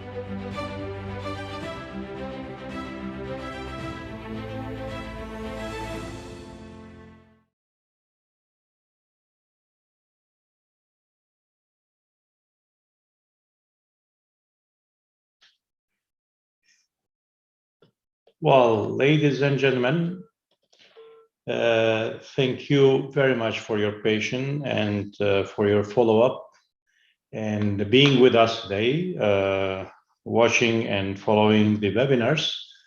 Of course, tomorrow we will start with Turkish time, Istanbul time, 11 o'clock, once again with our webinars, live broadcasting webinars. And the B2Bs are going on. We'll continue till midnight at 8 o'clock, 9 o'clock. Also tomorrow, after tomorrow, and the Saturday also, the B2B, business-to-business meetings online will be on. So please send your inquiries, send your request to our exhibitor, to our participant, that you can conduct your B2B and partnership to build a partnership between the service provider, healthcare service provider from Turkey and yourself. So I request all participants, all visitors to send the request of meetings to each other and to meet and to learn more and integrate yourself each other. So we are now going to have a panel discussion in between our regional directors.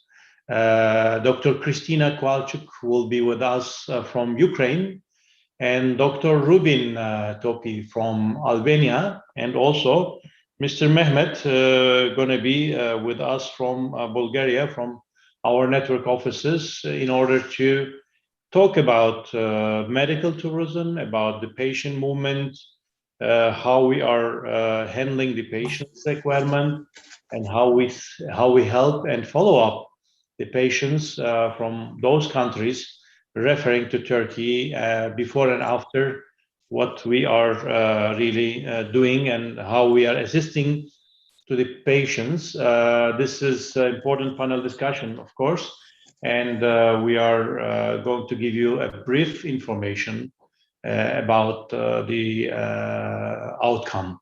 So let technical departments, please, let take our participant to the screen, to the steering situation position, that we can able to start with our panel discussion. Hello. Yeah, Mehmet Gürel Bey is here also. Mehmet Yeah, Bey, I am here. Can you hear me? oh, yeah, we hear you. Could you open your videos or? Just a second. I'm opening it. Right now, I just opened it. Yeah. Okay. Hello, Mr. Amin. Hello. Hello, dear colleagues. All right. So Dr. Christina is here. Dr. Rubin is here. Hello, everybody. Hello, everybody. Nice to see you. Here. Nice to see you too. Thank you. So my panelists today, I am going to moderate this panel as the chairman of the council.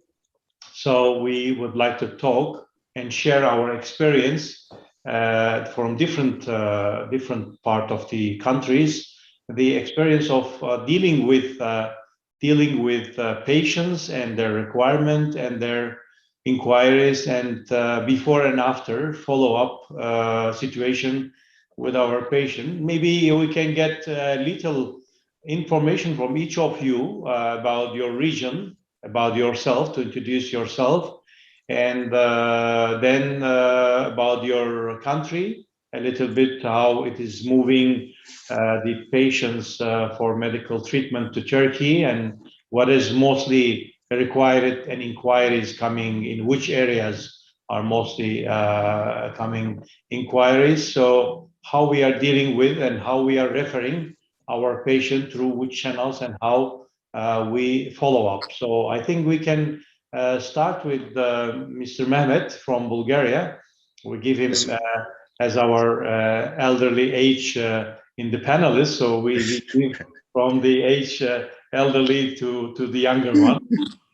Then I will hand over to Dr. Rubin, and then the youngest, the director, Dr. Christina, will be speaking.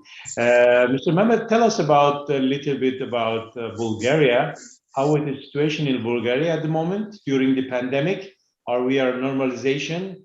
The situation is getting better. And Yeah, that's correct. how is the movement from there?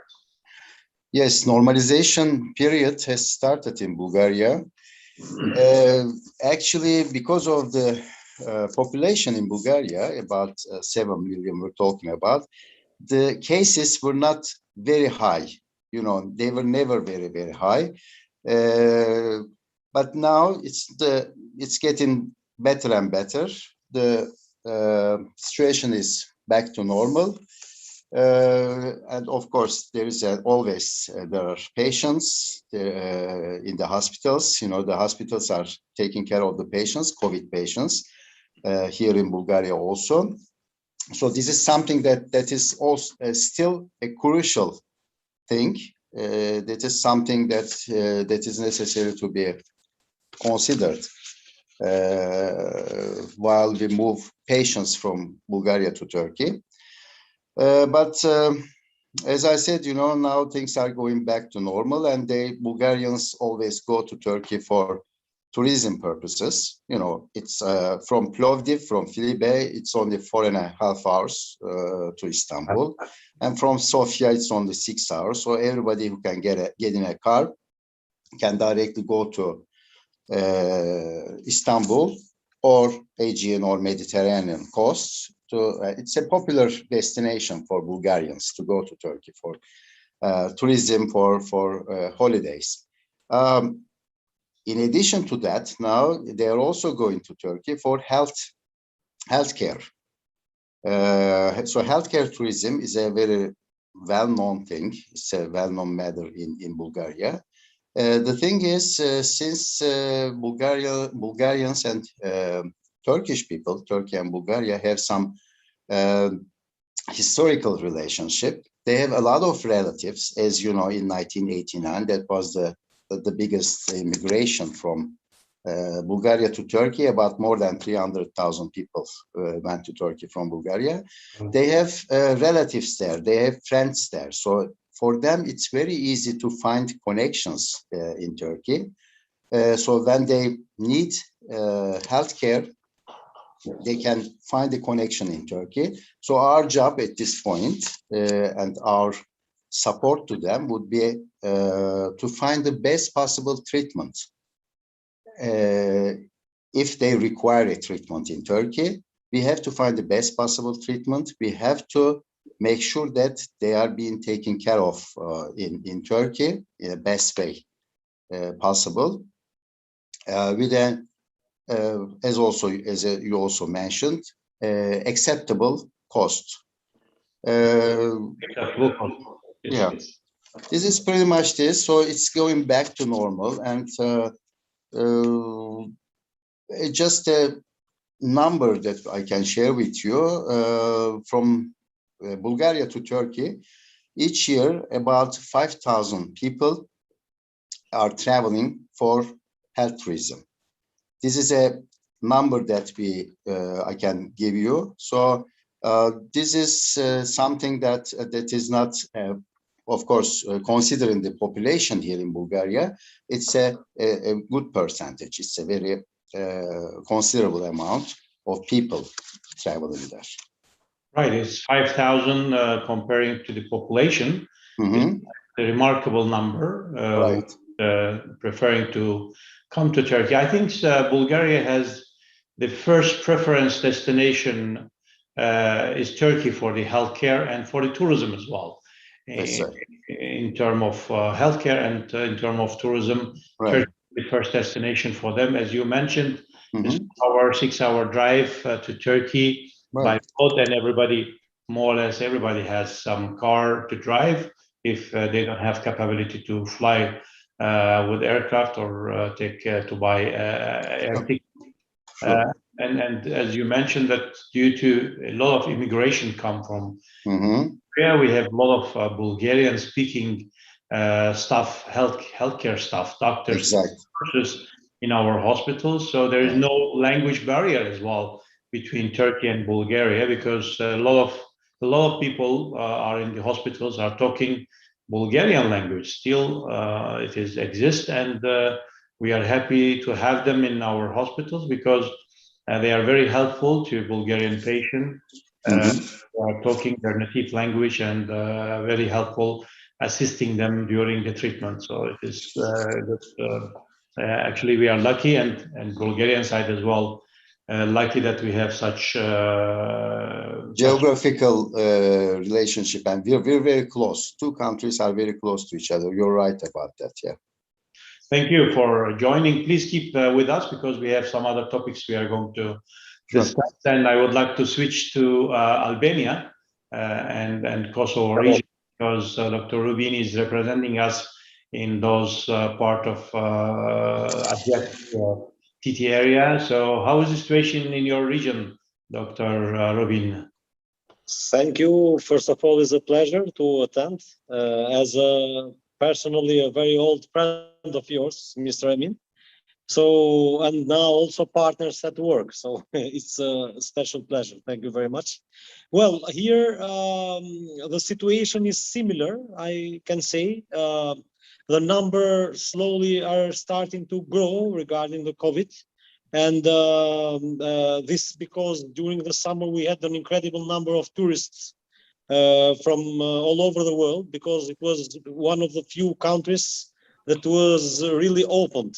So you had no barriers, everybody could come and without a PCR test even. So that was the strategy from the government to help tourism, I think. And now numbers are starting to grow. Before the Turkish government decided to not accept anymore COVID patients from abroad, a lot of patients at that time, COVID situation was much worse than now. And also vaccination has just started at all the rest. So at that time, a lot of Albanian patients, many of them using airplane ambulances, they traveled to Turkey, and most of them their lives could be saved from the Turkish doctors. Actually, this is something we need to mention, and Turkey has played a very important role in this direction. Otherwise, now, as far as I know, still in Turkey you cannot go for COVID treatment. If this has not changed, as far as I know it like that. And but thanks God, after the vaccination and many of the population has already got sick from COVID and has recovered naturally. So we have now a much better situation than it was 1 year ago. Regarding the health tourism and especially the health tourism towards Turkey, because of the geographical position of both Albania, Kosovo, and even Macedonia, I can say, we have mainly an health tourism that is directed to Turkey, but that has two main competitors, as I said, because of geographical situation and also because of a lot of Albanians living in Greece and Italy. The main competitors of Turkey in this field is Greece and Italy. Now, to understand this better, you have to know that we have 700,000 or more Albanian immigrants that after the communism during 91 and later, they now live in Italy. And a little bit more than these numbers, we have immigrants in Greece. So because of family relations, as you can understand, a lot of patients can choose, or even some of the relatives, they have also documents to permission of stay there in this country. So they can decide to go there. But still, this is also for historical reasons, and also because Turkey, during all these 30 years after the communism fell in Albania, so from 91 and after, and still today, is a destination that Albanians in general that live in Kosovo, in Albania, in Macedonia, wherever, they trust. So they prefer to go to a destination that they trust, also because of positive and good tradition that maybe they know someone or a relative of them has been to Turkey and has been treated well and has recovered. So of course the mouth-to-mouth publicity is very important, and the feedback is very important.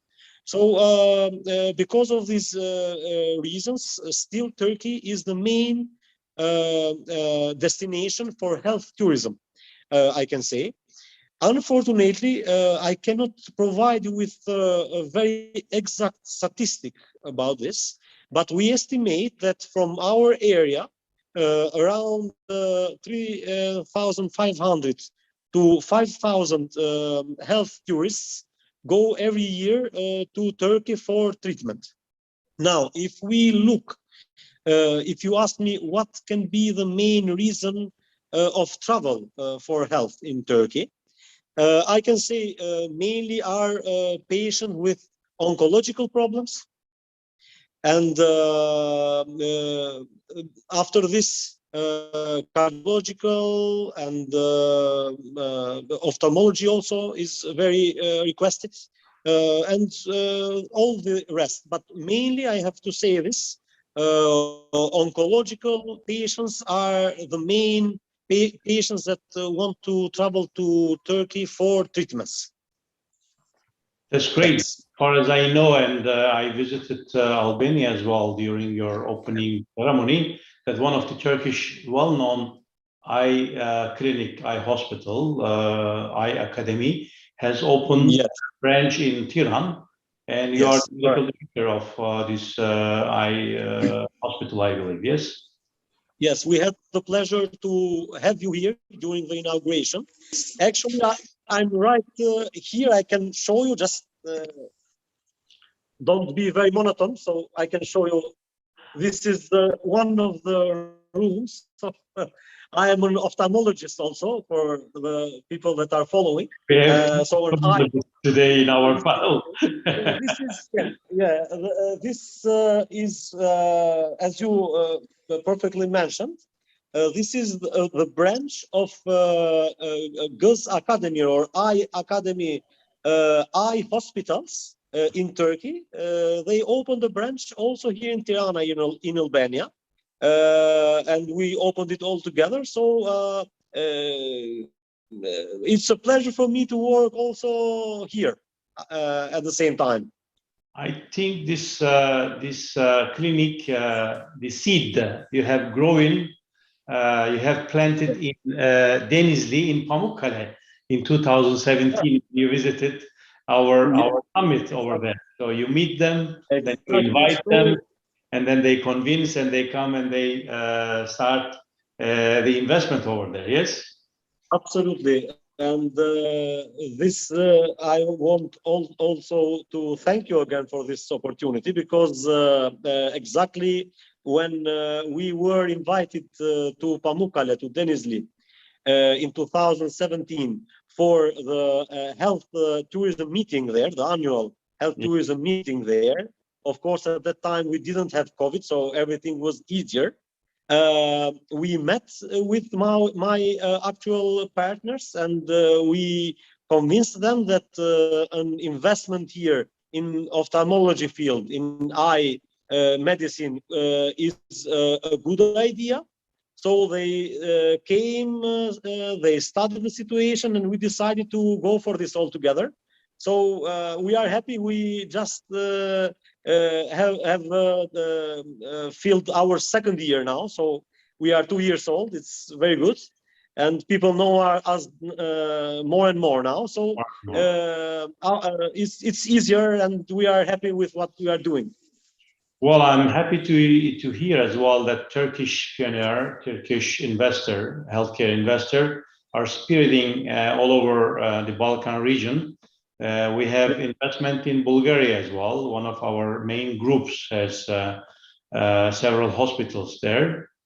I think Acıbadem has several branch in Bulgaria as well, and also in different Balkan region, other group of hospitals as well. They are trying to open hospitals and branch in order to extend their services and the quality to those region. So that's really yes, exactly. Something I wanted to add very shortly. Now, for our local people and for our patients also, I can say, when you say Turkey and Turkish medicine and Turkish doctors, it's directly a question of trust, as I said before. This is very important. Because they trust, they know that in Turkey a huge investment, a huge development in medicine has been done, especially during the last years, also from the government of Mr. Recep Tayyip Erdogan. Very big investments and very important investment has been done. Also the doctors, which is very important, the universities, the medicine universities are very, very successful. The doctors, the professors, they have the best education possible. And so all these factors play a key role for our local people to choose Turkey. That's good to know that Albanian people are,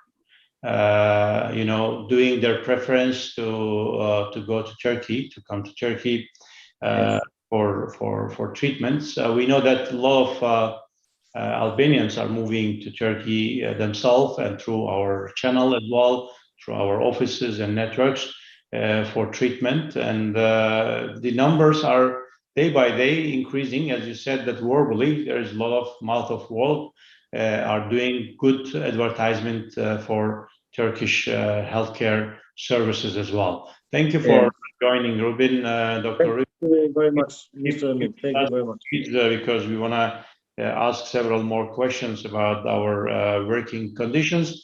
And now I would like to give the floor and the line to Dr. Christina. She's also an ophthalmologist, but she's the director of Ukraine region, Ukraine country-wise. We have 8 offices, as far as I know now, in the region. And you are the head of all these offices. And how is the situation in Ukraine now about pandemic, and after the normalization, how is going the normalization and the movement of medical tourism from Ukraine to Turkey? Dear Mr. Amin, thank you for your invitation to this panel discussion.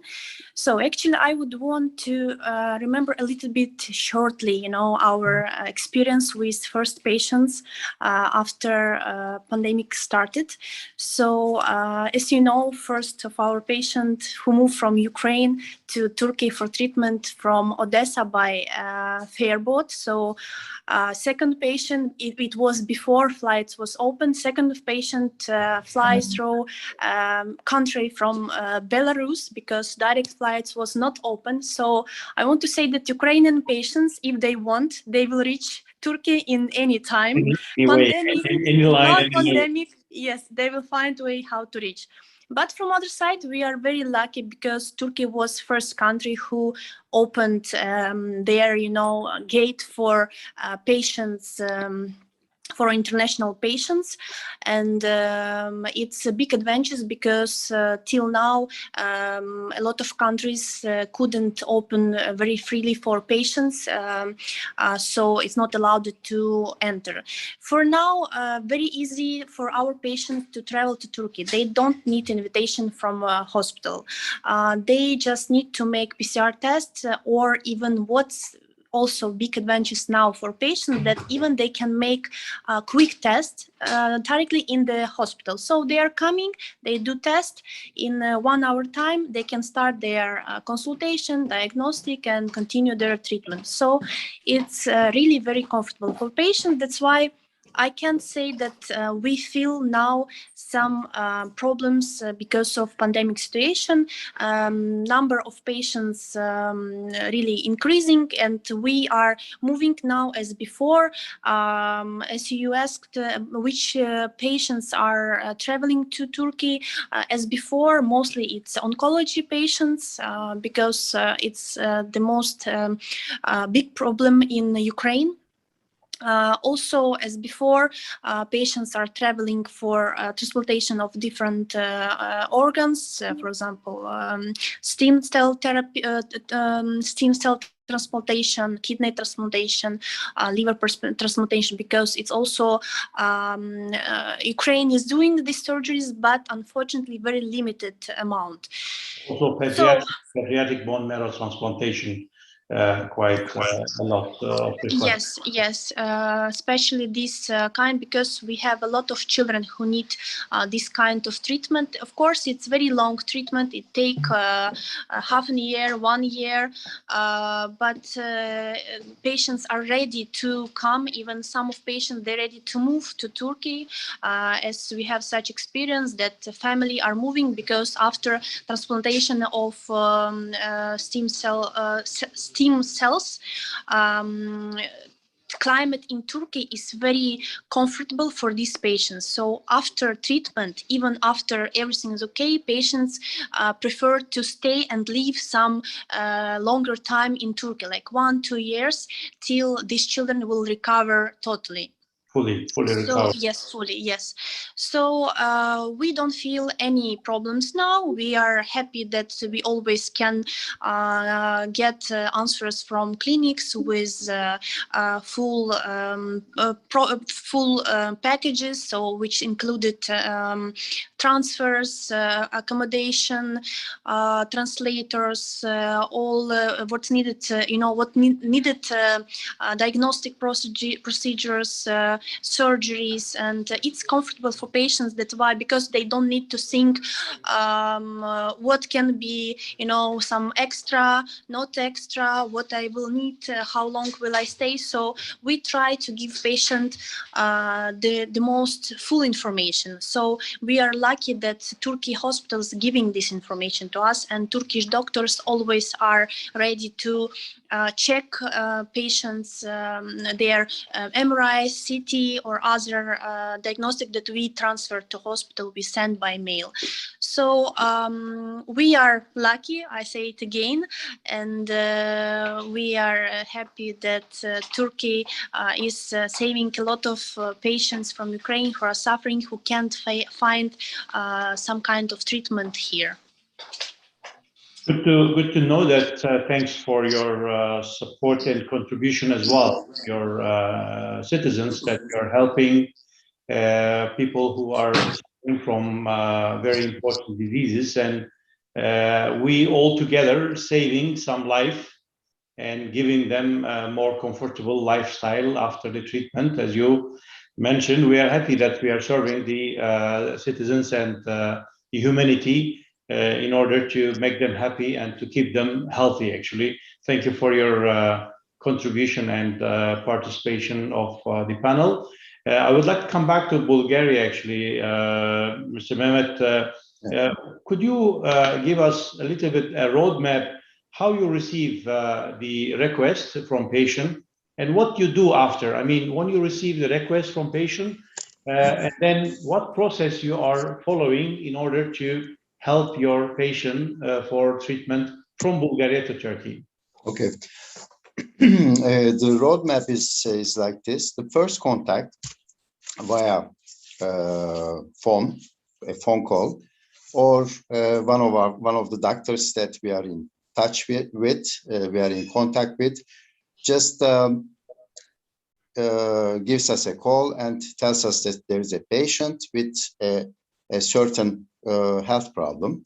And the first thing we do is to get the personal information, of course, and the details and the history of the sickness of the patient. This is our first contact. And right after that, we receive the second step is receiving the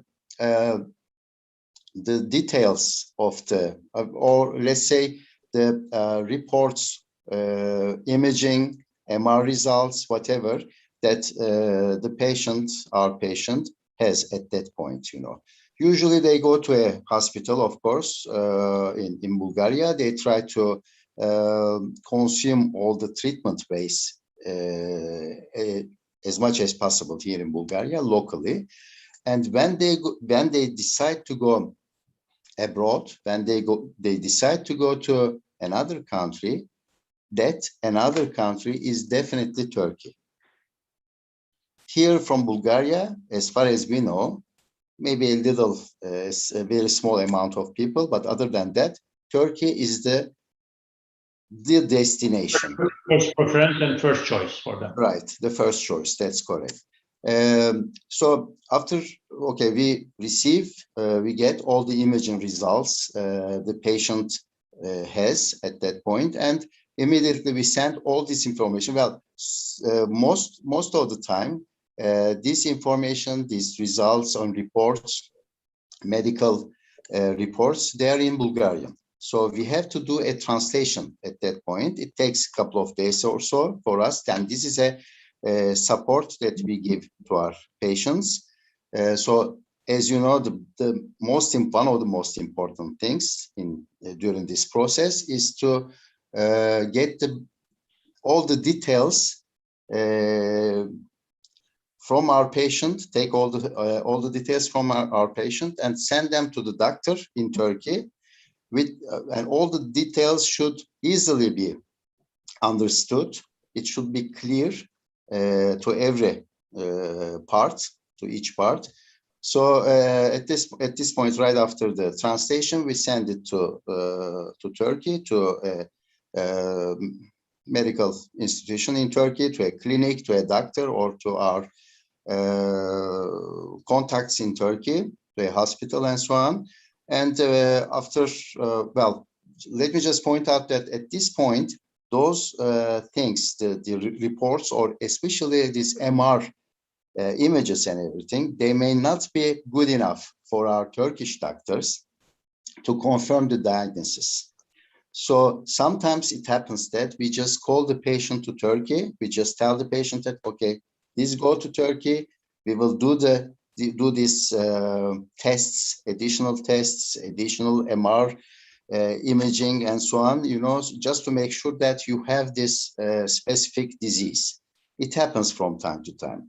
But at this point, from Turkey, what we get as a feedback, a roadmap, what to do, what kind of disease this is, and how are we going to handle this disease? What kind of treatment our doctors are suggesting to our patients, you know.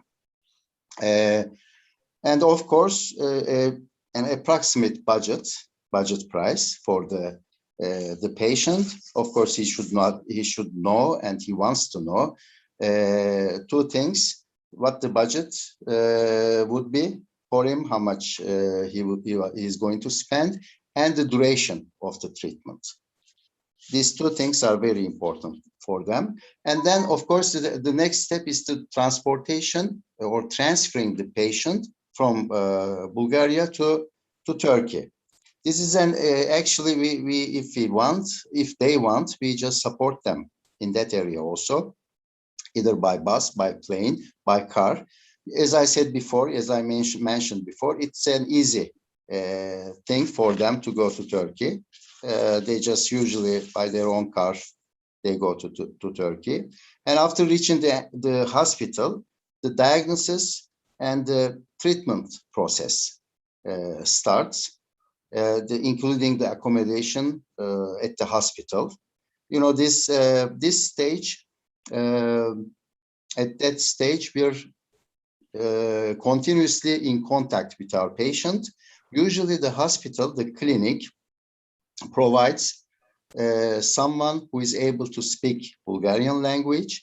If not, we are always they can call us. We are just one phone call away from our patient.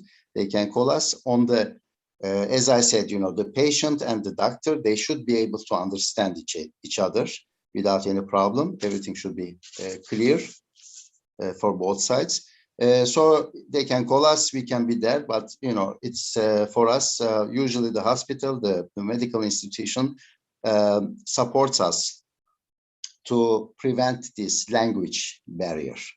So they find a translator there, and this is how we take care of that part. What's that? So after returning back to the recovery, okay, there is this after the treatment, there is a recovery period, of course. They're required to stay in Turkey. What they do, they usually they wanted to stay because they like Turkey. They want to stay there for a few days more. As I said, it's a very popular holiday destination, Turkey, for the Bulgarians. And after a few days and staying in a hotel, nearby hotel, which in that case, we also support them to find this hotel accommodation nearby. After being checked and everything is finished, they come back to Bulgaria. And as I said, we just, if they don't call us, we just keep calling them just to make sure that everything is okay. Still follow up after their return as well. Yeah. Calling and follow up. Yeah. And usually they have questions, of course, because they come from a surgery or a certain period of treatment. They come back to Bulgaria and they have some questions. Something is happening in my eye. Something weird is happening here and there. Can we ask our doctor? Our doctors, they're very helpful about at that point, and we can immediately contact with them, and we can make a Zoom call or something, just to answer the questions with our patients. And as I said, I just would like to point out one thing, that Turkish healthcare is very here. Bulgarians trust the Turkish doctors, Turkish hospitals. They have no problem with that, with trusting, The only thing is that here there's this government's support to the patients during the treatment. And that's the reason that they pretty much finish off all the ways here. Then they try to seek for a treatment possibility out of Bulgaria. So this is Turkey, tourism, healthcare, and even shopping, Bulgarians, over the weekend, they go to Edirne, they go nearby cities, there are a lot of Bulgarians you can see in Edirne. And here, even during pandemic times, just a little gap, they just couldn't go for a while or so, and they pretty much buy everything they need, grocery shopping and things like that, from Turkey. And they come without visa to Turkey, I believe. That's right. So free travel. Any Bulgarian citizens has decided today, in this hour, has to travel to Istanbul, can sit tomorrow morning you can have it at the hospital and start drive, and he can cross the border, and then he can arrive to next city hospital in Edirne, in Çorlu, wherever in Istanbul. So that's right. Yeah.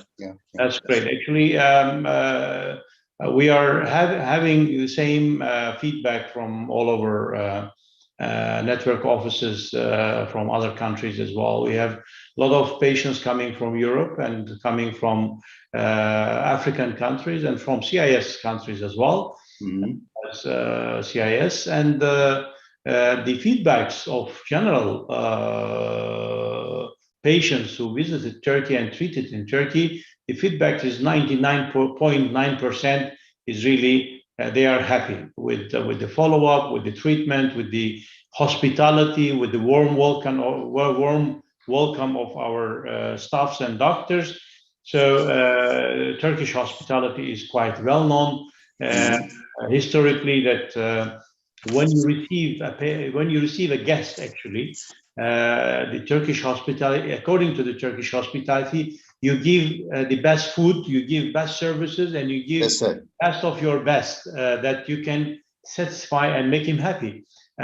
When they are coming as patient, this hospitality is increasing for double sensitivity. That's correct. Because the Turkish people are really thinking in a different way in terms of humanity. So when they receive a patient from different countries as foreigners, they think that they need to help more than even Turkish citizens. They need to give the priority to them. They need to give them more attention because they think that they are coming from different countries. They feel alone. They feel foreigners. So they have to do much more than what they are doing for Turkish people and Turkish citizens. That's what happened.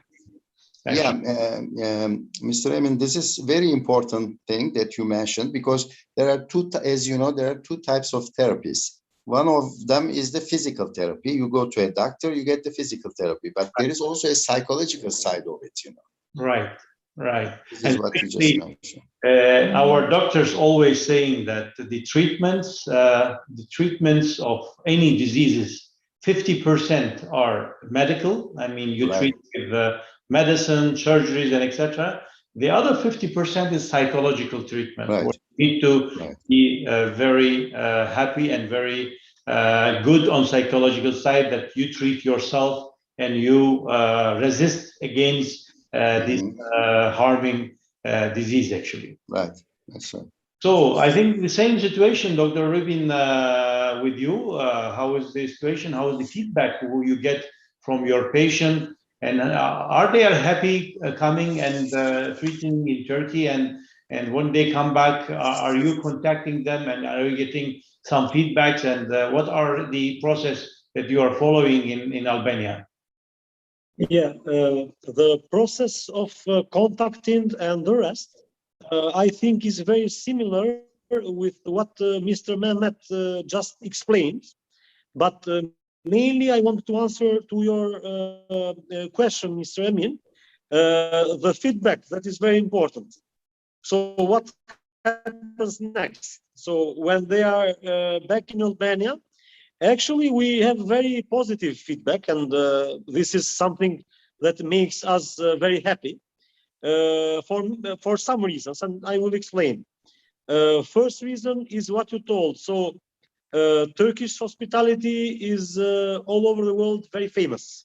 So they feel themselves well treated and welcomed, and they feel like they are in their home. So fortunately, thanks God, we have also very big similarities, also culturally speaking. So our culture is similar to the Turkish culture. So they don't feel like they are in some foreign place, actually. And they always express that when they are back. And it's a pleasure also for our Albanian patients that they say, when we said we are from Albania, they said, oh, my cousin is or my wife or whatever. So we have many Albanians that live in Turkey for many, many years. This is, of course, from historical reasons, from Ottoman Empire. And in most cases, as I said, they feel like they are at their own home. As said before, beside the hospitality, which is very, very important from the aspect of patient psychology, and also from the family that are beside the patient for the treatment. Also, the good quality of the personnel and the doctor themselves, the way they treat, the way they approach to the patient, that is also in a very high, in very top quality in Turkey. This is also something that patients express when they are back. And also the follow-up, we have a very good experience with the hospitals and the doctors.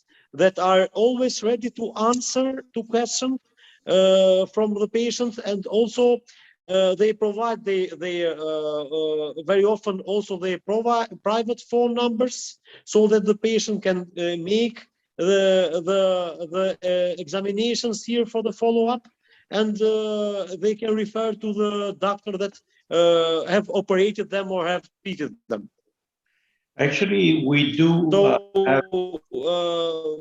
thank God we have very good experience.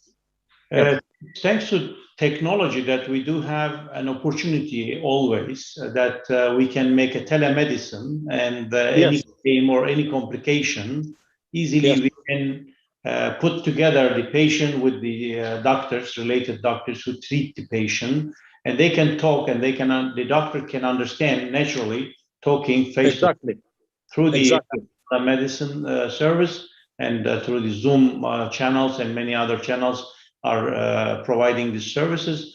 So they can immediately change kind of medicines, or they can invite one more time the patient if there is a serious complication, because at the end, the health treatments and surgeries it can create a different complication as well after the treatment. This is possible, and this is normal actually after the treatment. Mostly we don't have such claim of complication, but some heavy surgeries it can be happen. It is always an option. It can be happen, but for this option as well, we have an option that we can immediately connect to each other, the doctors and the patients themselves, and we try to help them whether needed to go back to complete treatment, or changing some medicine, or increasing the level of medicine, or decreasing. So this helps always available in our system and our services with our network offices. Exactly. We, as you said, can offer this kind of support, and we do this in our routine.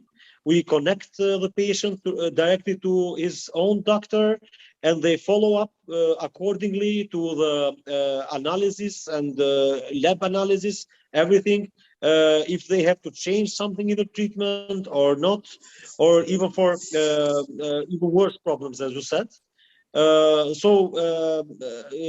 This is some kind of warranty for the patient that he will be followed up until he is fully recovered. Thank you, Rubin, for sharing your experience, and thanks to Mehmet Bey as well, sharing his experience from Bulgaria and from Albania. Both are main countries where Balkans. Another country, which is Macedonia, is also quite big number of patients are moving from Macedonia to Turkey. Kosovo as well, and Bosnia, and even from Croatia and Serbia, we are receiving some hair transplantation and some other services that they are requiring. But mostly Bulgaria, Albania, and Macedonia, and Kosovo, and Bosnia. These are the main 5 countries from Balkan region, attracting many more patients coming to Turkey. As you said, that this region relatively and historically are related to each other. The Ottoman Empire has a lot of link and history, and historical monuments and buildings left behind in the Balkan region. And also it left a lot of Turkish citizens and Turkish nationality who were serving in the region as soldier, as in guard of Ottomans, and etc. in the army of Ottomans. They left there and they built their families, and there is quite a big number of population, Turkish population in the Balkan region. And this relation, of course, connecting very strongly, linking and connecting between Turkey and the Balkan countries, and we as Turkey, I mean, feeling that we are brother countries, we are relative countries together, and we feel responsibility, as we are feeling to our citizens, that we say that we should not leave our neighbors and our relative countries without high technology and without good quality of treatments. And Turkey today, with the latest technology and latest investment, and with latest development which done by the Mr. Erdogan, the president of Turkey, when he started his mission, actually, he started to doing a lot of revolution in the healthcare, which he succeeded actually. He done a big revolution. I mean, 30 years back or 20 years, not so far, 20 years back in Turkey, the situation of Turkey was similar to Albania and similar to Bulgaria. Our people, our Turkish people was traveling to United States, was traveling to Germany, to England, to many other foreign countries. Even sometimes some of our patients was going to Bulgaria to be treated in Bulgaria. The situation was much better those times, those period, and it was big number of population was moving from Turkey to abroad for treatment. Thanks to God and thanks to Mr. President Erdogan, that he made this tremendous revolution and reform in the healthcare industry, and he believed that he can do it, and he have do it. I mean, he believed on project which is PPP, public-private partnership project, and he started building in each big city hospitals, which is 1,000, 1,500, 2,000 bed capacities in different areas of treatments and hospitals. So we have the governmental one, we have the university hospitals, we have private hospitals. So we have three different channels in Turkey where the international guests and patients can be treated. I mean, they can choose a government hospital, and they can get a good service over there as well, because our government hospitals today is no difference in quality and no difference on comfort between private and the government, because the government has renewed all our government hospitals, has been built totally from zero, and the latest technology been adapted to the new investment and new hospitals. So means that the patient can choose either to go to the government hospital, the city hospitals, or to university hospitals. Also, it is semi-government and led by High Education Council, the universities, and Ministry of Health, of course, involved, and the private hospitals. So anyone like Turkish citizens has three choices. If they want to go to the private, they can go to the private, to the government, to the university. So what is the difference between? We need to talk about that a little bit. The difference between is actually, if you prefer to go to the private hospitals, of course, the private hospitals has overhead cost is higher than government.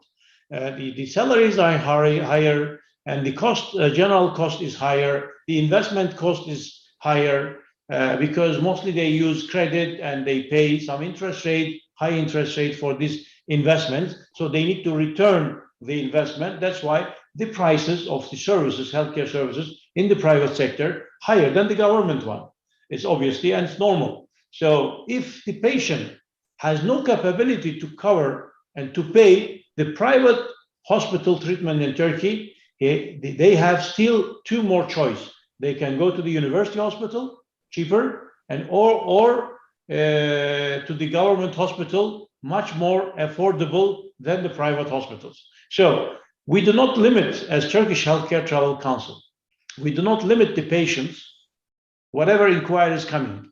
We do not limit them to go to the private or to go to the government. We give them both options. Now, actually, the Ministry of Health has created a new company called USAŞ. The Ministry of Health, under Ministry of Health, USAŞ has been established about 2 years back, and now newly they signed an agreement with 9 government hospitals, and which they can receive international patients through USAŞ. All our network offices, we are going to open that channel as well very soon, and we are going to sign an agreement with USASH in order that all our network offices can refer their patient through USASH to the government hospital as well, if the patient require it, or demanding cheaper, better, or affordable cost than the private sectors. So we will going to open that opportunity to Bulgaria, to Albania, and to all our Balkan region network offices, and of course we will going to open to our global all offices in 92 countries, 168 offices. So meanwhile, of course, we have in the Balkan region, we have 5 network offices, but still we required more network offices in the major cities and the major countries, and we are still looking for representative offices in those regions who are interested to deal and work with us as a representative office for Turkish Healthcare Travel Council, as our colleague Rubin and Mehmet and Dr. Christina and Dr. Rubin. So you are, and they are most welcome. We can sign an agreement and we can work together in order to help the local citizens and local people not to suffer from any kind of diseases, any kind of healthcare services. Well, I would like to thank. I want to give a last word to you if you want to have any word, any messages, please. Yes, as you exactly, and you are very right. As you mentioned, Mr. Recep Tayyip Erdogan, he not only has made, he and his government, and not only has made possible such a high level also for the state hospitals in Turkey, but some months ago in Albania, which was an incredible, groundbreaking record, I can say, the Turkish government and especially Mr. Erdogan, he gifted the Albanian people with a brand new hospital, which the Turkish government built it in only 3 months. And this is unbelievable. A very good quality hospital, high-end technology, and where also Turkish doctors work beside the Albanian doctors. This is called health diplomacy also, I can say. Yes. And this is an incredible gift for the Albanian people. This will build in South Albania, in the city of Fier. It's only 1.5 hours from Tirana, or 2 hours. And a huge area, all of South Albania and Central Albania can use this very good quality hospital, which was a gift from Turkish people and Mr. President Erdogan to the Albanian people. So this is also an occasion to thank, to say again thank you, and I hope in the future such collaborations can grow bigger. Thank you again. Thank you, Rubin. Mr. Mehmet? And my last words, first of all, I remember 1970s when, you know, the 1970s, 1980s, the situation of the hospitals in Turkey. And when I compare those days with these days, you know, it's a very, very big difference. You know, we're talking about now no comparison. No comparison.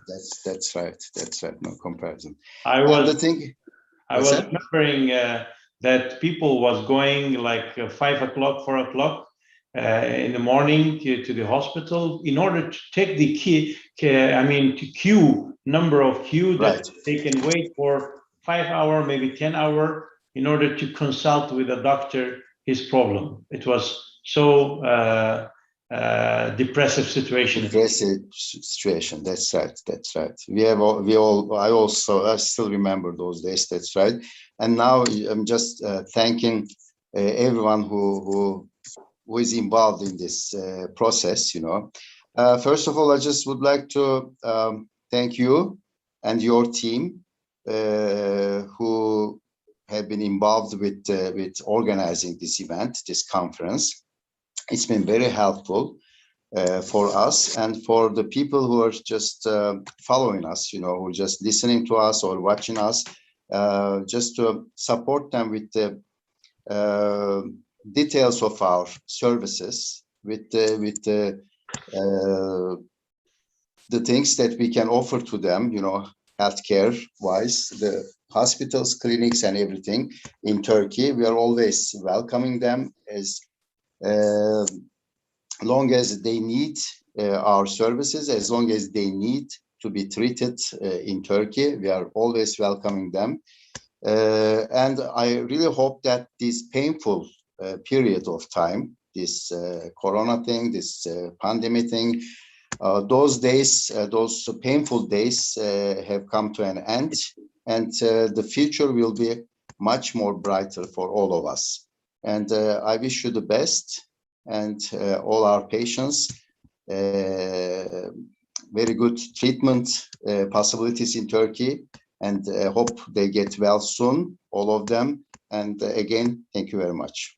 Well, thank you, both of you. And I would like to mention here that we are the only organization worldwide, a leading organization for medical and healthcare tourism, that assigning a medical director for each patient are coming from abroad.